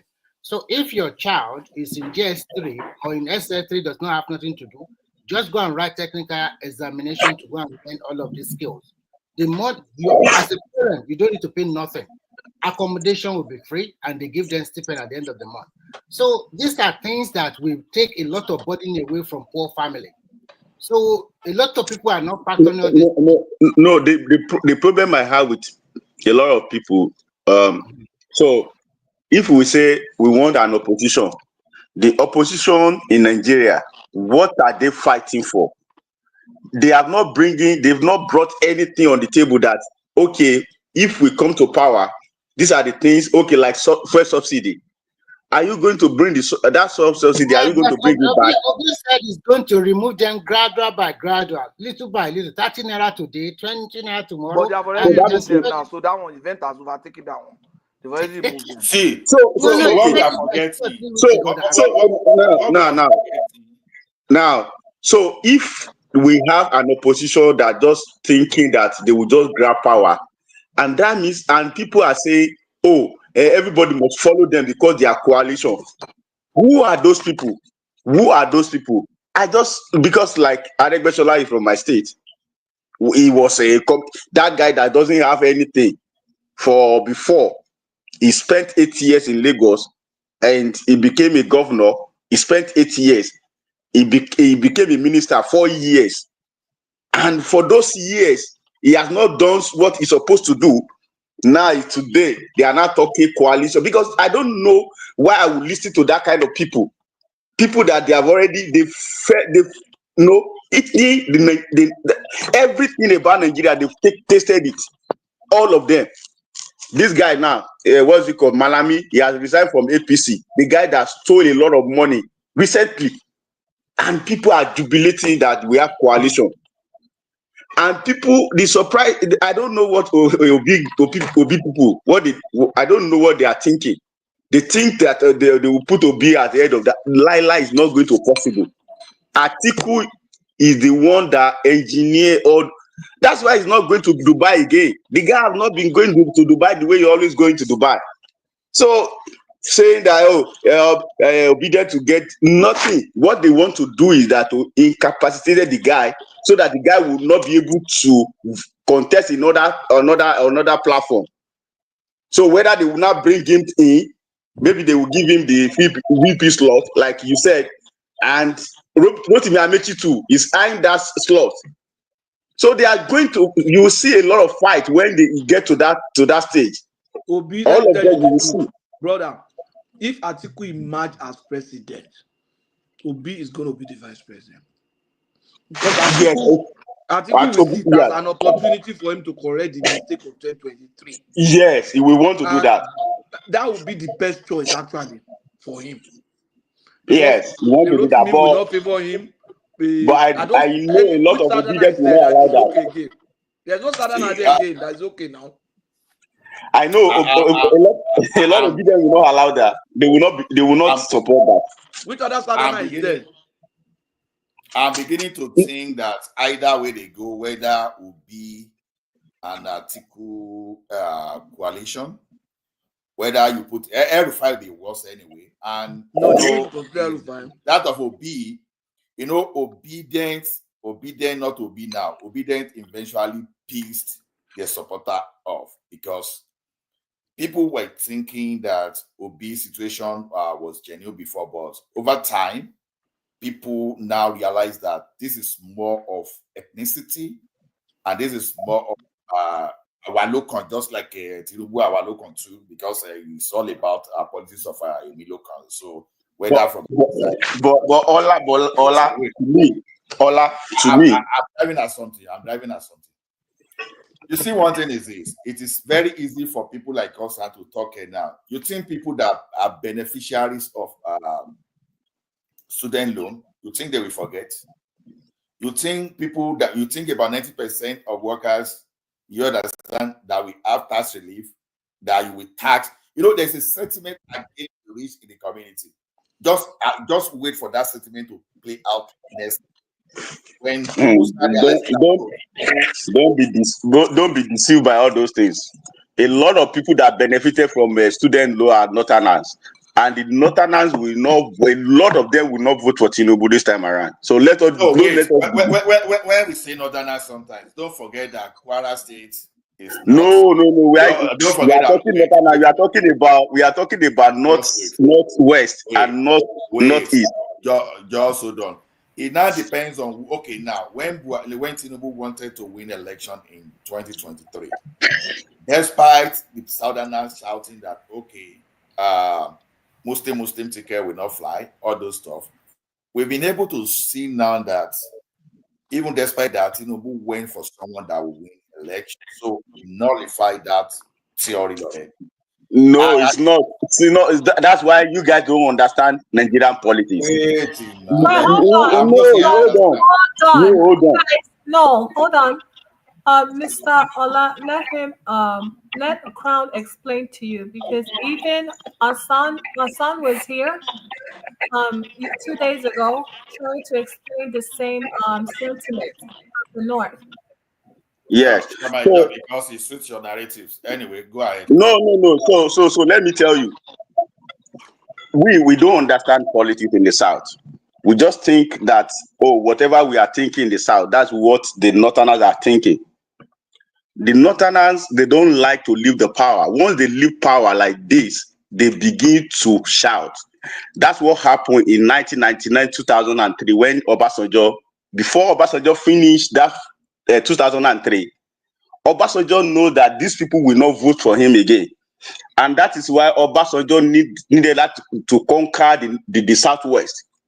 Remember that time, that is why he cajoled the Ababa Conde and all of them supported him. And that is why he won the Southwest, the South, and the Southeast.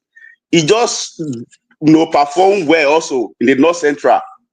But the Northeast and the Northwest, they voted for Buhari. So the same thing is happening now. But the problem Tinubu is having is that Tinubu is not popular in the South and is not popular in the Southeast.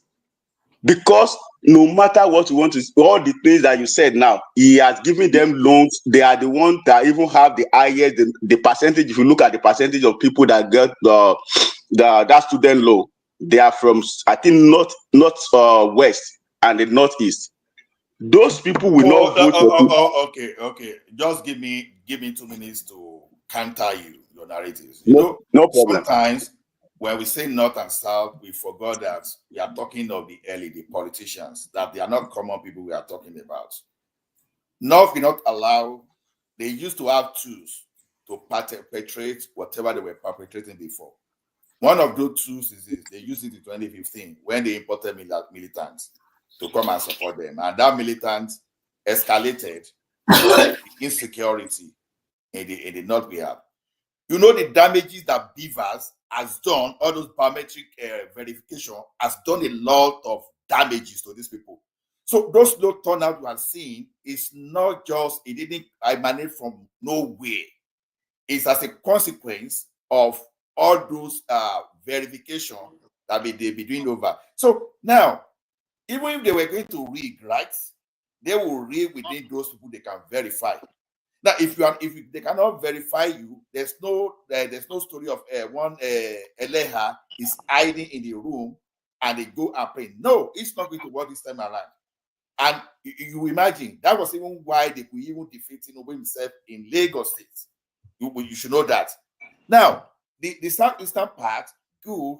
Those people we know wherever they face that place. So they supported their own people. Good, no problem about that. Now, I keep hearing this story that they rig in the south, all those things. When these people went to the tribunal, they were unable to. And the lawyers, even the reputable lawyers, they've said this over time that everything that Labour Party went to court to do was to say, Tinubu was a drug lord, it was this and that. They could not point to a concrete figure.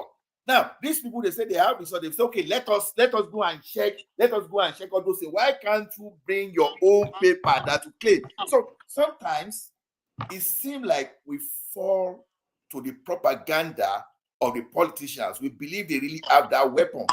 That election of 2023, apart from 1992, you understand, June 12, 1993, has been almost the fairest because the tools for rigging was indirectly, or to some extent, reduced.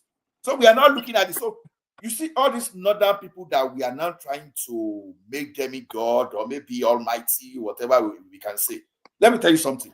Don't forget that Benue is part of the north we are talking about. Plateau State is part of that north we are talking about. So when we say all these things, you understand, we are just giving them the power they don't know. Okay, if Tinubu wake up tomorrow and go for But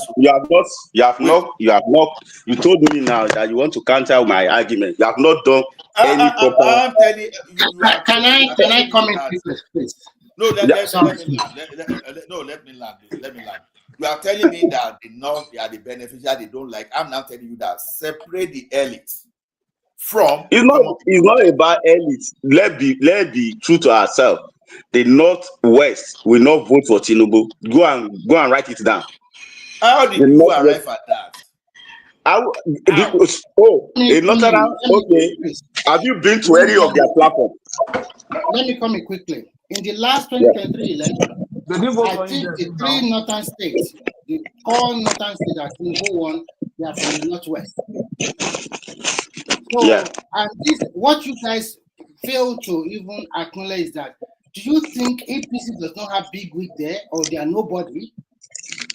Look at what they are controlling in the Northwest. They are controlling the Deputy Senate President, and Kwankwaso will also join them. They are the one having the House of Rep in their hand from Kano State. They have a lot of people from the Northwest. And do you think a lot of them are going to be president in 31 will just hold their hands? If they can What I want to say, you can say that maybe what Tinubu want to do in the North just to be competitive, like it was competitive in 2023. Go ahead, improve on that competitiveness. You get more votes, and you get your 35%. And then lock down the other state. You are strong. Lock it down. Let me ask you. Wait, bros. What you forget is this: we are all human. Everybody will not have benefit when it is ADC because there are limited space for power there that we all jockey for. Some will still stay with this APC because of that. Now, because we have elites in the North that are stakeholder in this APC we are talking about. The Northern those people that are not favored, during Buhari, were all the Northern favored? No. People are arbitrated. That is where it's going to be. Those people that are not part of our situation now are the ones that are murmuring. Meanwhile, they were there yesterday. The current people that they are there to, you think they don't have their own people, and you think they will just give that cheaply. So we think as if, 100% the Northern, they will now back Tinubu. It doesn't work that way. Wait. When we say they will not vote for Tinubu, I'm not saying that 100%.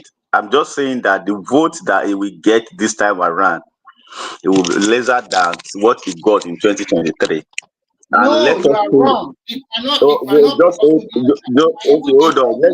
Hold on. Let me just say my own.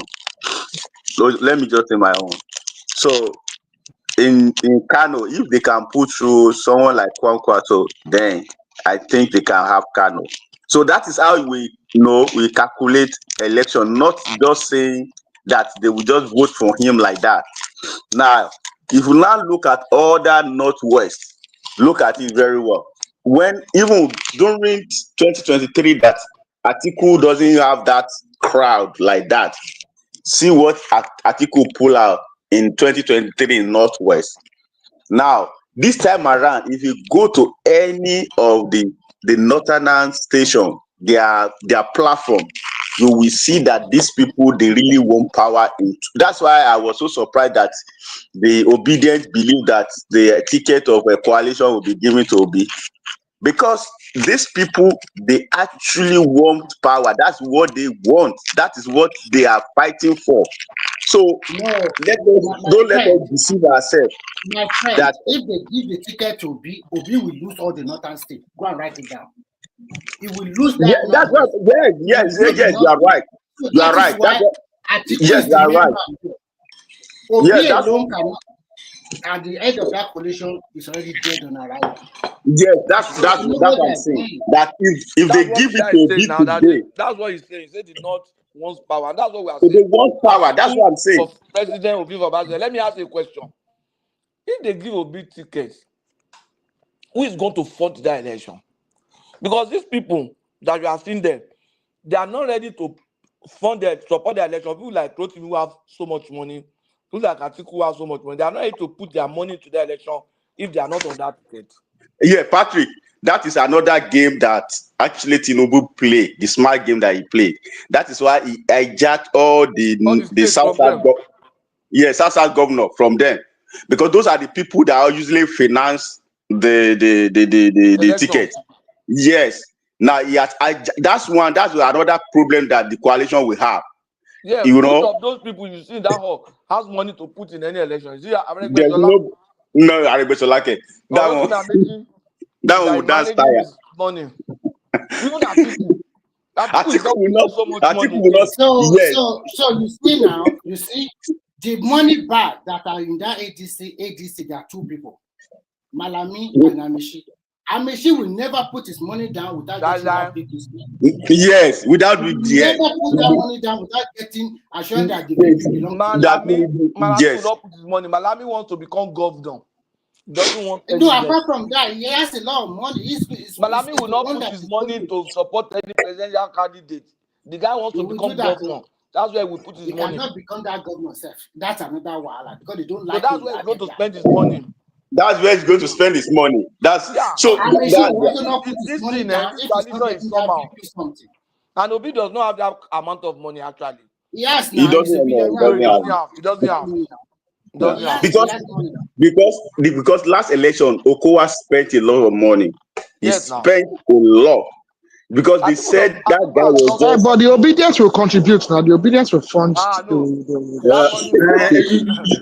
You see, one important thing that people are not following is this. You know, people underrate what Tinubu did in Rivers State. People you underrate. See, I believe that this time around, that South will significantly go for Tinubu. Yeah, Southeast will be what Southeast will be. Bola, but I believe that North Central will go for Tinubu. Let me bring something up. He has that kind of money. Ola, do you know one thing that Ola said that I didn't even think of that time? Look at that tax reform. For example, somebody who maybe every month his employer, what gets into his salary is about, maybe somebody is a clerk in maybe a teller in the bank, and everything that gets into his salary at the end of the month is like 70,000 or maybe 60,000 because of the old tax regime. Suddenly he's not paying any tax again. And January they just pay him 100,000. They say why? They say because Tinubu has. The guy will be happy now. Understand? The woman that is in the ministry that is earning maybe 80,000 or 60,000 before, suddenly his salary every month has increased to 75 or 80. He will be happy. No, Papa. So that thing is a major thing. Oh. It has been proven that fiscal bribery has won election for the equal banks, at least in more than 90% of the country where the because your salary has increased now, your political power has increased. And the other thing that people are not really thinking about, they are not paying attention to the type of deflection they are seeing in that country today. You understand? And the only thing I see that is going to break the camel back, the next one is this: let them engage all those people they want to engage into all those National Guard and all those things, and let the issue of insecurity just die down just for 3-4 months, and you now see that food production will pick up. You will see changes. So you see what is working against these guys that you see before. Before they used to bring people from Niger, they used to bring people from Chad to just come anyhow. So it's no longer happening. So the thing is this: the North has been demystified. I know that people will not believe this. You know, on this tax, I was shocked about the type of data because they were asking these people that, how are you even going to even implement these tasks? When they started rolling data out, they said your telephone, they don't need to, nobody needs to start running after you. You have telephone, you have bank account. They will know. You understand? They will just run query and know what is coming. The only transaction that will not be captured is the one you are not doing with the bank. Then, meanwhile, someone that is doing that transaction with you is going to the bank, but you are carrying that money. That money alone will export. So the thing is, they have data. They have data to do a lot of this. And you think those people that will be beneficiary of this thing, they will be stupid and quickly forget what happened, how big millionaire among them became a poor man overnight just because of what happened in 2015. Stay there, they play. Because the thing is this, we just look at this not as, okay, as strong as North was, right? Buhari could not defeat Jonathan. He needed Tinubu to join. So there's no island. No island somewhere. You see all these people that you see they are guarding, they were trying to use the templates that Tinubu and APC then used to put Jonathan out. Mind you, Jonathan was a peace-loving person. You understand? Because if Jonathan didn't want to go that time too, I bet you, una go just they pile on herself, nothing go happen. So let's just get this. Let's just get this fact right. Let's feel the temperature of the people by January, between January and next April. By the time they start benefiting that, they will go say, waiting that they call during Mutala said they will say something of Mutala that time. That this year might be when they will be singing of what Mutala did that time that people were singing. Let's wait and see. I won't. It is too early to me. It is too early to even weigh the temperature of the people. Malabi, Jokers, Abeshi, Jokers, El-Rufai, that one, I don't even believe that one has anything like electoral value. So all those are not threats. But look at the deflection, look at the quality of deflection from other party to APC. So then you wake up. So don't give all this almighty, omnipotent, and all in all you are giving to the North. The thing has changed. It has changed. Now you give Benue State Police now, assuming the State Police be passed down, you give Benue State Police and everything normalizes there. You think that's stupid? You think they can't remember that Malami was there? For example, when Malami was part of those people there that could not do something about their case, and you think people of Southern Kaduna we forget El-Rufai easily. Let's see. That's why I keep saying that let this guy keep doing indeed his policy and let him make sure that the key policy he implements is before the next election. Then we get from next year. Thank you.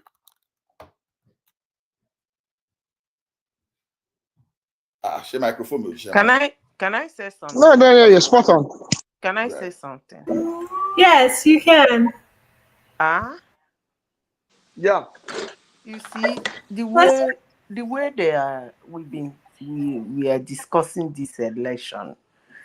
I begin to see that we really think of Nigerians as low class individuals. So, normally, you see group of men who in their life have encountered challenges and they couldn't resolve it, they walk out.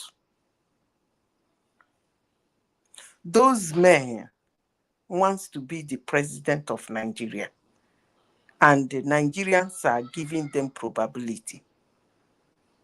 So what Atiku is telling me is that he wants to be the president of Nigeria, but he cannot resolve the issue in PDP. To the extent he ran away, wow, to run to another camp party. And he's going there now, they're about to start the war in that party. And when they do, they run away. So what Obi is telling me is that he cannot resolve the issue in LP. He's heading away. El-Rufai was the governor of Kaduna State for 8 years. It's either he was benefiting from the mayhem happening in Southern Kaduna, or he could not resolve it, or both. And today, that man wants to stand in the helm of affairs in Nigeria. Let me remind you people that APC you people are talking about now, they have their own challenges. Let me remind you people that after the election, their primaries, they had their own challenges. Before their primaries, they had their own challenges. and they manage it. They've been having challenges anyway. Did you see how they kicked out of Ochomola as their chairman? Their water always star. But the thing is that when they start, they calm it down. First of all, I've always said this. Those people, all of them in totality, they don't want to do anything but to sit in the office. So this question of this person is going to make Nigeria turn blue and purple and beautiful, these are all words, because that's not going to happen. Until you get rid of all these kangaroos of conglomeration of thieves, that kind of Nigeria we are looking at, we're not going to have it. But that being said, that does not mean that Nigeria has not been making progress. Of course, we are making progress. We are not running, we are not walking, we are crawling. But then the important thing is that their progress are being made. So for us to sit down here and begin to possibly negotiate this man, it shows how low we think about Nigerians. That Atiku, with all his money, with all his fame, a regular customer, presidential customer to Nigerians, could not solve a party problem. Customer Dadani. Yeah, good morning, guys. LP was handed over to him in a platter of gold. That man, if he knows his onions, even the constitution of that LP, he would have turned it around to suit him and his mission. It takes a leader to do that. Before you know it, everybody will be falling in line with you. You tap this person at the shoulder, you shake this person's hand. You hold this person's hand. You shake the ones you have to shake, you hold the ones you have to hold, you tap the ones you have to tap on the shoulder, the ones you want to say to follow you, they follow you. Those are the attributes of a leader. And look at these kangaroo, ridiculous, blood-sucking demons that have been eating Nigeria blue blood. Nigeria is on its knee today. It's those same men. All of them in totality. And Nigerians are sitting down here giving them probability. That's how low we think about us. Please, can I just say something? Good morning, everybody. Yeah, as far as this coalition is concerned, okay, none of these people can win election. None. And this is my reason. There's only one factor that wins election in Nigeria, and that is money. Money. Now let's go back to 2023. What really happened? Because of some cabal in Buhari government that don't want Tinubu to come in, they siphoned the money through central bank. Okay, that was why 10 incumbent governors in APC lost election. Most of them, some of them are second-time governor. Okay, while some of them are first-time governor. The point here is that all this hungry, it will goes on like that. When it gets to period of election, Nigeria are just a country that most of our problem we easily forget. When it gets to the season of election, it is only the big spender, and mostly there's no how rich you are that you can overspend the sitting state governor. And that is why they will not win, because it's not going to be like the person that will fly the ticket now, the other will now put all their resources for them to compete the resources of the government, maybe sitting government or federal government. And that is one of the major reasons why none of them will be able to win. As simple as that. It's going to be the contest of money. This time around, nobody is bringing any policy of don't spend money in election. Nobody is redesigning the naira. Nobody is adding petrol. So let's say I'm concerned from what I'm seeing. It's going to be the battle of naira. It has always been the battle of naira. So I don't know why you're saying it. The elections in Nigeria has always been the battle of naira. And Nigerians have a kind of mentality like, if this all I can get. So that day when they line up and they're giving them 10,000, 20,000, what we hear, hey, when he get there, will he remember me? Let me take this one, if this is all I can get. So it has always been like that in election.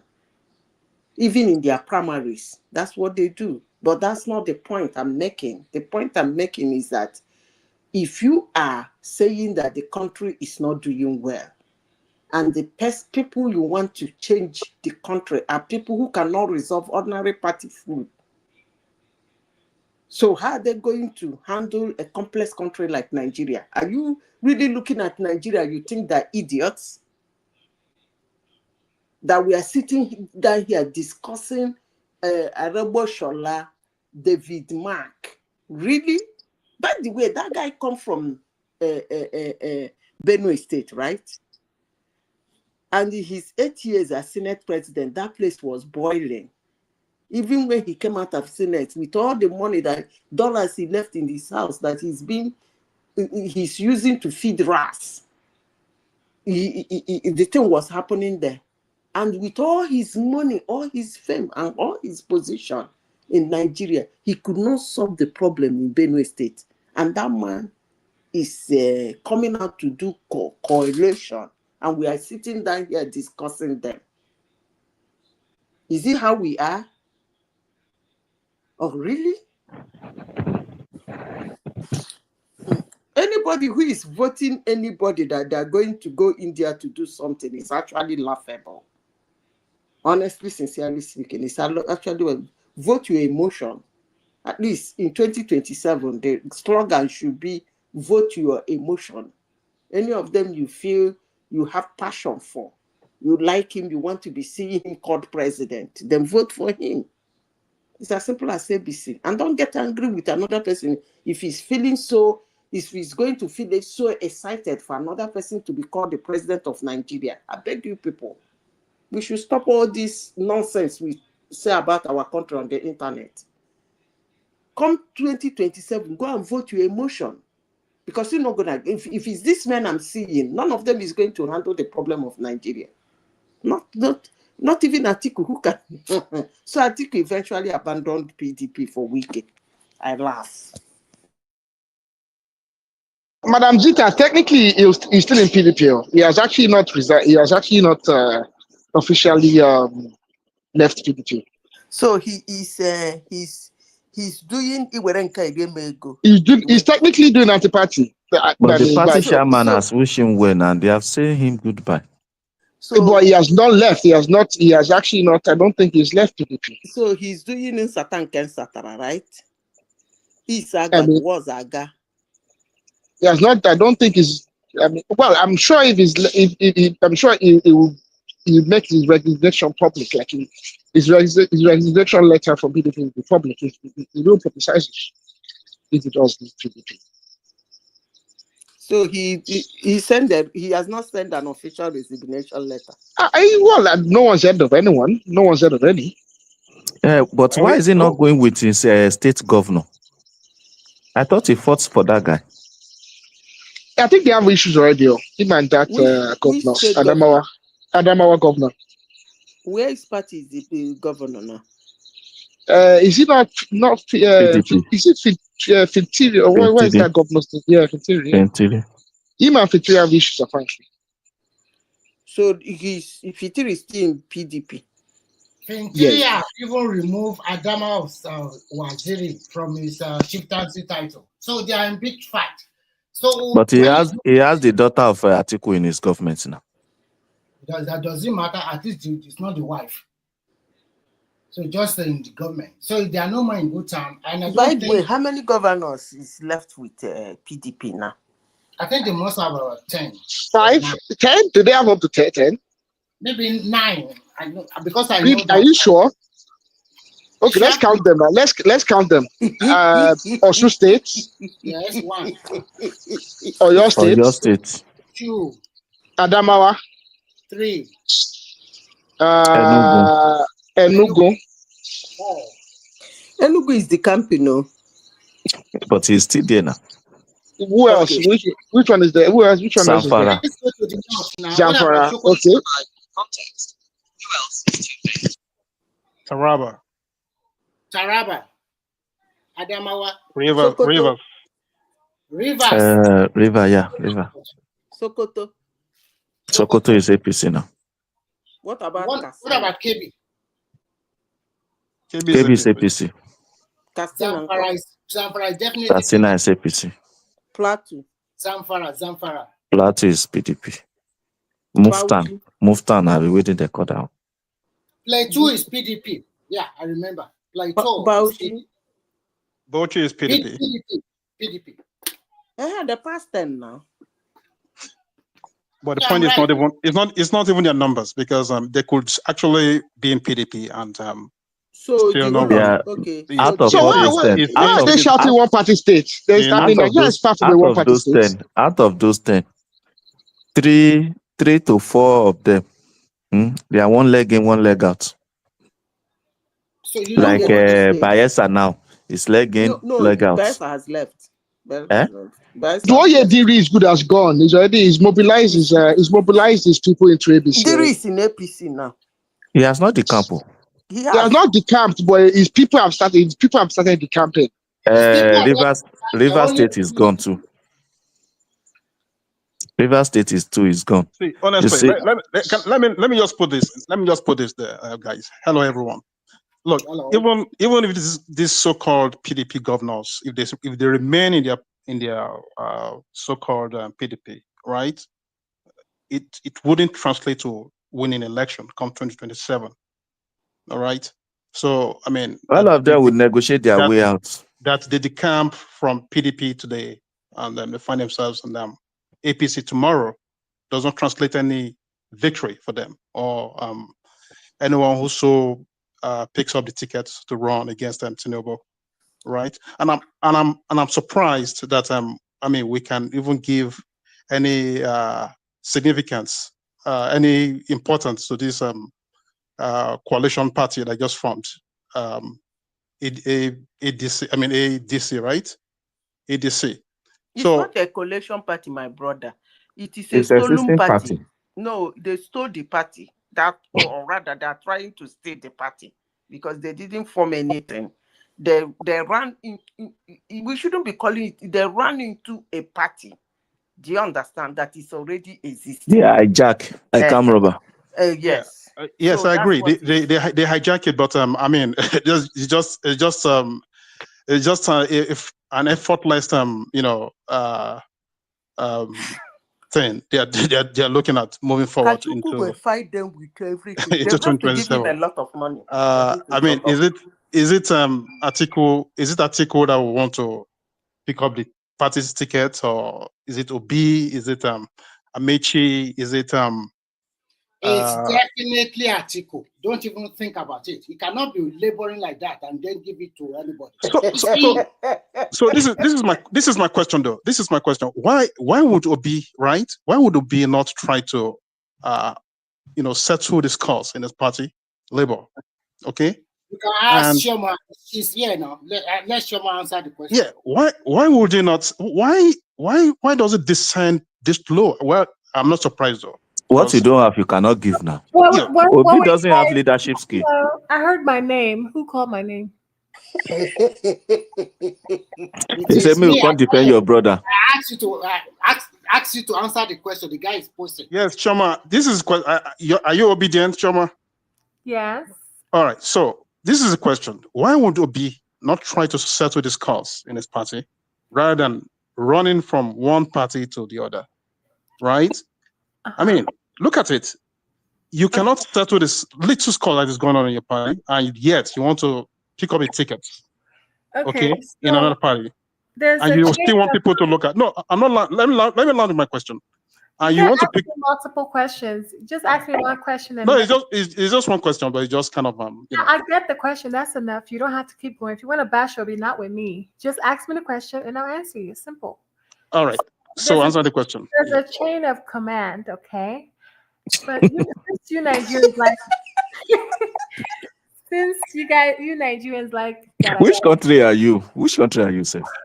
Let me finish. So since Because I just like that chain of command. The pronunciation. You Nigerians like. There's a chain of command. You know, Obi is civilized. You know, so he's not the party chairman. So he's a civilized human being. Really? He's well traveled. Yeah. So he's not into, being unruly. So he's not the party chairman. Basically, that's what I'm saying.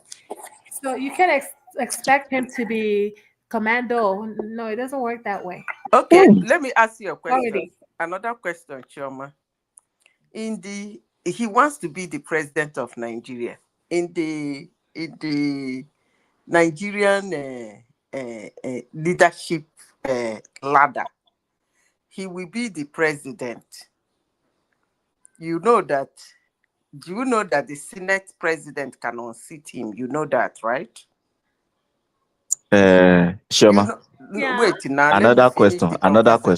Do you know how many how many type of abure in Nigeria that is just only have one, only one in his party? He said he's not the chairman. Now I'm trying to explain to her how Nigeria too works outside of Labour Party. He's going to have another chairman in the form of Senate president. So you know also that if he cannot work with him, the Senate president cannot sit him. You know that too. No, he will decamp now. He will decamp to another country. So, there's no other... Very lame excuse. You know how many type of aburi in Nigeria? Millions. So, but there's no other candidate like Peter Obi in Labour Party that is as dynamic as he is. So you have to also put that into consideration. I don't understand the way you guys even. When he meets another abure as the Senate president, he will. You know how many abure in Nigeria? You know how many millions of abure?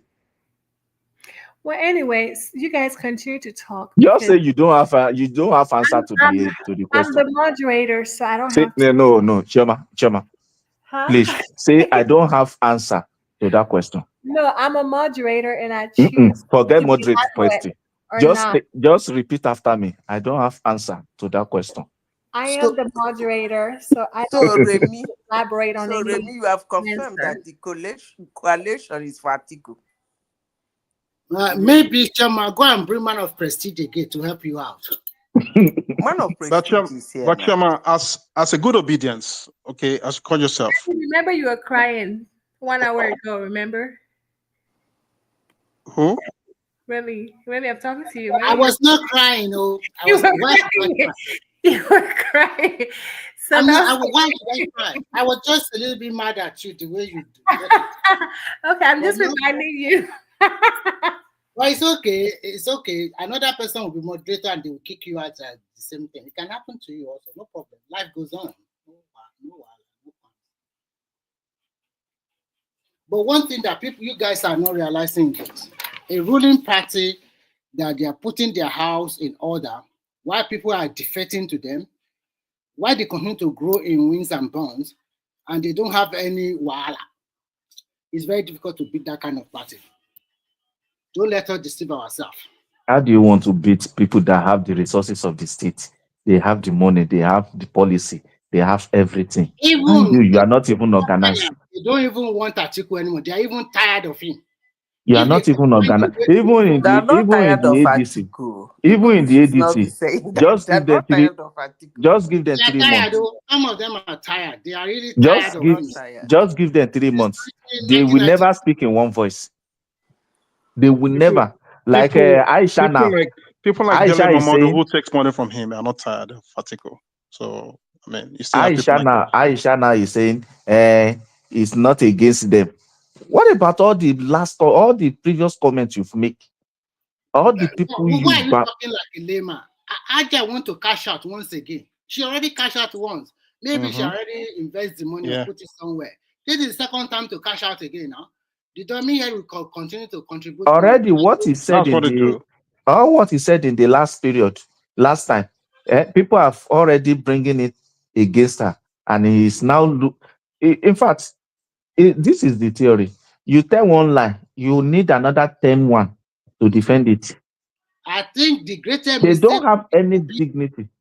the greatest mistake we did was that from that 23 election, it should have built on that successes. Or to go, if That you have, election was the most, after it June would have been very 1993, fantastic. is It was the most election. fairest election in Nigeria. That 2023 election, that We should 10 June. incumbent governor lose their states because of they took money away, they frustrated the Tinubu with petrol, they do all sort of things.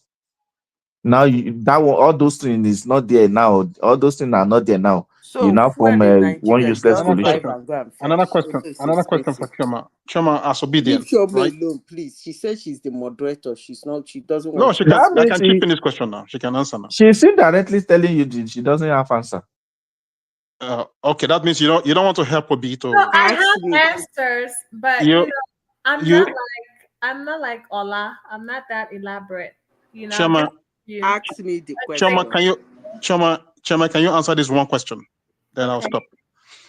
I mean, as a very good obedient as you are, right? And you see how B has been, struggling, to resolve the little, I would say, little problem, in his party, Labour. So, as a good obedient as you are, how do you think, or what have you guys been discussing amongst yourself to help Obi become the president of Nigeria without coalescing with others like Atiku? Okay. Criminal structure.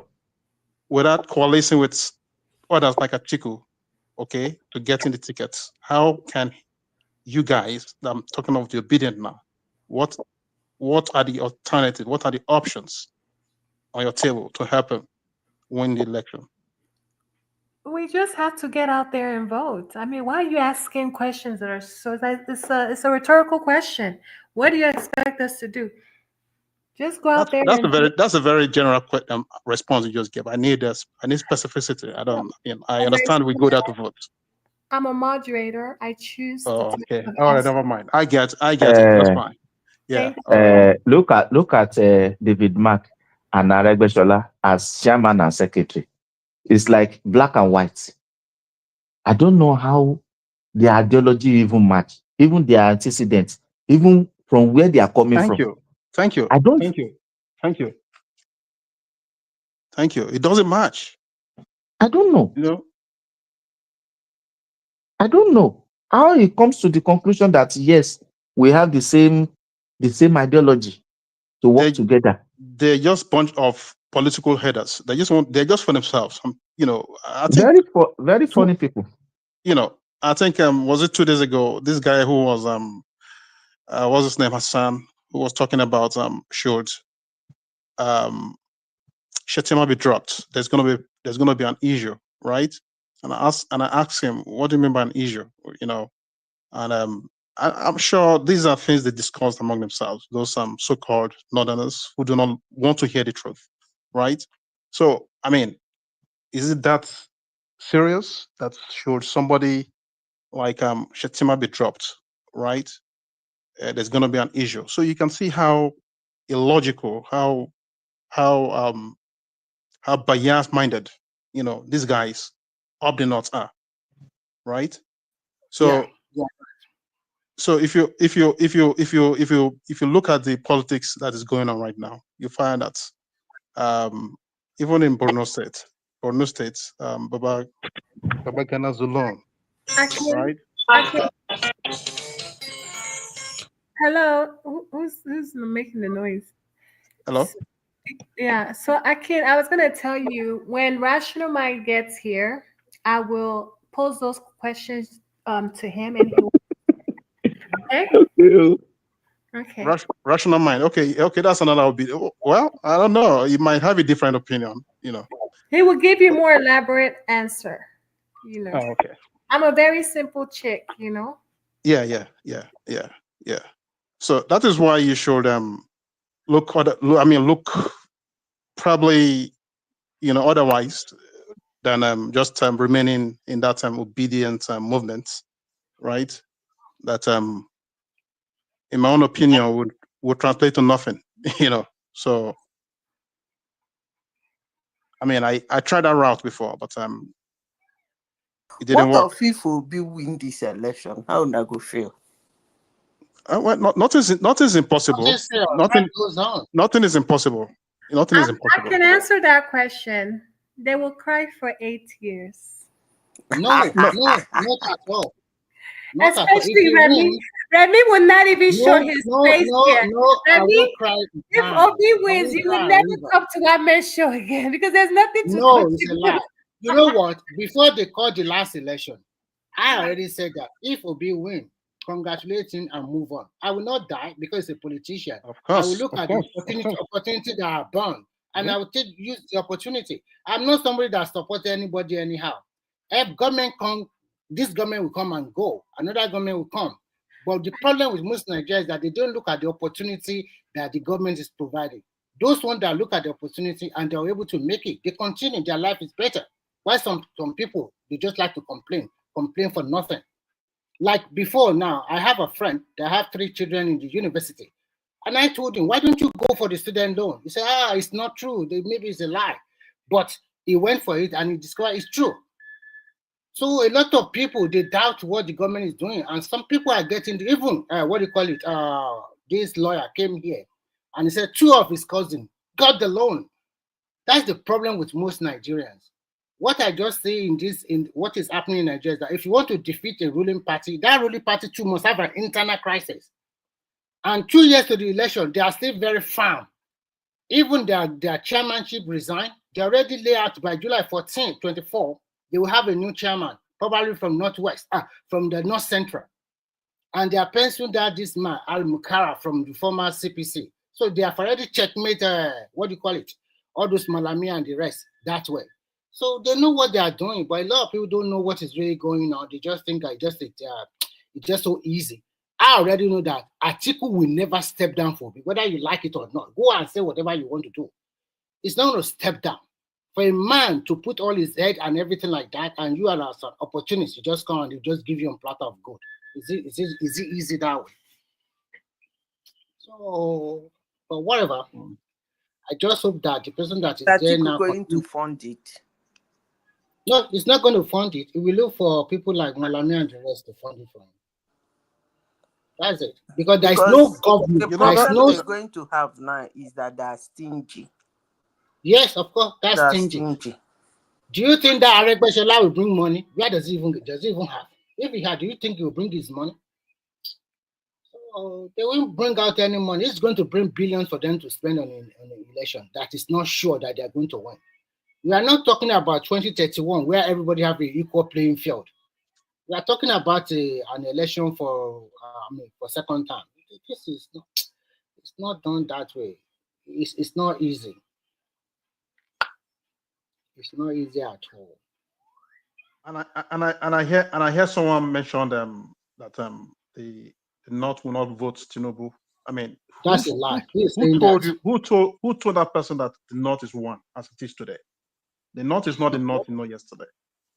So, it's not. North Central is totally different from Northeast or Northwest, and they are not voting the same way at all. And Northeast is also totally different.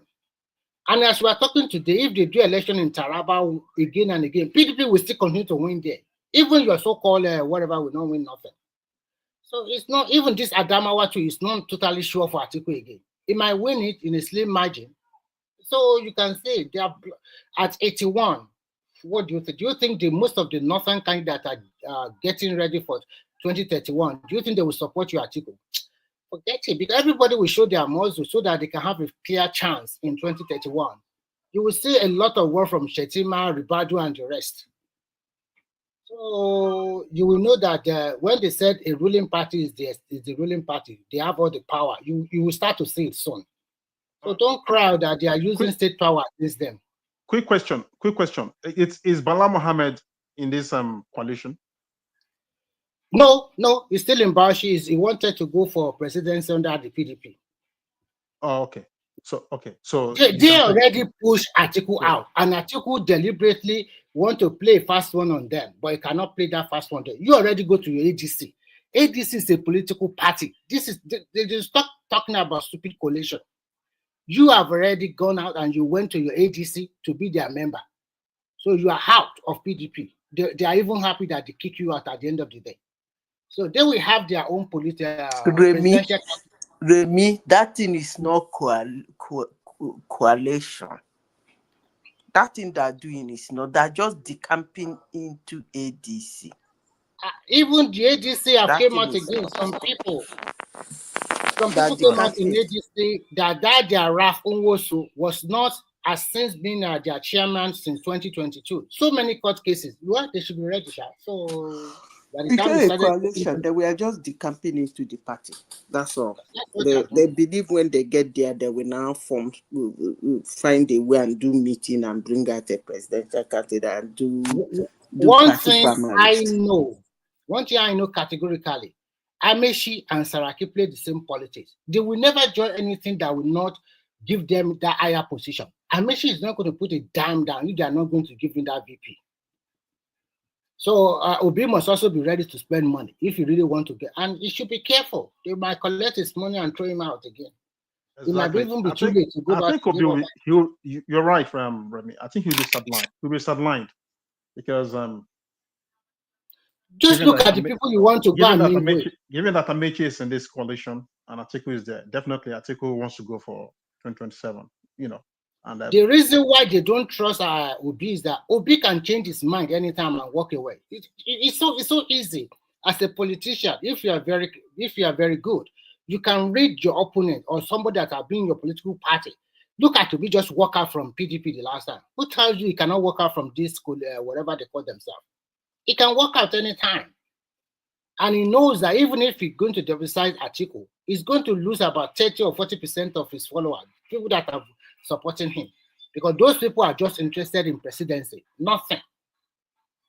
So you see, and I'm sure that even those who are ADC, they are not really considering him as the number one pick for VP. So people should not raise their hope unnecessarily. If they don't pick him, so don't have hypertension. Nothing is going to happen.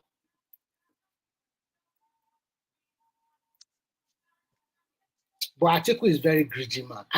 From 1992, she just is a greedy person. We haven't heard from Mr. Awo. Mr. Awo, are you there? Maybe he's doing something. No, Awo has spoken. It's only that he hasn't had a monologue. Okay. Okay, you guys can have your talk. So all the obedience, so don't be surprised. Just if I were you, as an obedient, if I were you, I would just stop dreaming. I will focus my energy on the policy of the current government. How can I maximize it instead of dreaming? Because sometimes we have some kind of dream that doesn't even offer us benefit. Because if I ask people tomorrow now, tell me what that thing Obi is going to do differently that you think is going to be better than what Jagaban is doing today. If Obi, I don't mean that we have Obi as our president today, probably we won't have all this tax reform. You understand? Probably we won't have all those airport reform. we won't have all because number one, he want to see everything himself. You want to, you want to pay all the contractor yourself. You want to collect all the tax so that. I was trying to tell you people's story of me and the Nigerian bank, and this man knocked it off because they don't want to hear anything good about Nigeria. And somebody was saying, is that an achievement? And they didn't know that for you to fight insecurity, we are going to put a lot of things on ground. It's not all about getting state police and then state police will be chasing them with guns and they will be chasing police with guns and they'll be killing them every day. No. I saw something I opened a bank account from here in Nigeria and it was tough. The one that caught my attention is for the app they were using to identify you. You have to put it on. They will tell you have to remove if you have a headgear, like all these people the Muslim that put on turban and everything, say you have to remove everything, even remove your glasses. If you wear glasses, like prescription glasses, you have to remove it. Then the thing, it will show you a video of how you are going to show the face. I was so impressed. That's a very good security apparatus. They told you have to move your face like this, it will take. Move your face like this, it will take. Take it up. The moment the thing gets it right, it will tell you it's successful. Yeah, I know about the app. We have already started using it here. Just turn your face left and right. It's so beautiful. It doesn't even take more than 10 seconds. Yes. What are you using it for? For passport? For bank. For identification purpose. You see one thing about Nigeria is our payment system. It has always been very solid because even before I arrived in Canada, we had a payment system that's better secured than the one we have here. But the problem we have in Nigeria is because of a duplication, but a multiplicity of a system. You understand? So we've always had all those things. Then we just need some kind of political will to just gather all those data and to enhance, to use it to their advantage. But for the first time, I was so happy when the guy that was talking about that tax that say, when they were asking him that, how are you going to gather? He said the data is there. That as a matter of fact, they analyzed the data. It was part of the data they analyzed that they realized those people that are paying and those people that are not paying. So when we have reason to use our data, you will see some of all this nonsense with Vamos, like I was disagreeing 3 days ago while I was talking about Sosara, I said, look, that is a problem on its own. We know. But that's not the reason we are not solving the insecurity in Nigeria. It is more of political will. Like, that was the time that someone was even telling Buhari that, okay, even Obasanjo wrote letter that time that, okay, people were saying, people from your ethnic group are the one perpetrating this thing. T.Y. Dagima said the same thing that, look, this is ethnic cleansing. You understand? On regularly there we have some people on this forum that I was saying, no, we are trying to. We were not stereotyping because you will not know more than all those generals that they've led the country. So what am I saying here is this: just because of lack of political will and enforcement, we have all those stuff there too. So by the time we start using this, our financial inclusiveness, this tax reform, we now prepare the government to use the data properly. Some things that are hidden to us will be exposed. You understand? I can tell you, even those people that are even sponsoring all those things, let us see the system that we pass through. So I for one, you understand, I've always agreed with all those aspects of our data and use that to do the right thing. So I think we are moving in the right direction. So That's why I keep asking some people, are people just looking for president just because this president is coming from my ethnic group, or you are looking for president that will make you secure that if you are traveling from Lagos State to Adó-Ekiti, that you don't need to go and hire like a 10 police to guide you there. So you just want someone that seems sound like your own tribal people just to be there, even if that person will return us to the worst. So to me, Madam Zita, I think I totally agree with you, to be honest.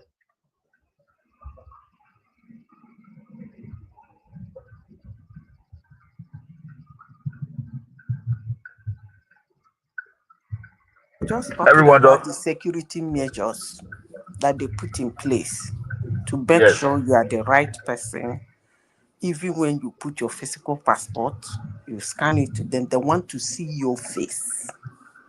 Yes, so. It was as Yes, if so. you walked into the bank personally to do Yes, that. so. I mean, and I brought it here. Somebody knocked it off like, is it an achievement? And the person felt, and the same person that is asking if it's an achievement is the same person that is talking about state police. That state police is going to quench. You don't know that when you do all those things, it will enable you when you want to track the money, because most people do answer the same name. Yes, they do answer the same name, and they sometimes do look alike when you make a physical photograph. All these security.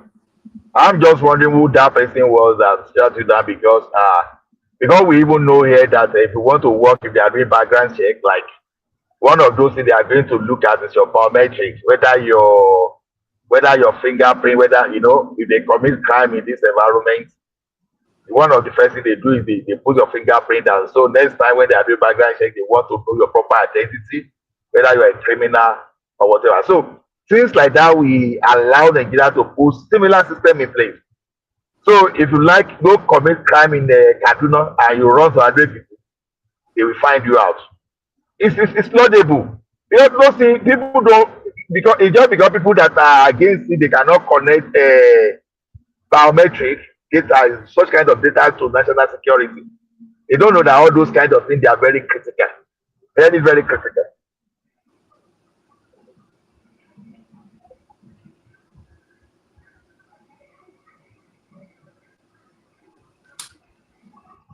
Where is Remy self in all of this? No, I was even going to talk of that your country they call America. How come America now that Trump is now trying to looking after the 25 million naturalization in America? Okay. Now that you brought it. You know, when I heard that, I said, Madam Zita don't they talk of this, he said they never did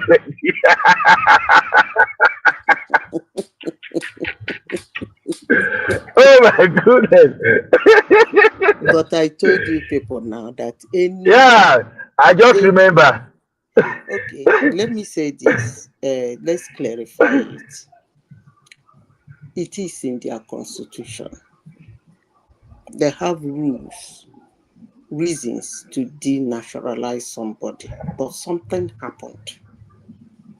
Before it is not a normal thing, because there is this notion about the United States that is a country for immigrants and with immigrants and by immigrants. So what happens is that when you come into the United States and you scale through, you get to that point of having a citizenship, naturalizing.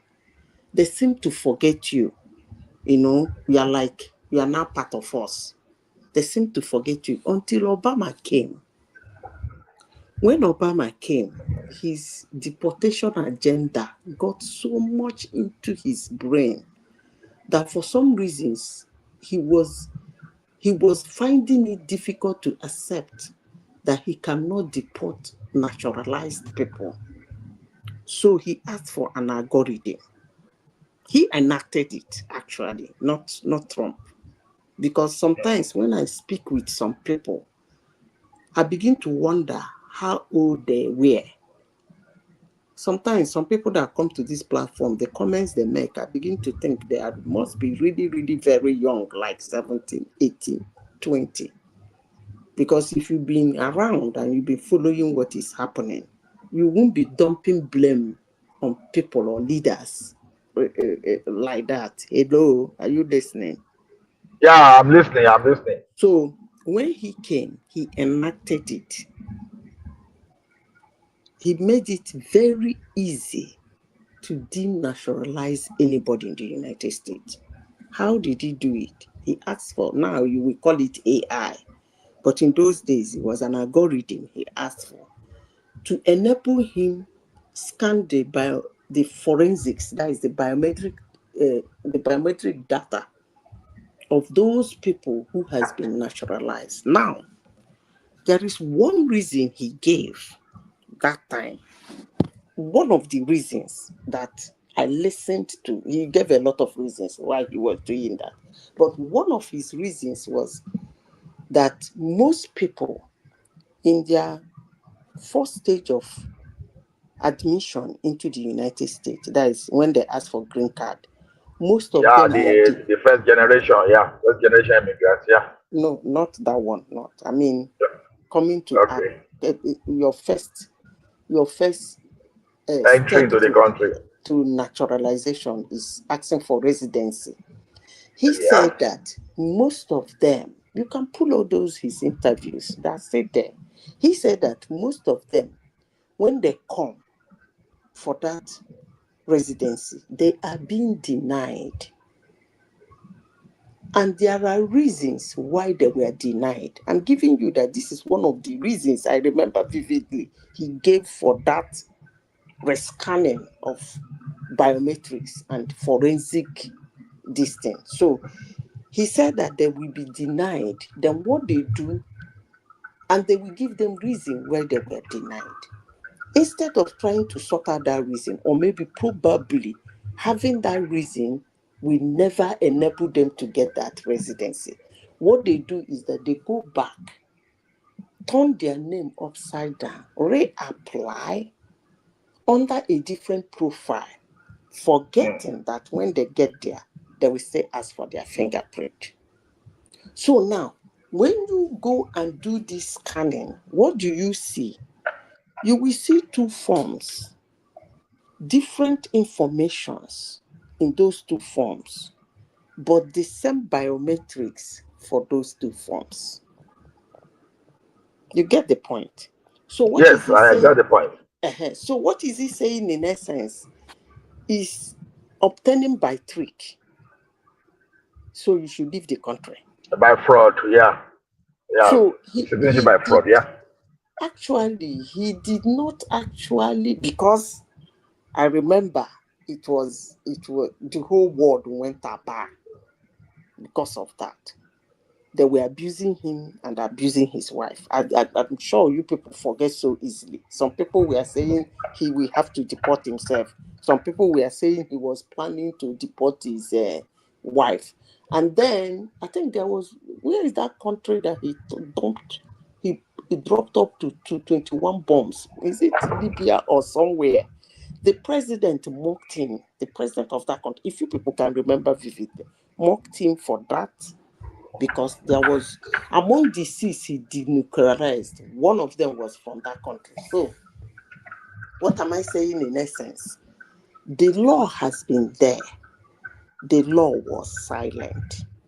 It was a kind of not a normal thing. Nobody was interested in that aspect of the law. He came. He was a son of an immigrant that came somehow. And then he caught his attention. So he enacted it and prepared ground for it. You've forgotten what they call it that time. They call it Operation Janus. Have you forgotten? During the time. I was, to be honest, I was not really following that time. Canada get their own wars. Canada get their own war situation. When you want to check it out, type Operation Janus. I think that's either JAUN or something. Operation Janus now. That was what it's called. Ask under what administration did they start about Operation Janus? Then you read about it. It's him.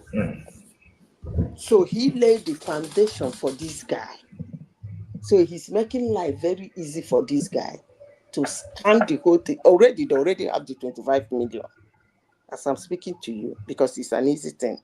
Not alone now that they have AI everywhere. Some people, I remember this, just as I said, that's one of the reasons. Okay, now there is other reasons where they ask you, do you all those there are 100 and million, 1,000,001 questions they usually ask, and all of them you were saying no, no, no, no, no, no, no, no, no. At the end of the day, they find out that their no is supposed to be yes. You are going. They will neutralize you. It's still obtaining by trick. So they have that 25 million. It's not a joke. They're not playing.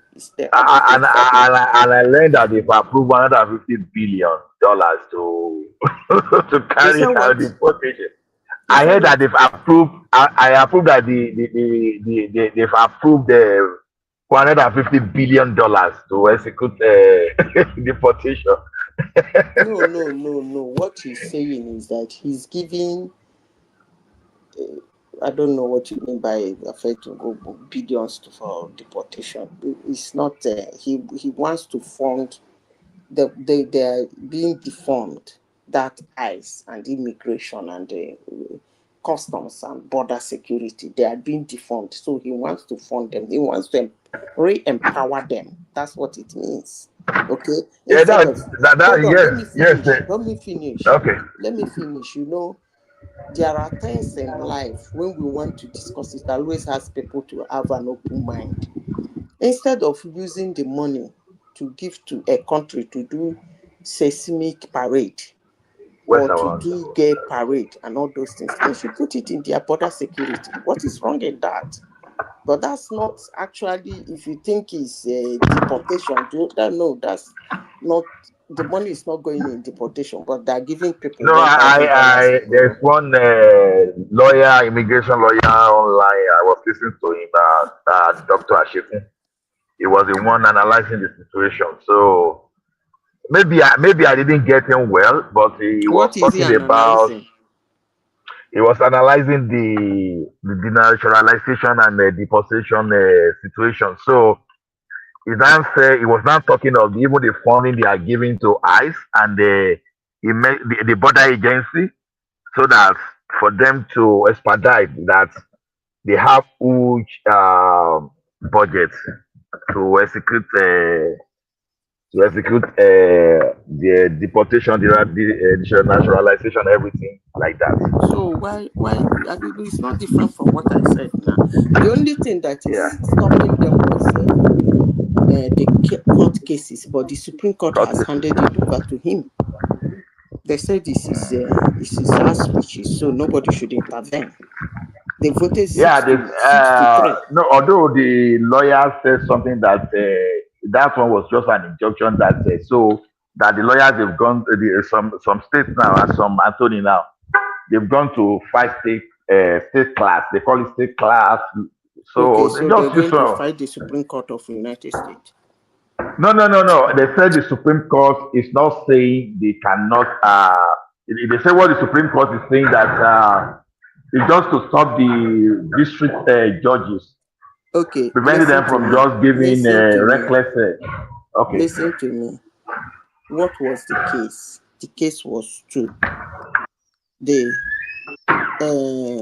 federal and one district court sitting one place to give a federal injunction that will cover the whole country against an executive order. That is one part of the case. The second case is, do I have power as the executive of the United States to deport somebody that I found culpable? Is it whose power it is? The Supreme Court says it is his.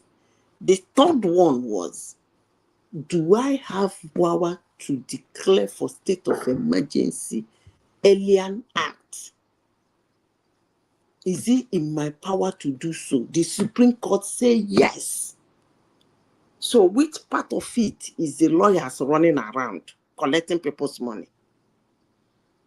Now, what this lawyer is saying in essence is that that injunction that normal that he said, although he disagree with that injunction, but that where you want to find that case to work across the entire United States, so that it has to be state class. That No, already see, some lawyers. let me tell you, the Supreme Court did not say that you don't have a case. That's not what the Yes. Supreme Court said. Yes. What the Supreme Court said, one lawyer in one state, One district judge cannot present a executive order. But that doesn't mean that if somebody in his state is affected by the executive order, goes to him for that case, he should not judge on that case. But it doesn't mean he should overrule the executive order. Are you getting it? It's kind of complicated. That's saying you should not judge for everybody, but you can judge one case. What if you judge one case and they take it to Supreme Court? Supreme Court say, hey, the man, we've told you that the man has the right to throw you out. You get the point? That's why they are now saying they want to use. You know this thing when lawyers see the jargon, they say they want to, instead of such kind of injunction now, they are now using a state class. I don't know whatever they mean by state class.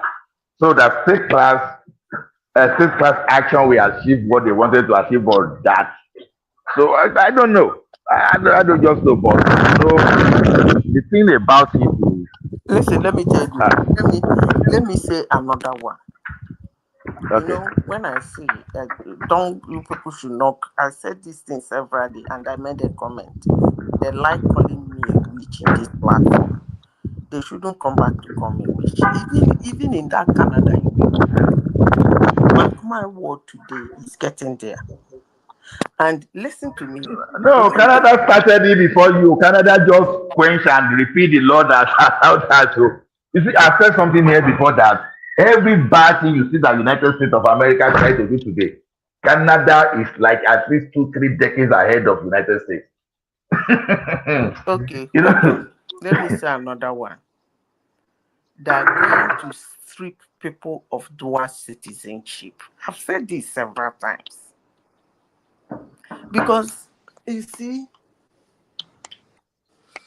they ended up bringing people into their country that doesn't like them, doesn't believe in their values, out to destroy things in their country. That's what they're battling with now. So, for you to answer Nigerian American, I don't think that will be foreseeable in the near future. It will be like in India. It's either you're an Indian or you're not an Indian. So if you decide, most of these Western countries is going to come to that. So that you will not say, I want to do this and run to my home country. No. Before you can, it's going to really be tight. So that when you commit that crime, before you can go to Nigeria, you need a visa. So that they can take that control of how you behave in their country. Mark my word, it's coming to that.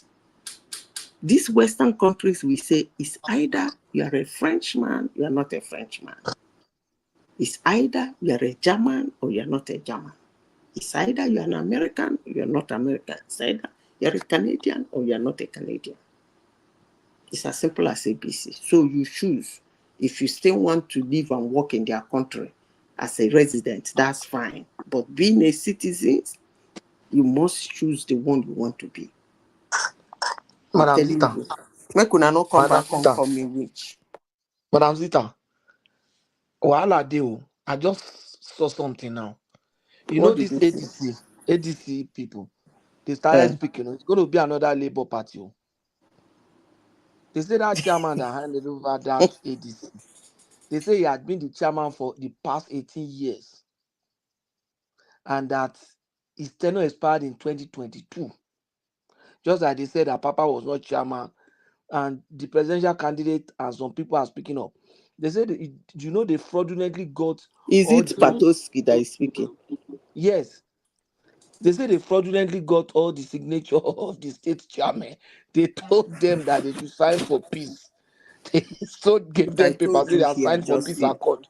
but I told you here just few minutes ago that they did not form any coalition at all. That they come to a party they and they've back gone there door to cause chaos. Yeah. Now problem, they are going to have this. In short, this guy Want that is to speaking now be is Atiku, another El-Rufai, Arabambi. Amaechi, and all of them. What they are telling Nigerians is that they cannot form a party. Exactly. This guy is another Arabambi. I'm sure that APC is going to hijack him. The presidential candidate of ADC. The APC is going to hijack He will him. just make his school money. It's going to be a That's ton. all. Exactly. He will make his money. It's going to be a ton in their flesh. And now, they say they are going to INEC. That's where they will have problems. They are going to INEC to verify who is the actual chairman based on INEC decision. And INEC might just dilly-dally, and towards the election, INEC will say that guy's tenure has expired.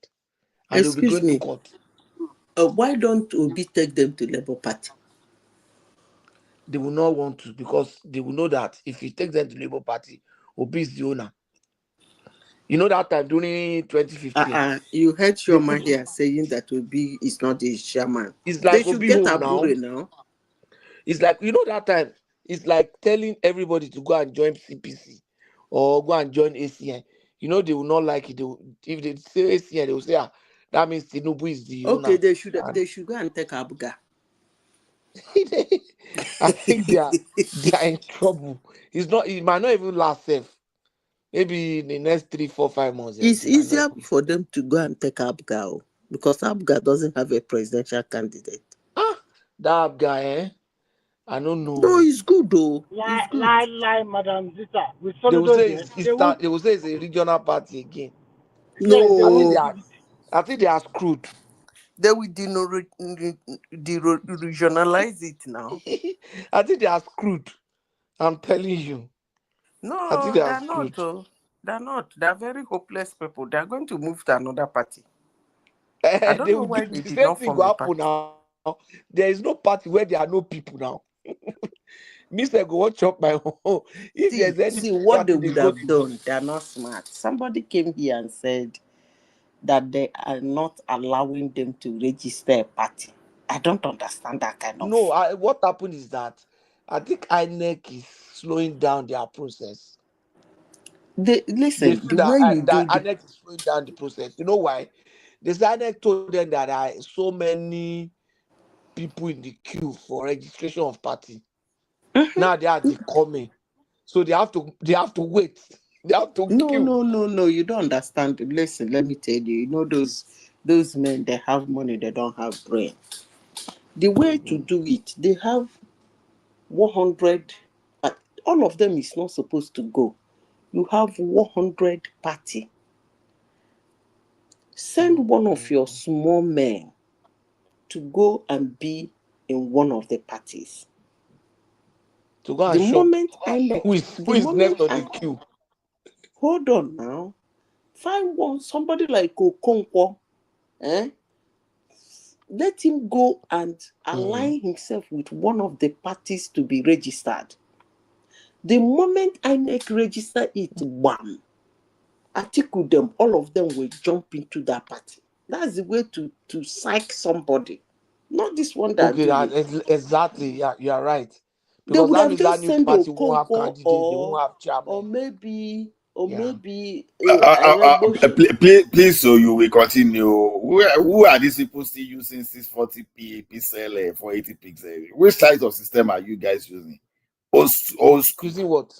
The people are still using 480 pixels, 640 pixels. Remy of all people is using 480 pixels. What system are you using, Remy?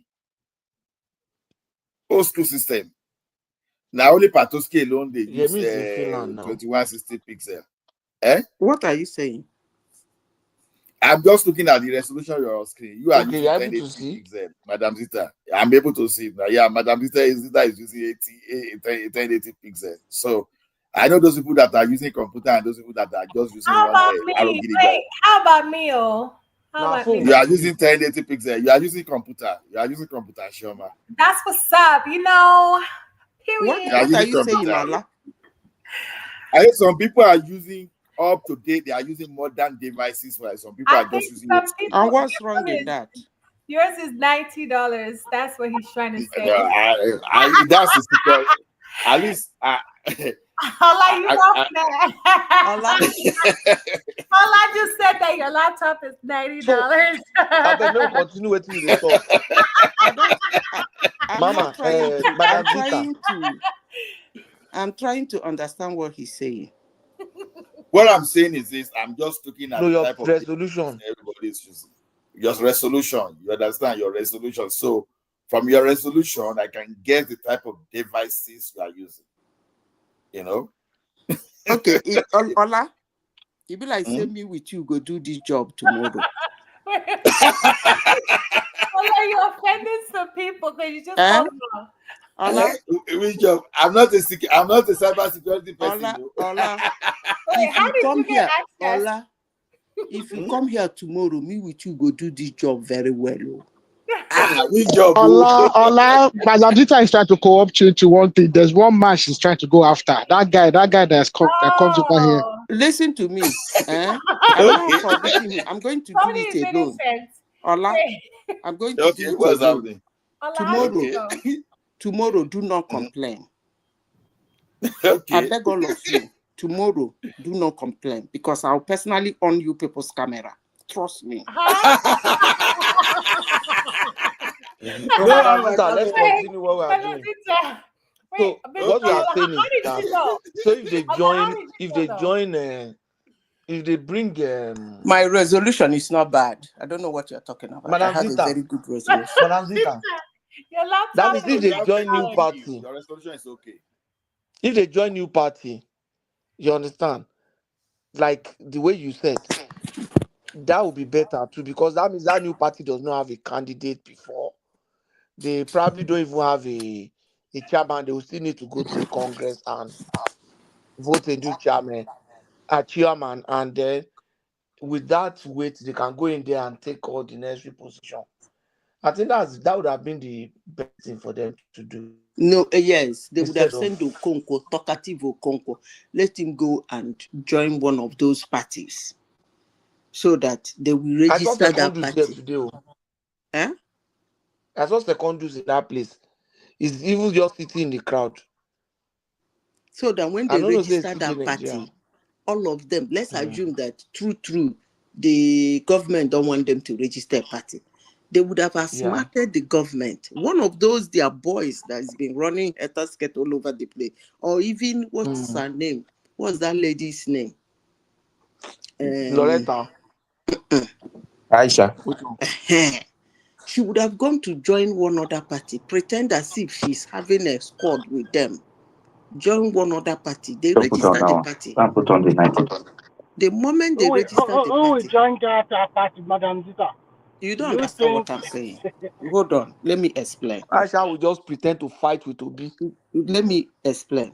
They came here this morning and said that the federal government of Nigeria is making it difficult for the coalition to register a party. Stadium, put on your shoe.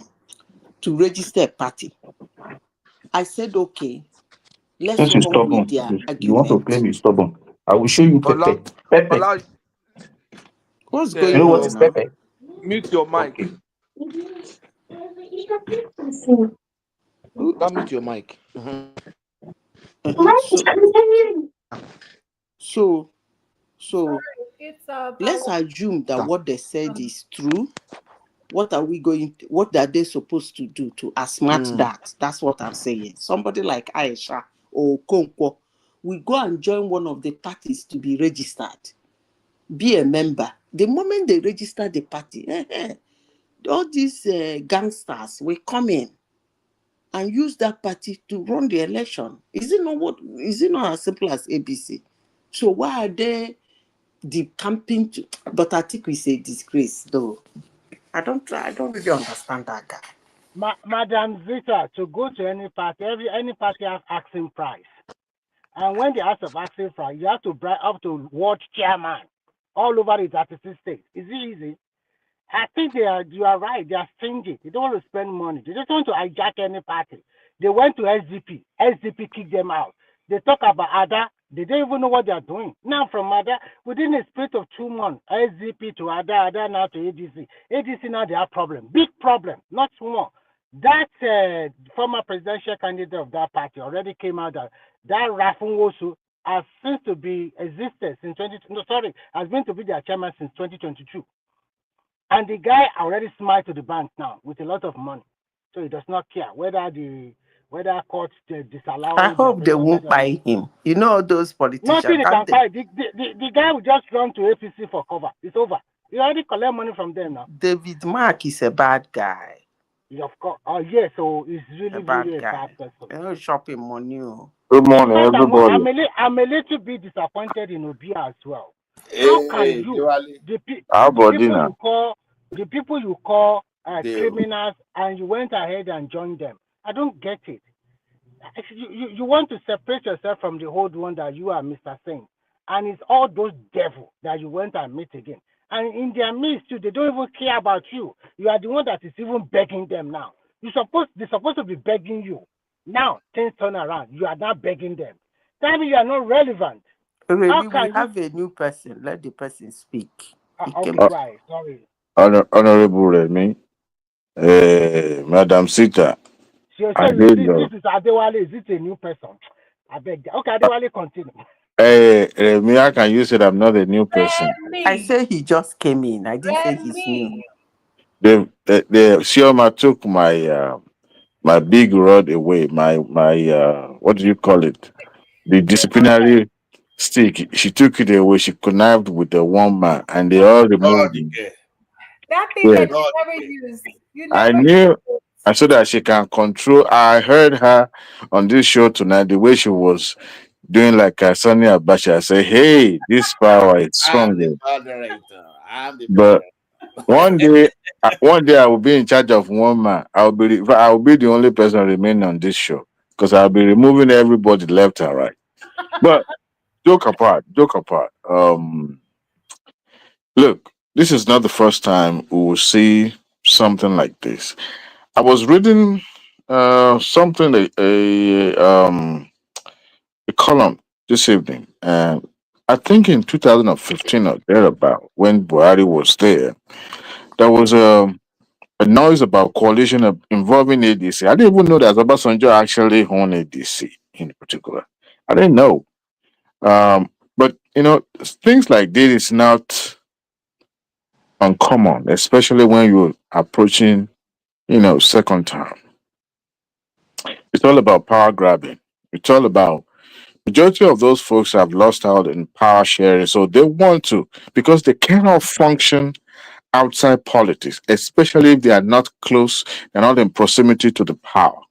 And Tinubu doesn't share spotlight, so he controls how things goes in APC. He controls how everything goes around him. So they've lost out. And yes, we have the right to call those people disgruntled. Because if you have to look at it, what they are projecting, they started with saying, oh, APC is harassing the governors and PDP governors. And that is the reason why they are moving to APC. Now, they say, well, they can't get their house in order. So, therefore, things are not moving well. We are going to form a coalition. They're trying to form a political party. People actually don't know the reason why INEC is slow working this. INEC received over hundreds applications to register a political party. And this time around, it's a little bit more the volume of the application that they receive is not just something that they can just rush into. Only to find out that there was another registration, another group of people trying to register another political party that have the same acronym with this ADC. So you could see a lot of, and to register a party, you have to gather a signature of those who are interested in it, verified, and a lot of bureaucratic system against it. And when somebody was making an analysis about how political parties are registered in Nigeria, it's something that would take at least nothing less than a year to get everything situated. And I look around in that gathering today, of all, I didn't see any incumbent governor in attendance. And I'm beginning to wonder, where would they get money to prosecute, to finance this coalition movement that they formed? And I suggested one, a foreign influence.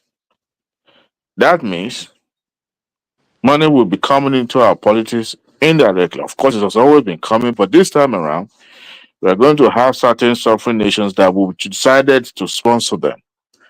But we've forgotten that the person in charge of the affair is not Buhari, it's not Jonathan, it's Tinubu. Ain't no way he will close his eyes and let those money come into that country in any disguise or any shape or form. He will make sure that they do not get those money coming to the country, or they will account for every penny. So if they don't are not careful, they will end up having their money seized. Now, the reason why the PDP governors, the remaining ones that have not become, are foot dragging is the one that they knew for a fact there's still plenty of time to get to that hurdle. When it gets to next year, the momentum will increase. And they knew for a fact that the current administration may not be as popular as they want now, but the tempo will change. These are politicians, they know what to do. And Nigerians, not just Nigerians, people generally, we have this amnesia tendency. We forget all the pains of the past. And look, I think it was Madam Sida that was making one statement earlier about the way we're always trying to go back and trying to restart from the beginning, jettisoning the progress we've made so far and build on it. And then we all start all over again and complain that we haven't made any progress. Well, if they play their card right, I don't see the coalition being formed in favor of Obi, but the way it looks, Obi doesn't really care about not taking that vice presidential slot. He will. And that begs for the question. Those who are seeking for public office, is it personal interest or the public interest? Every followers of these people, they have to think deeply. If you're truly following them and you say, well, you believe in them, do you believe in their capacity, or you're just following them because you like their horror, their personalities? I look at them, they're all the same. As a matter of fact, I was appalled when I saw Tommy Kimi greeting Atiku bowing down. This is somebody of 80-something years old. Even Tommy Kim though was there. he was there. Oh, I didn't notice. It was the one So in what the does he red, want? red, What about red. Yegu that was there? No, it was the one in the red hat. What about Oyegun was also there? Almost Oh, 80 something Chibo years. Yegu, Oh my, yeah, he was there too. who was a chairman committee that screened Tinubu during the primaries. But you see, this Yeah, folks has he was been there, 80 because something. it's like that is his age. I mean, as a matter of fact, even though when Atiku was contested in '93, it was already I think it was the chairman or the. Aregbe is the secretary of this coalition. That is how you know that it's been set up to fail. Because Aregbe. I don't know the political clout Aregbesola can command in the southwest. I do not know the followership of Aregbesola beyond his carcass in Osun State. Ijesha land. So, You don't even get Half of Ijesha land Ijesha land, first. that's all. and You don't even so, get and if Ijesha land. you look at somebody like him, who will be, I want to believe that means the Southwest is going to lose out in in their political permutation, because that means if you have a principal officer like Adegboshola holding secretary position, that means the vice president's position is not coming to the Southwest. So that leave it to the South and the Southeast, because Atiku is not going to leave that to anybody to contest. And that is where Katakata is going to bust. And then you see, the likes of Obi that is doing this side and doing that side, he will lose out. Reason being is that it will be too late for him to build momentum in Labour Party, because if he's able to, I learned that he submitted what do you call it, manifesto that highlight just one time. Please tell me, what can a one person does to change the fortune of Nigeria within 4 years? Absolutely nothing. Because in the first 2 years of your administration, we are supposed to face with governance. But God help you, politicking is what you are going to be doing, because they will be scheming. If the only time Tinubu will be able to govern without losing sleep is if he enters the second time. Yes, he can sit back, relax, and then be in the driver's seat and do what he's supposed to do. Because he spent his first 2 years settling people that supported him, people that spend money and spend their capitals or whatever. But at the end of the day, politics is coming in and kind of like a distraction in a way. So I look at it, and I looked at the people that they are sending to the media houses. Look, Lele Mamodu is catching out. He really got a lot of money when he was in charge of the campaign for Atiku. He got money. That's why he could build houses. How many people read Ovation anymore? He was doing PR and he's not doing it pro bono. So now he's positioning himself because he's a man of media. So that is his constituency. And they are coming. So the more visibility they get, the more presence they get in the media, the more they position. In fact, I won't be surprised if I see Okonkwo tomorrow hitting Arise News, because he would need to have a presence. So they are positioning themselves in case any of these people emerge. They can easily tap them because these are the faces they've been seeing. That apart. Now, if you look at it, I'm trying to look at what would Obi gain in joining this coalition? One, will his follower settle for vice presidency? One. Two, knowing that if it happens that he was tapped to become the vice president and Atiku as the president, that means presidency will go to the north, and they will want to spend 8 years. So when it's coming back, is it coming back to the Southeast? So Southeast has already lost out because he has taken that position as the vice president. Now it will be the turn of South, and then the Southwest, because Tinubu will only do for years if that's what happened. And they know for a fact the North West, they are also in cahoot with the Southwest. So if we look at the way it works out, it doesn't favor him. Somebody say he should have stayed in the Labour Party. Labour Party is also a sinking ship. Just like what happened in Labour Party is happening in ADC. The principal officials are being paid off and they're leaving. I would not be surprised if those people being paid off come back to revoke against this old haggard menopause men that are taking over ADC. Because it's about who pays the piper, who is able to spend more money. You see what I'm saying? Because Tinubu is not going to call them menopause. well, they are all in menopausal state if you look at it, because they are old. I mean, if you are talking about young, vibrant candidate, none of those people presenting themselves, not even what is it called? Rotimi Amaechi. Rotimi Amaechi does not have the face, how do I put it, the trait of a leader, of somebody who can command. His own constituency in Rivers State has been declared non-grata. It can't even, what is the position of the APC in Rivers State under his watch? Even as a minister, even as a governor, he was completely ostracized. So if you look at it, he doesn't have it. Sometimes it come across like Agbero to me. It's not because he's no longer an APC. And these are the people that you can call charlatan because they are not strategic enough. They can't think. It's about what they can get now. And if all this thing doesn't meet their need, right now, then they move it. And that is not what it means.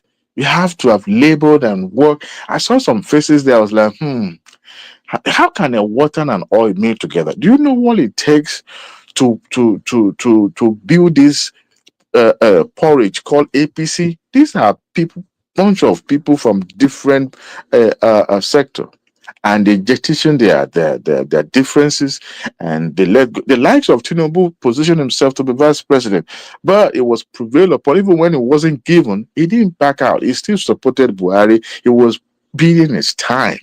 Can all these people have this same patience? I doubt it.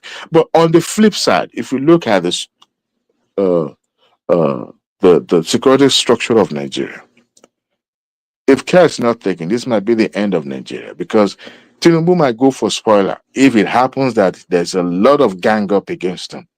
But I'm hoping he won't look at it from that angle and say, well, if I don't get it, then nobody gets it, then that might be the end of Nigeria. Because let me tell you something. When a push comes to shove, the same narrative that was played during Lagos State gubernatorial election, it will come back. We will now have tribal being pitched against each other. And that narrative will be so strong that people will begin to look at it from their own tribal view. And then they will start voting from that angle. And it won't take long because we all know this is what makes our politics anyway. Religion, tribal, and so on. We don't even look at economic Sorry, status. Adewale, to interject. It will never happen that way in Nigeria. Because It might. if you want to talk about APC strength is in the northwest and north Yeah. central and northeast And southwest. And so many of these guys, they are positioning themselves for 2031. They know that if they give Atiku, that shall change the south, and they need the south in 2031 to be president. They will make sure Atiku never get nothing. If it's possible, anything they will throw it at him. Okay? By next week or beginning of this month, Fubara will be installed and he will switch party. Of course, One. guarantee. That one is sure banker. DD2 is going to, because they can't hold on to PDP. And I will tell you this, Tinubu will pump money to PDP. To be the remaining people in PDP will enjoy the legacy and they will turn against their party and they will vote for him. Because they will want to go to the grassroots because now they have no formidable candidate that they can present. Forget about this guy in Oyo State. What's his name? This is the current governor. What's his name? Seyi Makinde. Because they said this E2 is trying to contest. But I hope his own, throw his heart into the ring, is strategically. That one already started stealing money from your state. So what do you expect? It's not coming back. For Governor's Lodge. All of them. Those who have been in the government that are serving second term, they are stealing. And guess what? EFCC is watching. But their calculation is, what if Tinubu doesn't win? So they want to be on the right side. Nobody's harassing anybody. It's just something's going to play out. It's that's what it is. But the only way they can take power away from Tinubu is for them to present someone that doesn't have much baggages, that they can see as being a professional, not a hardcore politician, not even to be. Give us a name. Okay, for example, it's not going to come from the north, but let it come from the south. Southwest. South doesn't even have mouth in this. It's only southwest and southeast. If only they can pick somebody like Fashola. And Fashola will never do that. They will find a way to link Fashola to Tinubu. Yes. They will find a way to link him. You need somebody that doesn't have much baggages. I'm not saying Fashola is not intellectual enough or is not politically savvy, but you need somebody who you can't actually call the person a politician per se. Just like the way Oshibajo came into the limelight, My into the friend, front. now there is none. No, there is none. Never say never. If they could drag somebody like Akiwumi, Ah, that one is if they not drag, better for this if cutthroat politics. Oh, well, but wait, if they drag that guy in, he doesn't really have much political baggage. yes. You see what I'm saying? They will make it But appealing. under which party? They don't really know him in Nigeria like that. Oh, Ah, only the elite. Yes. it doesn't take much to make somebody popular. It's just that if they are able to spend, you're able to spend this money, and the money won't come from their own pocket. It's coming from the government cover. When somebody is vying for presidency, forget about it. The likes of Tinubu was able to put his own money down. He matched it money for money, pound for pound. And he told them, he said, "Egbe wo pamo, egbe wo pamo, we will win this election." And he won. Because he has what it takes to go toe But to toe. actually, I also think those people he has made, they also contributed a lot of money to the process. I heard a rumor that somebody actually donated his own private jet to his campaign, and anywhere they're going, this private jet will be taking you and your officials anywhere. I heard it. Who would have known that the likes of Now that he Tune has even Elumelu? made all of those guys more richer now, I beg, Where are you they will talking? come business Then, as usual. if you don't see all this big money, big bag around these ADC people in the next couple of months, forget it. In fact, Katakata will soon bust among these people. I'm projecting that by next month or to 2 months, we will start seeing the way it will unravel. But if they can share their personal interest and work, even for those who can never imagine that they could work along with in years, maybe it might work. The only thing that could make it work, if they could find somebody neutral, if they bring Obi and they adopted Obi and said Obi is going to be their candidate, that might help them. But that would be a tall order because I don't see that happening. Adewale, do you know why this one will not work? If you look at the coalition of APC, everybody already knows that the presidential candidate is going to the north. This particular one, they do not pronounce it. They are keeping it to their chest. And everybody knows that 80% of people in attendance in that place are Atiku allies. They are every one of them. They are in the same caucus from the old SJP to PDP to whatever ANC to whatever people that have been in with Atiku for a long time. If you really look at it, if they are saying, okay, this is our coalition, our presidential candidate is going to the south. You are talking. But even at that, they will lose the vote of the north. Because the north will think, what would be the gain? Win, what would be the gain of the likes of Lamidos? What would be the gain of Atiku? What would be the gain of any of these people in this coalition? I don't know. Oh God, man! When they ask Amaechi if he's contesting, they say, "Well, I'm qualified. I'm ambitious, but I'm not overly ambitious because he's being cautioned this time around." I'm telling you, that was his response. Anyway, I know him very well. That guy is arrogant and very proud. He will never go to anything he will not get nothing. If you are dealing with a government, Obi people should not be happy, should not be overexcited. If they don't pick him, they might not pick him for any one of the positions. So was prevailed upon to join the coalition, and he told them, "To hell with all of you. You would rather not become president than to join these snakes." You see, wait, look, you can call Shawore anything, but there are some things that an attribute of human being that you can call and say, you know what, come what may, this is where he stands. But you see, he knew all these people.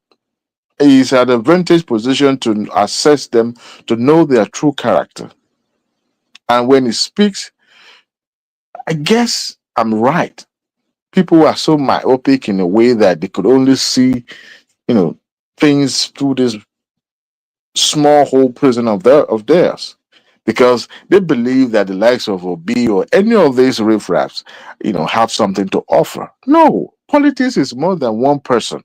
So if all those bunch of old men decided to support Obi and he becomes president, they will sit back, Cadillac, and chill. They are not going to advance their own interests. They will be in a conflict with what Obi is projecting. They wouldn't want to enrich their own people or their own pocket. So who will now dictate the tune to him, if not because the person that pays the piper? So is he going to be stronger than the party? The like of Tinubu has hijacked APC. That's a fact. But does he have the wherewithal to do that? You see, because these people are like shark, they will bite him. So in a way, he doesn't have what it takes. And these people are scared. They're scared of Tinubu. I mean, if look at it, one name, they have been dragged in the mud. Even when he was not even occupying any public opposition, he's been dragged into every discussion. And yes, he's still standing. It might be no real. On the flip side, before I close my talk, I think somebody argued against me on this show that PDD would not work free. And the verdict came yesterday. The charges that was much more in terms of how serious it was. He wasn't convicted. And those who are not familiar with justice system in America, they always think about sentimental, the way we do things in our own climate.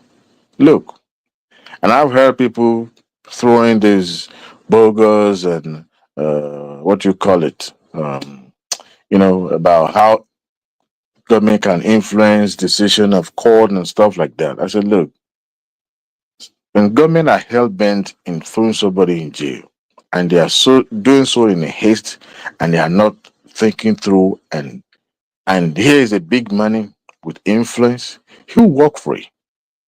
And if you look at the circumstances of his charges, this is a guy that loves to live on the edge. I mean, freak off. Who does freak off? I'm not saying that people don't have their sexual, preference or whatever they do and covered in their house. That is their business. But you see, when you're a celebrity, you're rich. Also, you have money. You have the rich. You connect to your billionaire. There's no way you won't have groupies throwing themselves at you. And I said the one time you hit your 1 million, make sure you have some lawyers, retain some lawyer service, because a lot of people is going to be coming at you. And if you look at the merit when the case was ongoing, especially those little snippet that was leaked to the media, most of it was more consensual. But you see, I'm not saying what he did was okay. It's condemnable because people that does that, that doesn't conform with the norms of the society. But they were participant, and that was the reason why they couldn't stick that racketeering stuff on him, because it was being portrayed as a mafia boss. Now he's been there like almost a year now, right? The judge might want to say, I'm not gonna be magnanimous enough, just give you a year. We're talking about months, and before you know it, I think the maximum is 5 years for prostitution, because prostitution is more or less a misdemeanor, not a felony. However, this is a federal offense, which is felony in a way, and then it's going to come out maybe a couple of months, a year plus. Then it will come back. It will come out and be released, maybe released to the halfway house or released to anywhere they want to release him to. Now, how he's going to get his life back in society is what I don't know, but he's going to be a free man. They said he's got some civil lawsuit waiting for him. That it's just Abu Abba. When he's out, you live his life. Not that I condone what he did, but he exposes some of the things that we have big men facing the society. And then he living on a hedge now is maybe he's gonna learn his lesson. Because that story has been very captivating and has been in the in the news for a very long time, and a lot of Americans are interested in it. Maybe people all the other part of the world not interested, but to me, it's just tell you that American justice system is something that you can't just argue and say, well, this is the direction it's gonna go, and in a couple of months you'll be out. All right, guys. So I'm out. Thank you.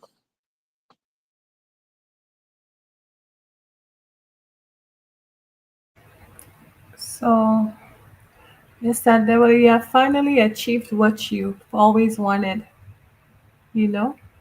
What And is then, that? well, I'm just saying, you know what you did. I run them over, and they left. They're snoring. Good for them. It's good to close the show. You know, Yeah. Well, it was nice having you on the show with us, you it's know? been a pleasure. Awesome. It's been a pleasure. So we are going to shut the show down tonight. Does anyone have anything else to say? Okay. So I want to thank Mr. Adewale, um, Remy, Man of Prestige, Mr. Arogidiba, Patoski, Mr. Owl, and Akin, and the other panelists that were here. Thank you for joining us, and thank you to all the viewers and the people in the comment section. I want to thank myself for my super chat, and I also want to thank George Blueshill for the shout out. I appreciate you. So, to all those that are watching, you have a chance to click the like button, and I hope you have a wonderful day and enjoy your 4th of July weekend celebration. All right. Good night, guys, and have a good morning. Ta ta.